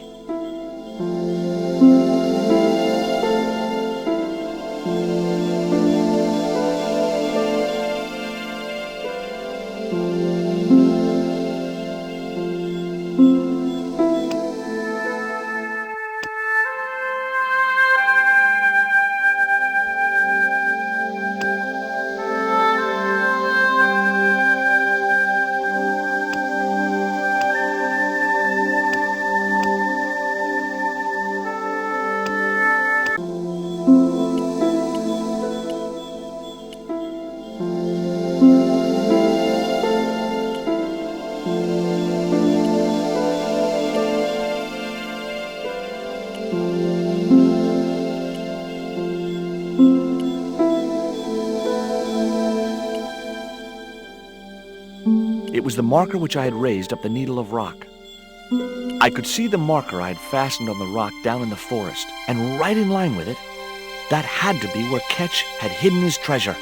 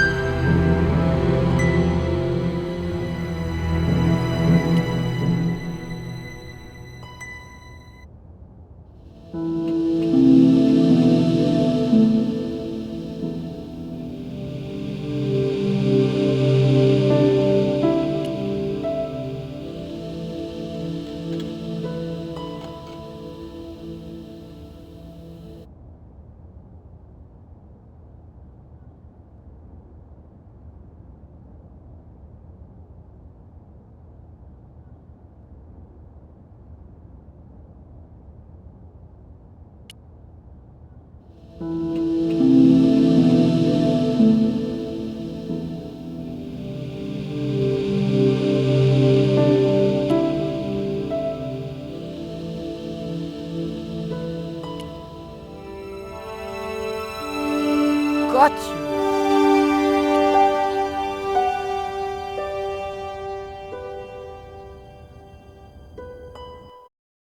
But the collar woman was there. They'll know it was me. But you have the stone. The right stone, you're sure? Yes, of course, it's the Jaguar stone. No possible mistake. Here it is. Karzak, please. The police will be looking for me soon. You're going to get me out of the country, aren't you? Stop your whining, Oublier.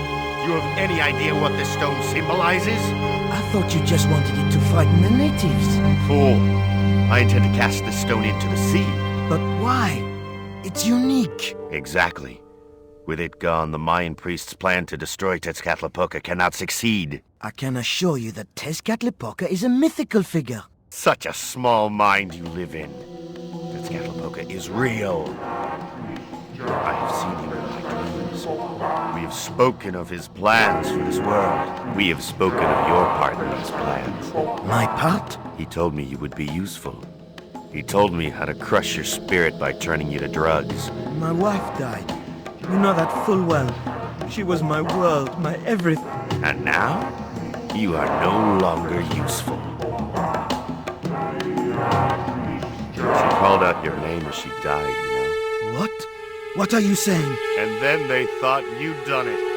It all worked perfectly. You? It was you? You bastard! You monster! For the love of God, Karzak! Which one?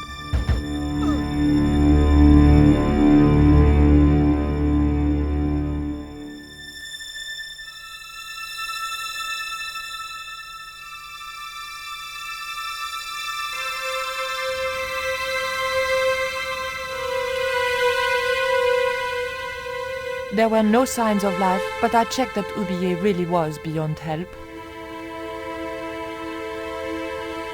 We were going to need the stone to thwart Karzak. I knew Oublier would have approved. It was the Jaguar stone, all right.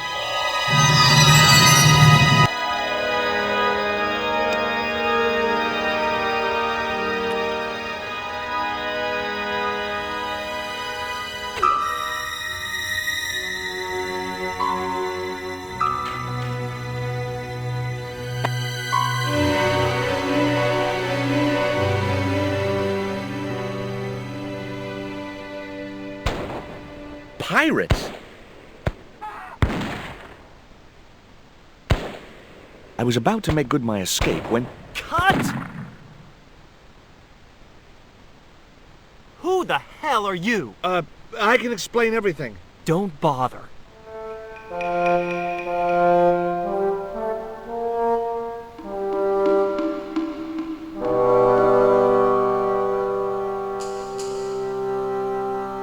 I'm sorry. I didn't realize you were making a movie.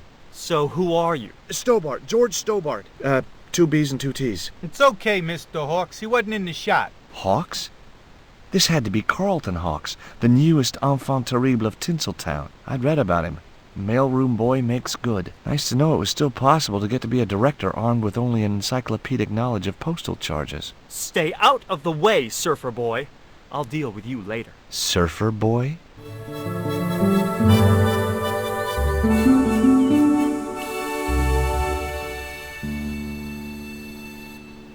Hi there, George Stobart. Uh-huh. Yeah. Haiku McEwen. Is your name really Haiku? Yeah. It was my mom's idea, okay? When I was born, I was so small and perfectly formed I reminded her of a Japanese poem. Well, I guess it could have been worse. She could have called you Limerick. That's my middle name. Did you always want to be an actor? I don't think of what I do as acting, man. You're not alone. It's more like I'm the voice of my generation. What I'm saying for the kids on the street. Which is what? I'm crap, I'm going nowhere? Huh? What are you saying, man? Stobart, get out of shot. Positions, everybody. I'll get a flip chart and explain it to you later, Haiku. Haiku, baby, are you ready? Okay, man. Which scene is this? You've been captured by Silver's accomplice, Pirate Babs, who's fallen in love with you. Okay, people, top of page 76, Sharon. What about my big speech? It's been cut. Everybody ready? Up to speed. Quiet on the set. Okay, let's make magic. Oh, please. And action! Why don't you forget that dumb old squire and his bunch of merry men? Can't you see we were made for each other? I know, but Squire Trelawney saved my life, Captain Babs. Why, if it hadn't have been for him, that giant octopus would have made mincemeat out of me. But right now he thinks you're a traitor. He's locked you out of the stockade, Jimbo. That 20-foot-high wall with spikes might have kept out Silver's men, but it ain't gonna stop me. Oh, Jimbo. And cut! Good heavy breathing, Sharon. Natch, I'm a pro. Did you get the heavy breathing, Flash? Did I ever, boss? We should have made this movie in 3D. Haiku, you were great. We're setting up for the stunt now, so get a bite to eat.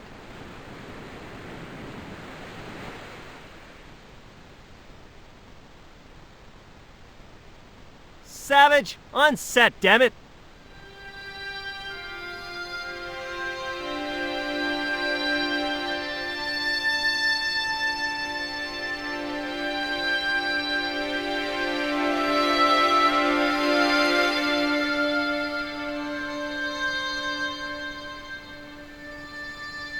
The bun was so stale it felt like a small rock.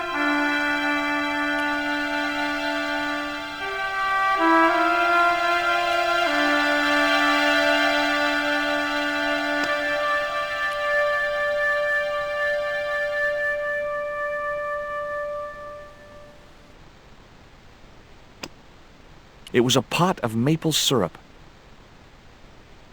It was a plain pancake.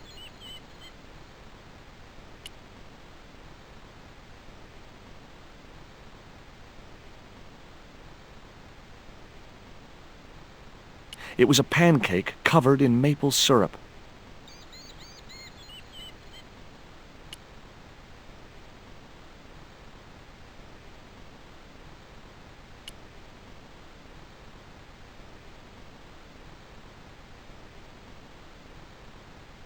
Hi, I'm George Stobart.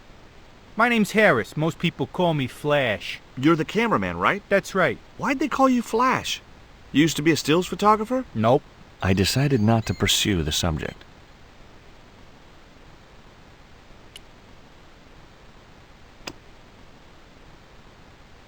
He was too busy with the film.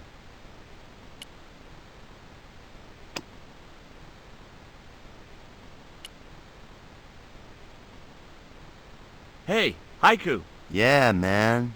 You got something to show me? I'd like your opinion on something. Yeah? What? Do you like a pancake? Look at that thing, man. It's dripping with syrup. You'll have every bug in 10 miles on your case if you get that stuff on you. I guess you're right. Would you like a bun? No way, man. I have to be careful what I eat. Yeah. Never eat anything smarter than yourself.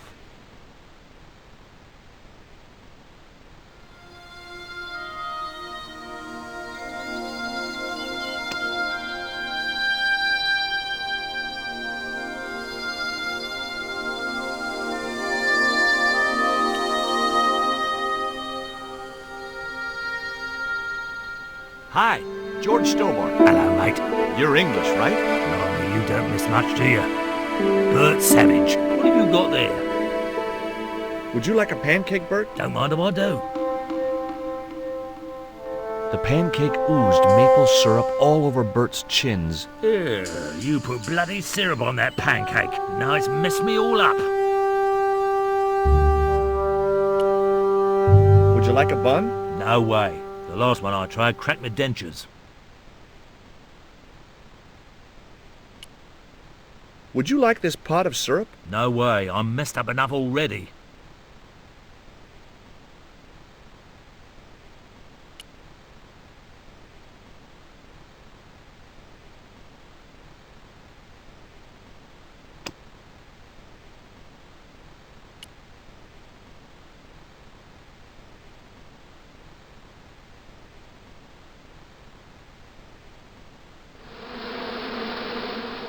Those hornets were not pleased.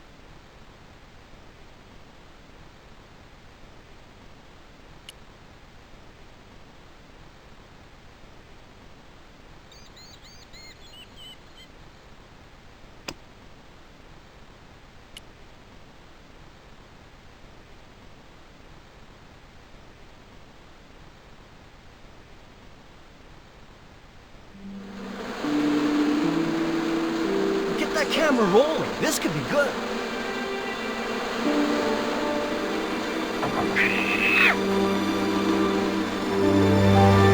Cut and printed. That was brilliant, folks.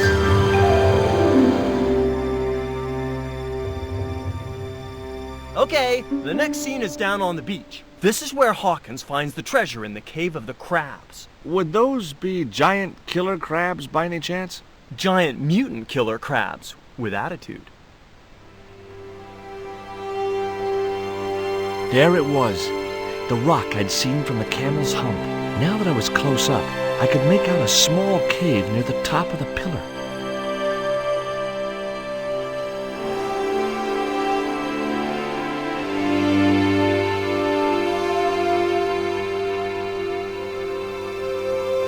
Hey, you! Trouble! Who, me?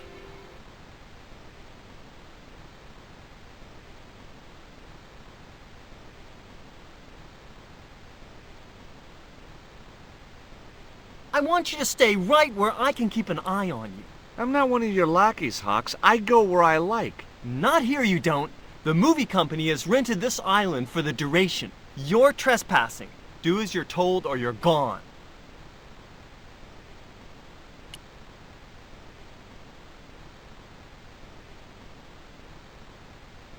Why don't you use that cave up on the rock pillar at the end of the beach? We don't have a stuntman anymore. Hey, I'll do the stunt. I appreciate the offer, but if you fall, you'll sue us. No, I won't. Everybody hear that?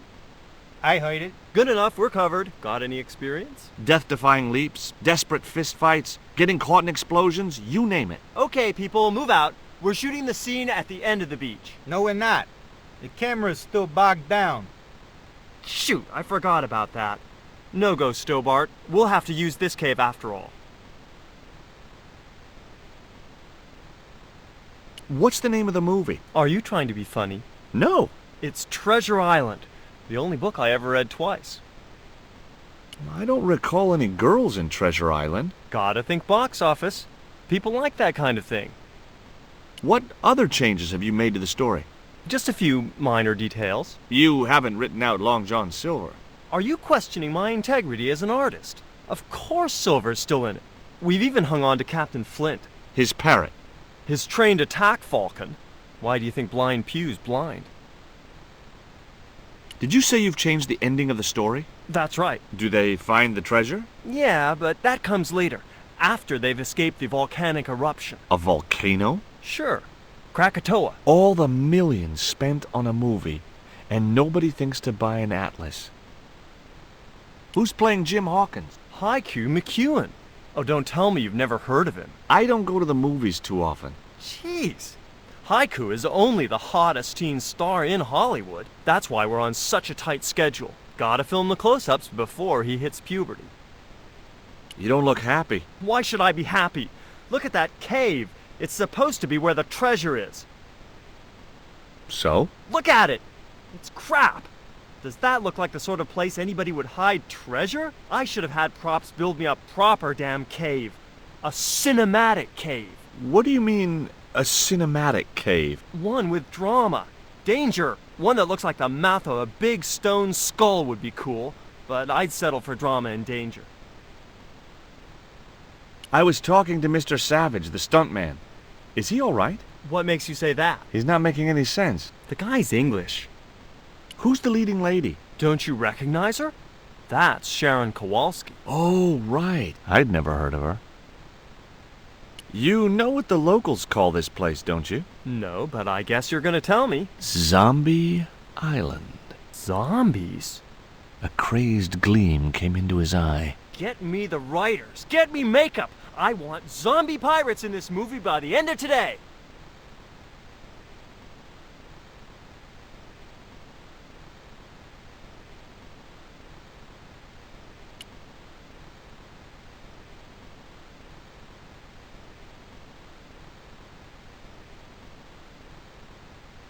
That camera wasn't going anywhere.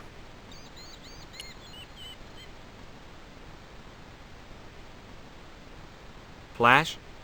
Yep. We can't film at the Needle Rock because the camera's bogged down, right? You got it, champ. So why can't we use the portable camera instead? You know, that's a pretty smart idea. I didn't know the first thing about using the camera.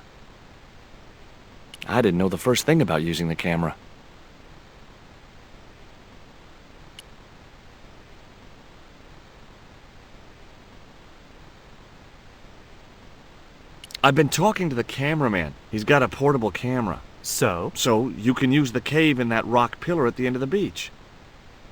That's a dramatic cave if ever I saw one. We ain't got a stabilized harness for it. The camera'll wobble. Did D.W. Griffiths have a stabilized harness when he made Birth of a Nation? You're right, damn it. Hitchcock, Wells, none of them needed one. For crying out loud, Sam Raimi stabilized his camera on a plank. Props, get me a plank. We're gonna wing it. Hot dog. We're gonna do a cinema verite pirate movie. George, get to wardrobe. We're gonna make you a star. On my way.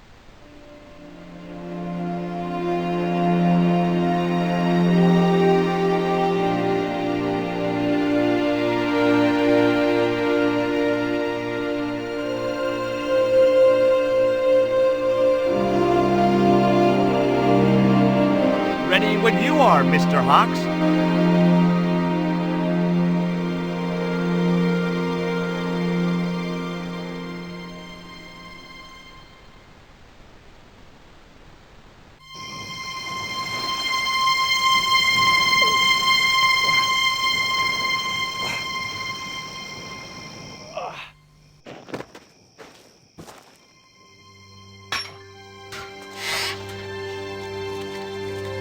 It was the stone which Ketch had captured from the Spanish.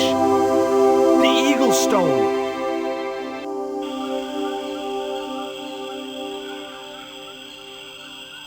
I returned to Quaramonte and found that Georges had left a message with Conchita. He'd already left for the Indian village, so I hurried to catch up with him. When I arrived, I found a scene of desolation.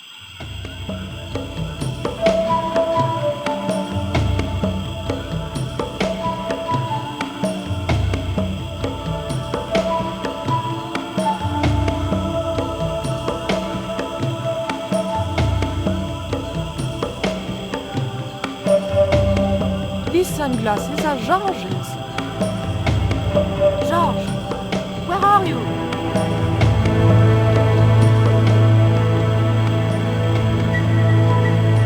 Titipoco, I'm almost glad to see you.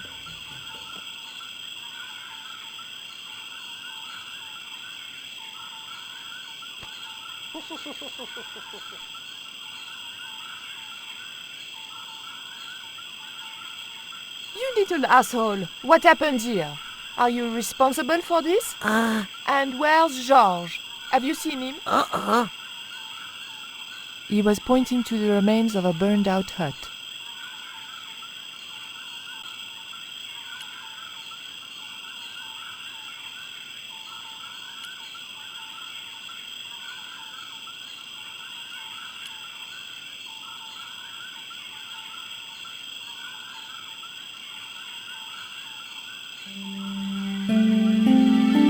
Maybe Georges can make use of these.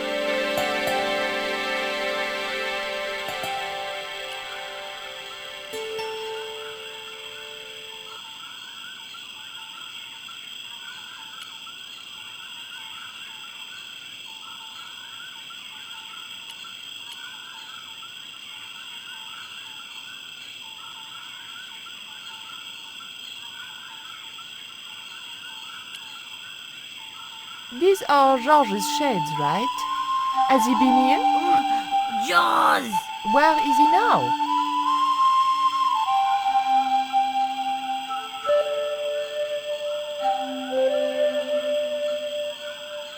What's that?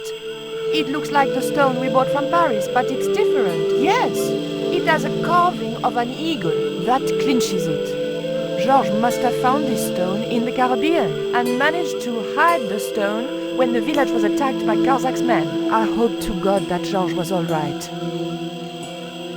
Where's Georges? Georges has been here, right? He was pointing to the smoldering remains of a hut. I didn't need the lantern since it was still daylight. Besides, it was broken.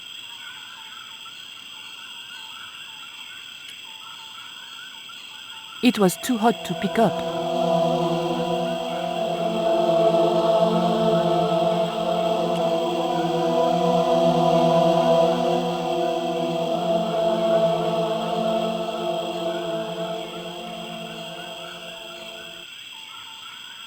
I just didn't have the strength to tip that barrel.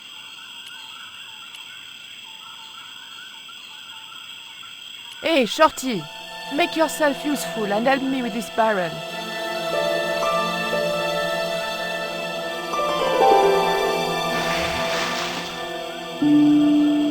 Thanks.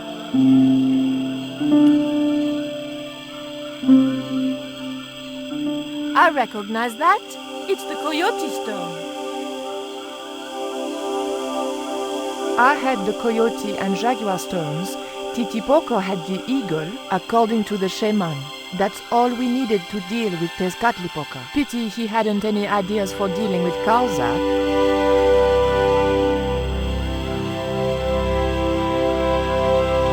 What is it?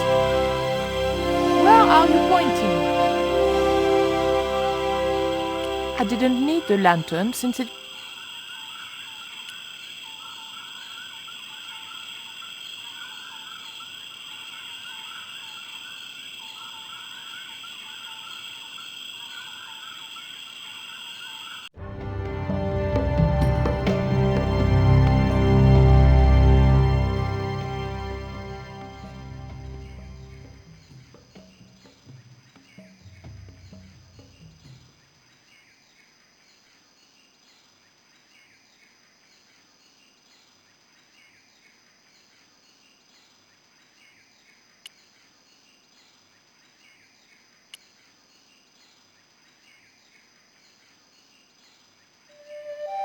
The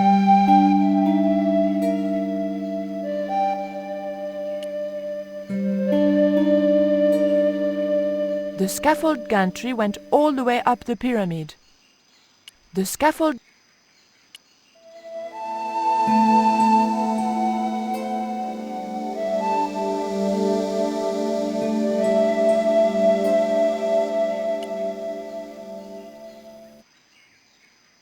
The scaffold gantry went...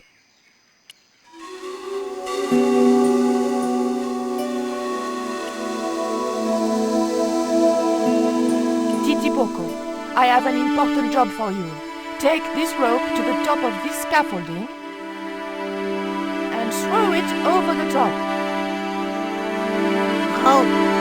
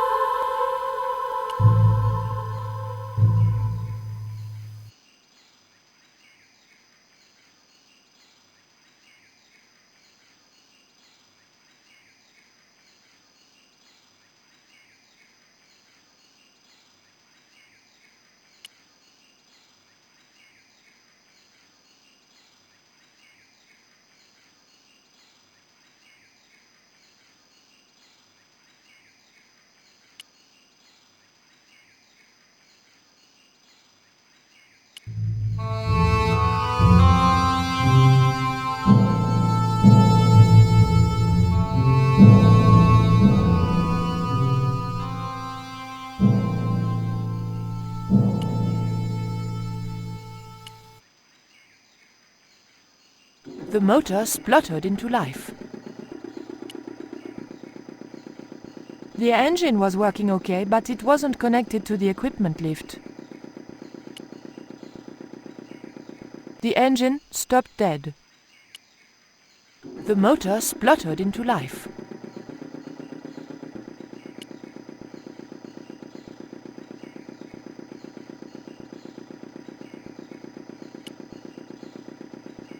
Would you like some chocolate, Titipoco? It's good vintage.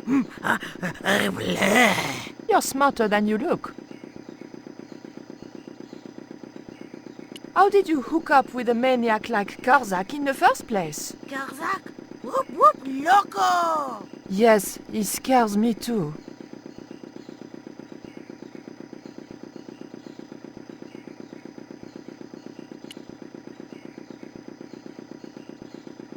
The engine stopped dead.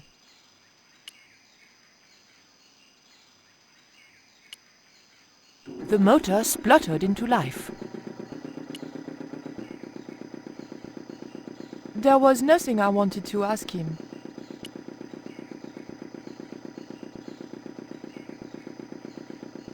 The engine was working okay, but it wasn't connected to the equipment lift.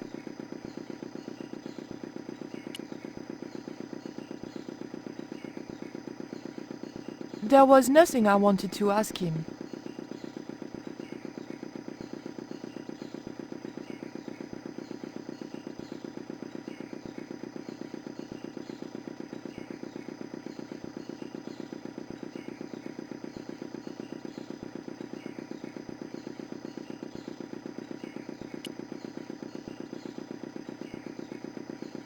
The engine stopped dead.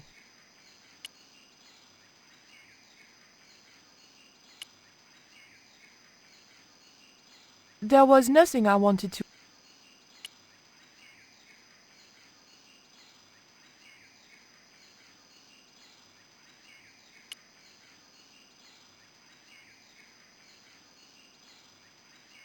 There was nothing I wanted to ask him.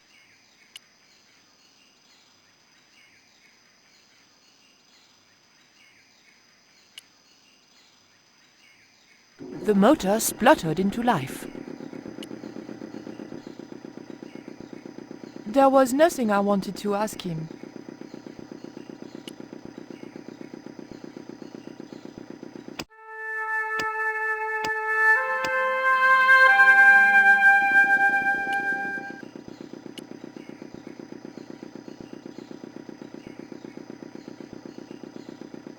Hey, señorita! Too late. I had been seen. Bonjour, Capitaine. Only Sergeant, pretty one. What are you doing here?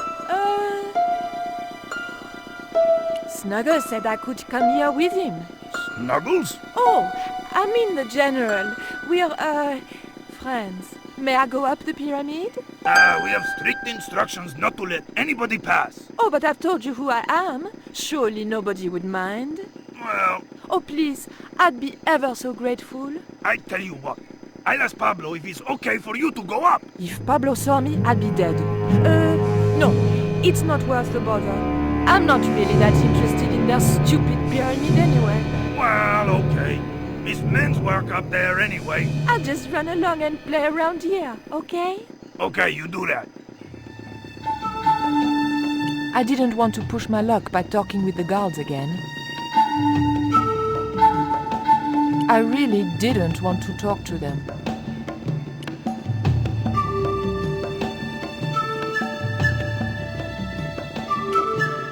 I really didn't want...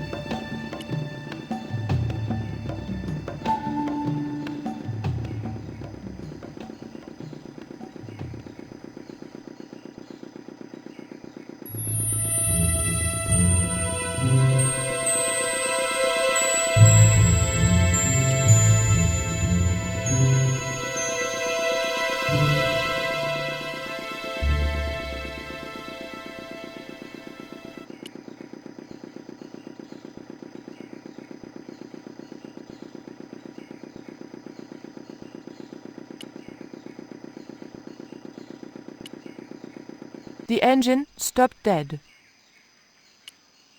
The motor spluttered into life. The engine stopped. There was nothing I wanted.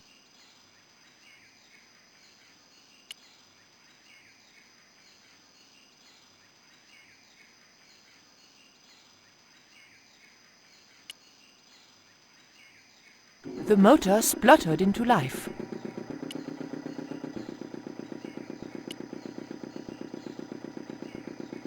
There was nothing I wanted to...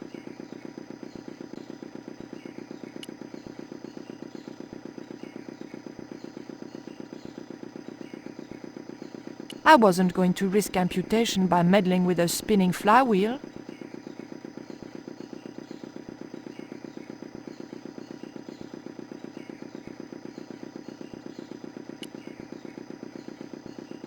The scaffold gantry went all the way up the pyramid. I wasn't going to risk amputation by meddling with a spinning flywheel.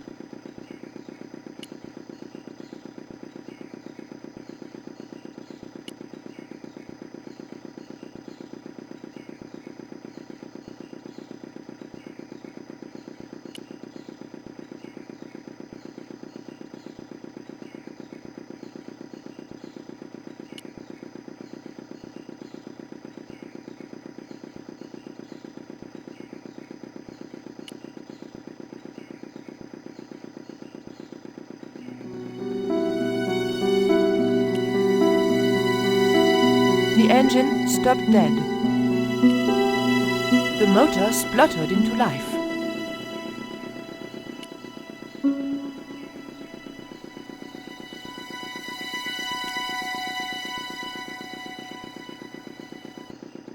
Titipoco, when I tell you, I want you to copy what I am doing. Copy.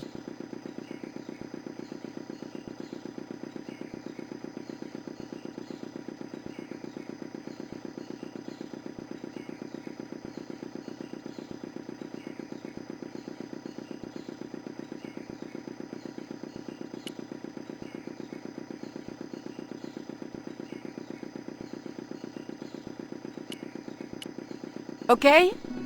Copy. The lift was no use if I wasn't on it.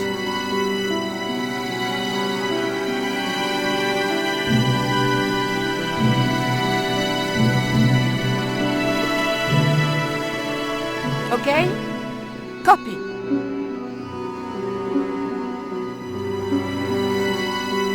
Georges! I realized those bastards were going to sacrifice Georges to Tezcatlipoca over my dead body. Thankfully, Georges was the only one to notice me. Where are they? The eclipse is about to happen. Patience. Your mother will be here soon and Karzak will be close behind. Just keep the Yankee covered and leave the worrying to others. Yeah, Raoul. The maniacs were going to sacrifice Georges! Shut up, Stobart! Just shut up! Calm down. He's no threat. Hey, Raoul, why don't you do us both a favor and shoot Pablo? You're very funny, Stobart. I haven't forgotten Marseille. When Karzak cuts your heart out, I'll be the one laughing. I'll bet I'm not the only one due for the chop around here either. Hey, Raoul? I'm warning you. Raoul was a bundle of raw nerves. I hoped Georges wouldn't push him too far.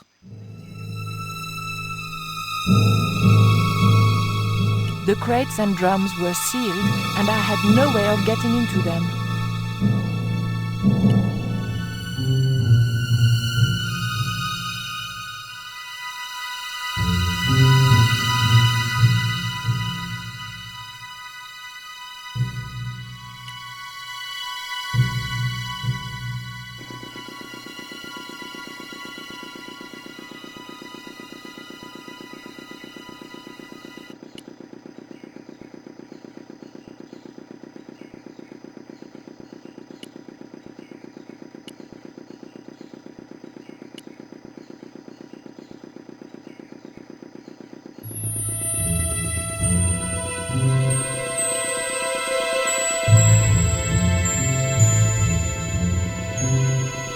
Titipoco, do you still have that lighter gun you pulled on me so amusingly?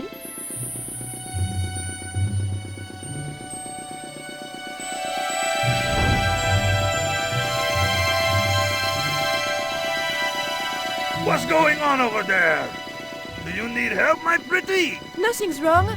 I dropped, a cigarette, but everything is under control. I'll have the fire out in a minute or two.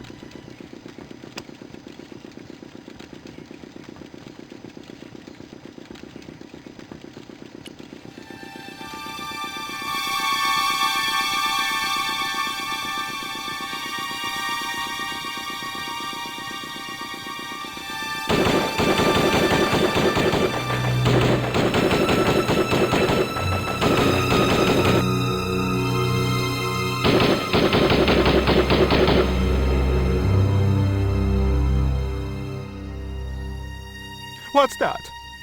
What's happening? Trouble. Give it up. The pyramid's surrounded. I'll find out what the trouble is. Watch Stobart doesn't pull any tricks. If he does, shoot him in the head, not through the heart. Why does it matter? He'll be dead either way. His heart belongs to Tezcatlipoca. That's not true. We just had dinner a couple of times.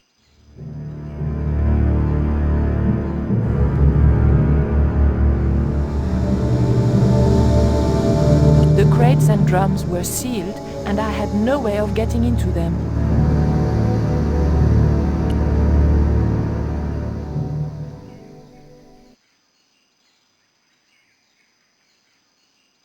Drop the gun or I shoot!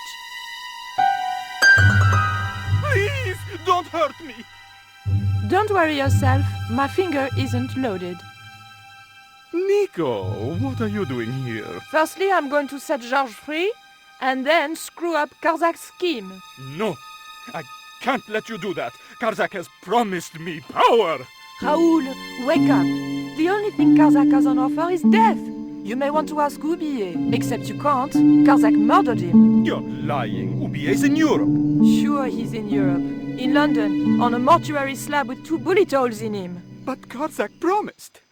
When he frees Tezcatlipoca, we'll all be granted great power. Listen to her, Raoul. Karzak's insane. I don't know. I need to think. You've let your mother do your thinking for you up to now. You need to think for yourself. Your mother and Karzak think alike. There's only one expendable member of the plan left, and that's you. Mother would never betray me. Oh, I'm tired of trying to reason with you, Raoul. Titipoco.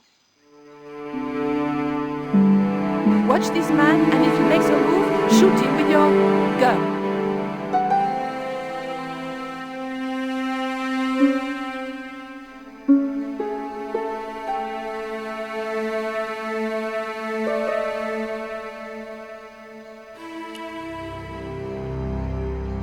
Hold still, Georges. I don't want to sacrifice you by accident.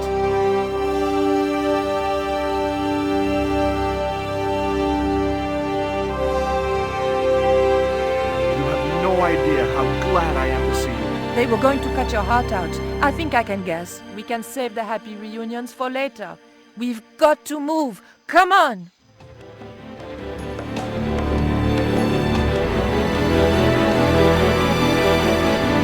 We're safe. This is a dead end. We're toast.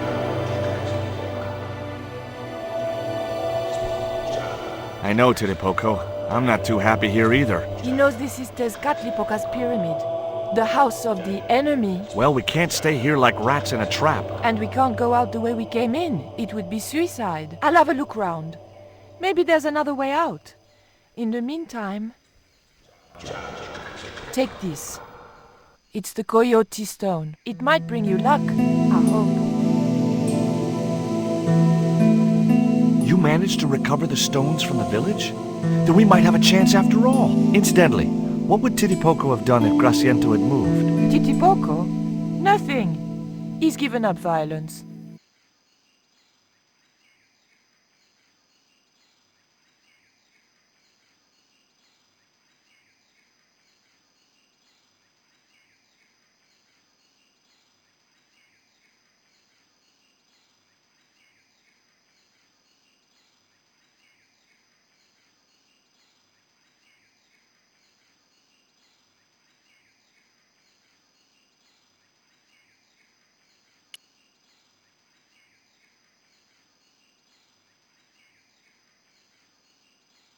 Oof! The lever was very difficult to move and appeared to do nothing anyway.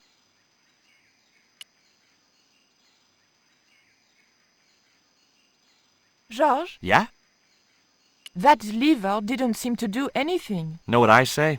Nil desperandum. Georges, sometimes I could just punch you.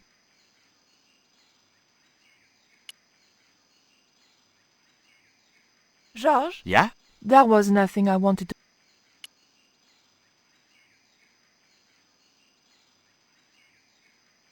Heave! Still no good.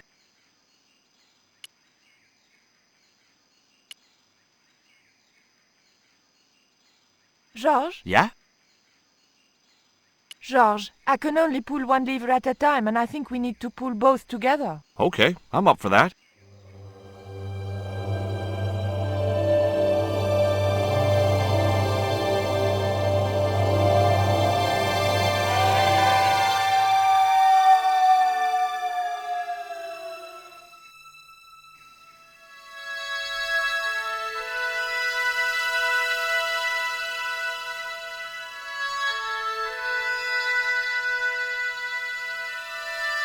Raoul, there's something suspicious This sacrifice!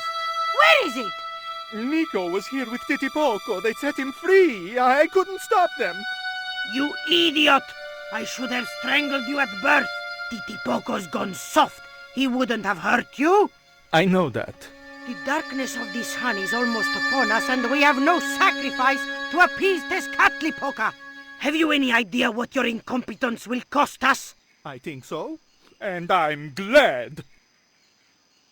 What? The Mayans weren't fools. Tezcatlipoca should stay exactly where they put him. Finally got some backbone from somewhere, huh? Shame it's so late in the day. I'd rather die than see you and Karzak with that devil's power. Fine, we're still a sacrifice short. See, the eclipse begins. Pablo, kill him! This Catlipoca can feed upon his yellow hound. Nico was right all along, but it's still not too late. Come on then, Pablo. Let's see who sacrifices who.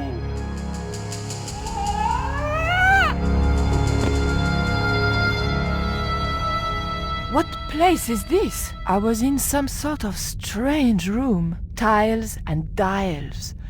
The priests who designed this place must have known how to use them. I was going to have to figure it out for myself if I ever wanted to get out of here.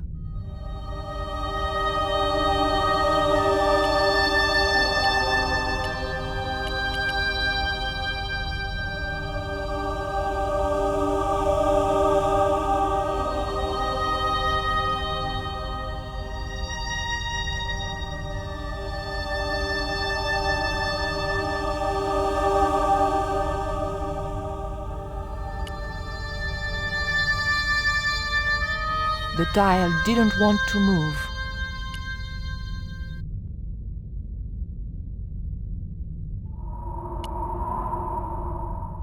The dial didn't move at all.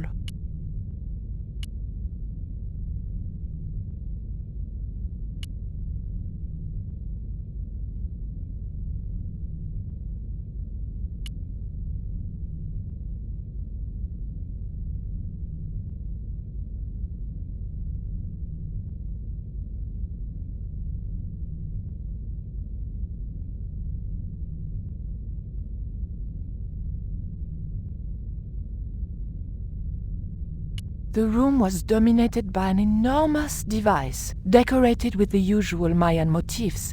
It held two great discs, each covered in glyphs.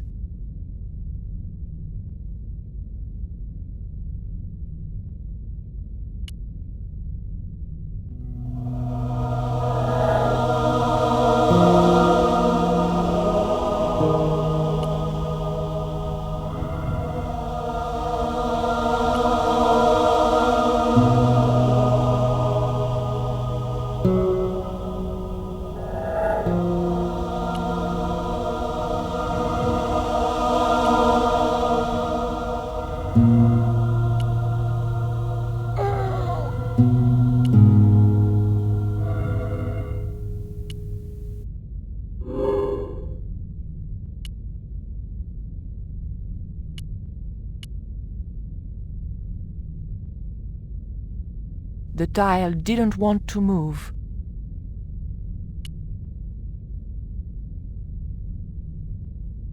The dial didn't move at all.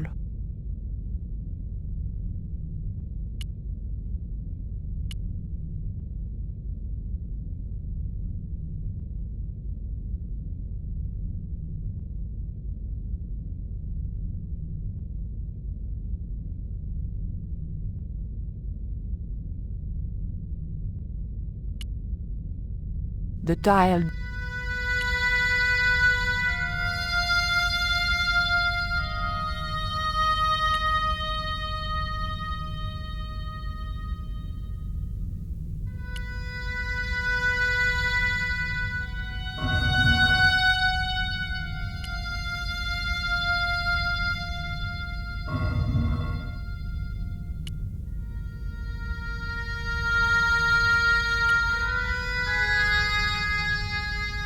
The dial didn't.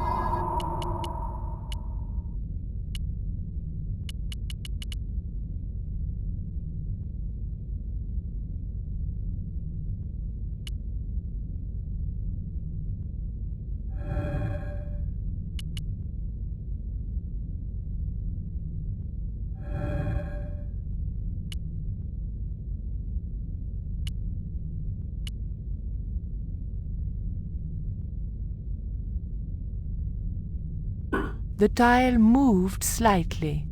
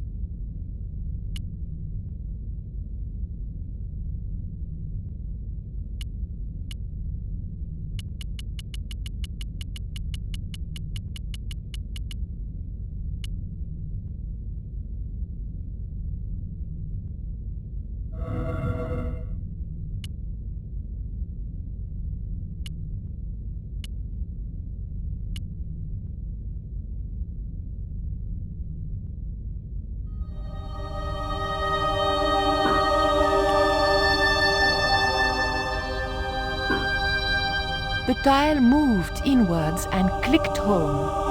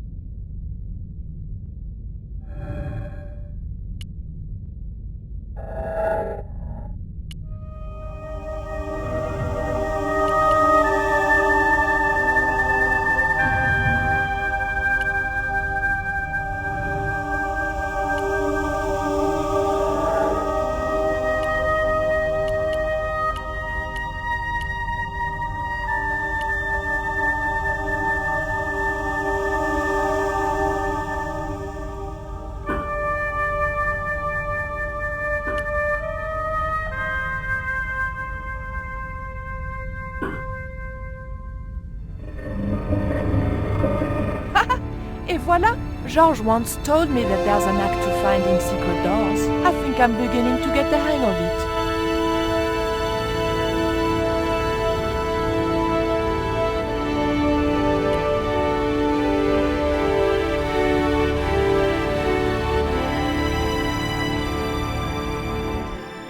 So I thought, this is it, you know? This is true love. Anyway, I have to leave for a few weeks, and when I come back, what do I find? Damn right. And with who? Labano, that creep.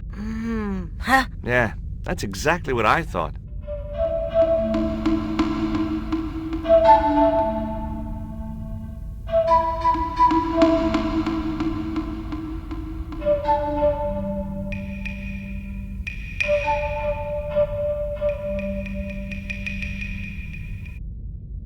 Oh, heck. Looks like another dead-end titty poco. Any ideas?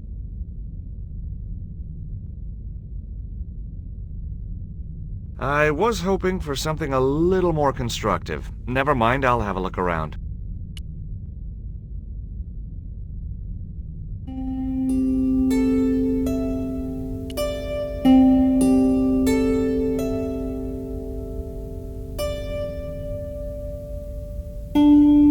Look, I need to light this torch. Can you do something clever with a couple of sticks, or flint and tinder, or...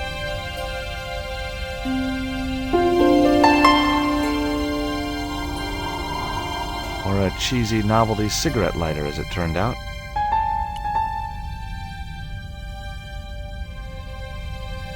Well, there was nothing else to do around here, so I pulled the lever. Nothing's happened. Oh, I hate that. Don't you hate that? Titty Poco? Oh my...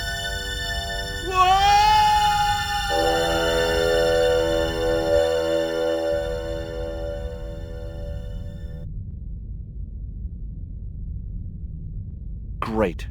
I had no idea where I was, no idea where the others had got to, and time was running out to stop Karzak. Still, I wasn't dead yet, so it wasn't all bad news.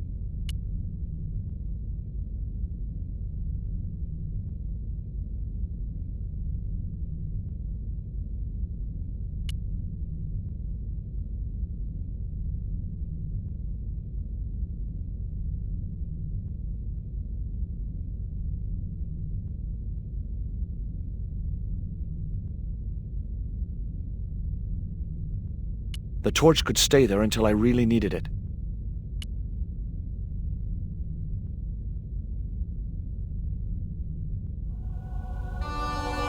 A stone slab that must have weighed tons sealed the door.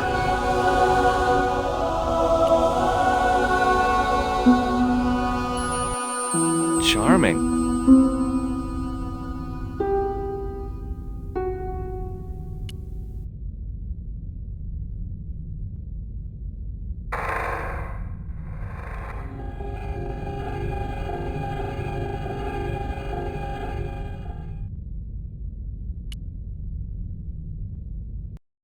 Every time I think this place can't get any spookier, it does.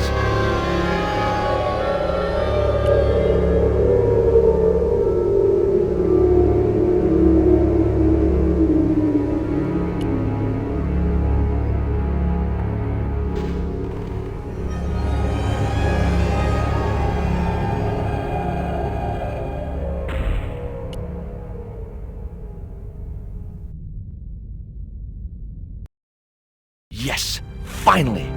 I'm out of here.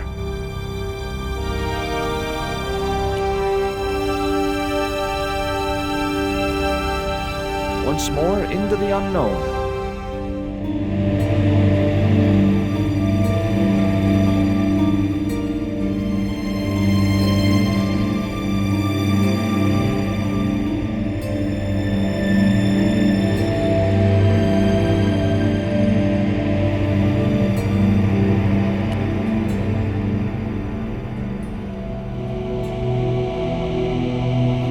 Cool.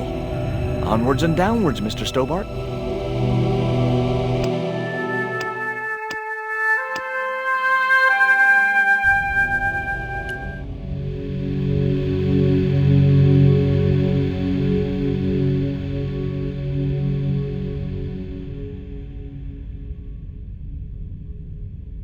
This was it. The pyramid's central chamber. Its dark heart. Once before in my life, I'd stood in front of a door and thought, this is it. If I go through there, I'm going to die. I'd been wrong then. I hoped I was wrong now. This was the door that led to the central chamber and the smoking mirror.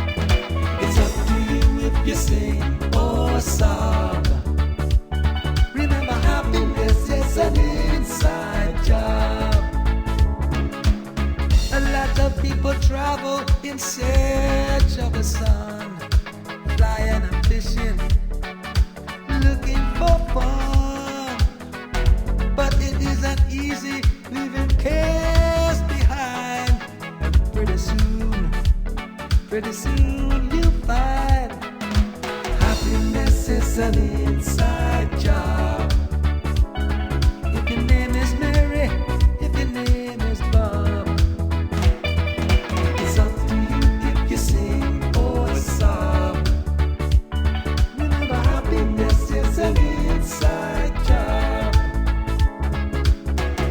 You can have a house on top of the hill, bank accounts worth a couple of mil. But when you lose your spark and your spirit's deep, hang to this little tip.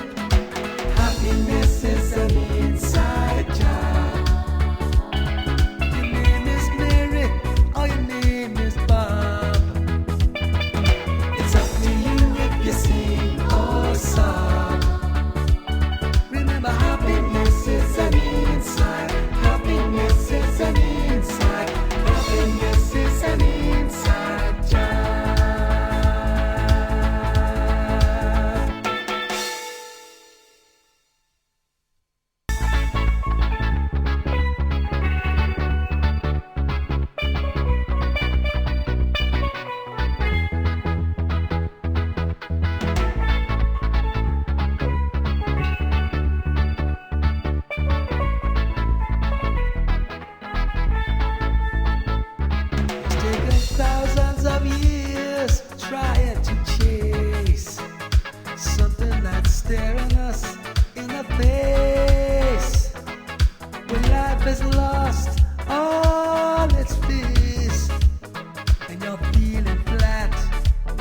You must remember that happiness is an inside job.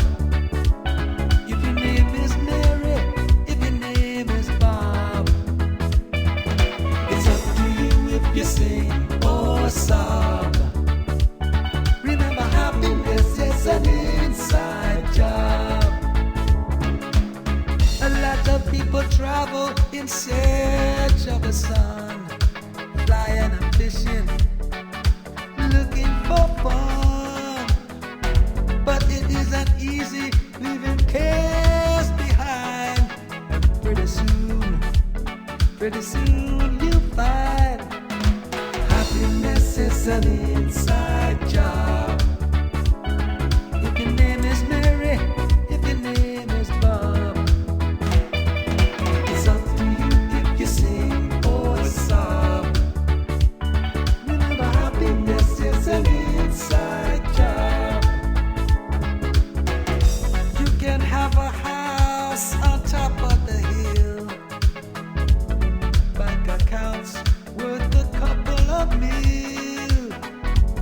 But when you lose your spark and your spirit's deep, hand to this little tip. Happiness is an inside job. Your name is Mary or your name is Bob, it's up to you if you sing or sob. Remember, happiness is an inside. Happiness is an inside. Happiness is an inside job.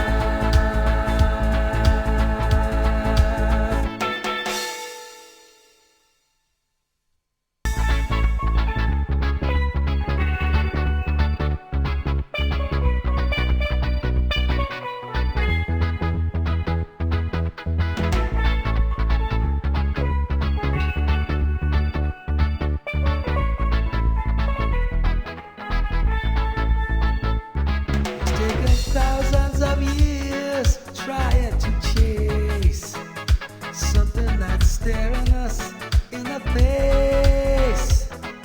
When life has lost all its fizz and you're feeling flat, you must remember that happiness is an inside job. If your name is Mary, if your name is Bob, it's up to you if you sing or sob. Remember, happiness is an inside job.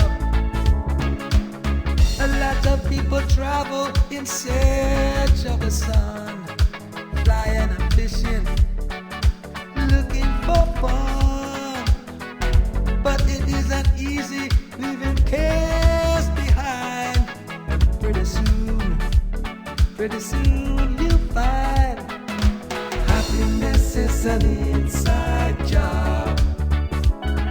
If your name is Mary, if your name is Bob, it's up to you if you sing or sob.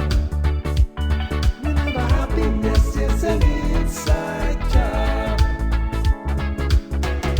You can have a house on top of the hill, bank accounts worth a couple of mil. But when you lose your spark and your spirit's deep,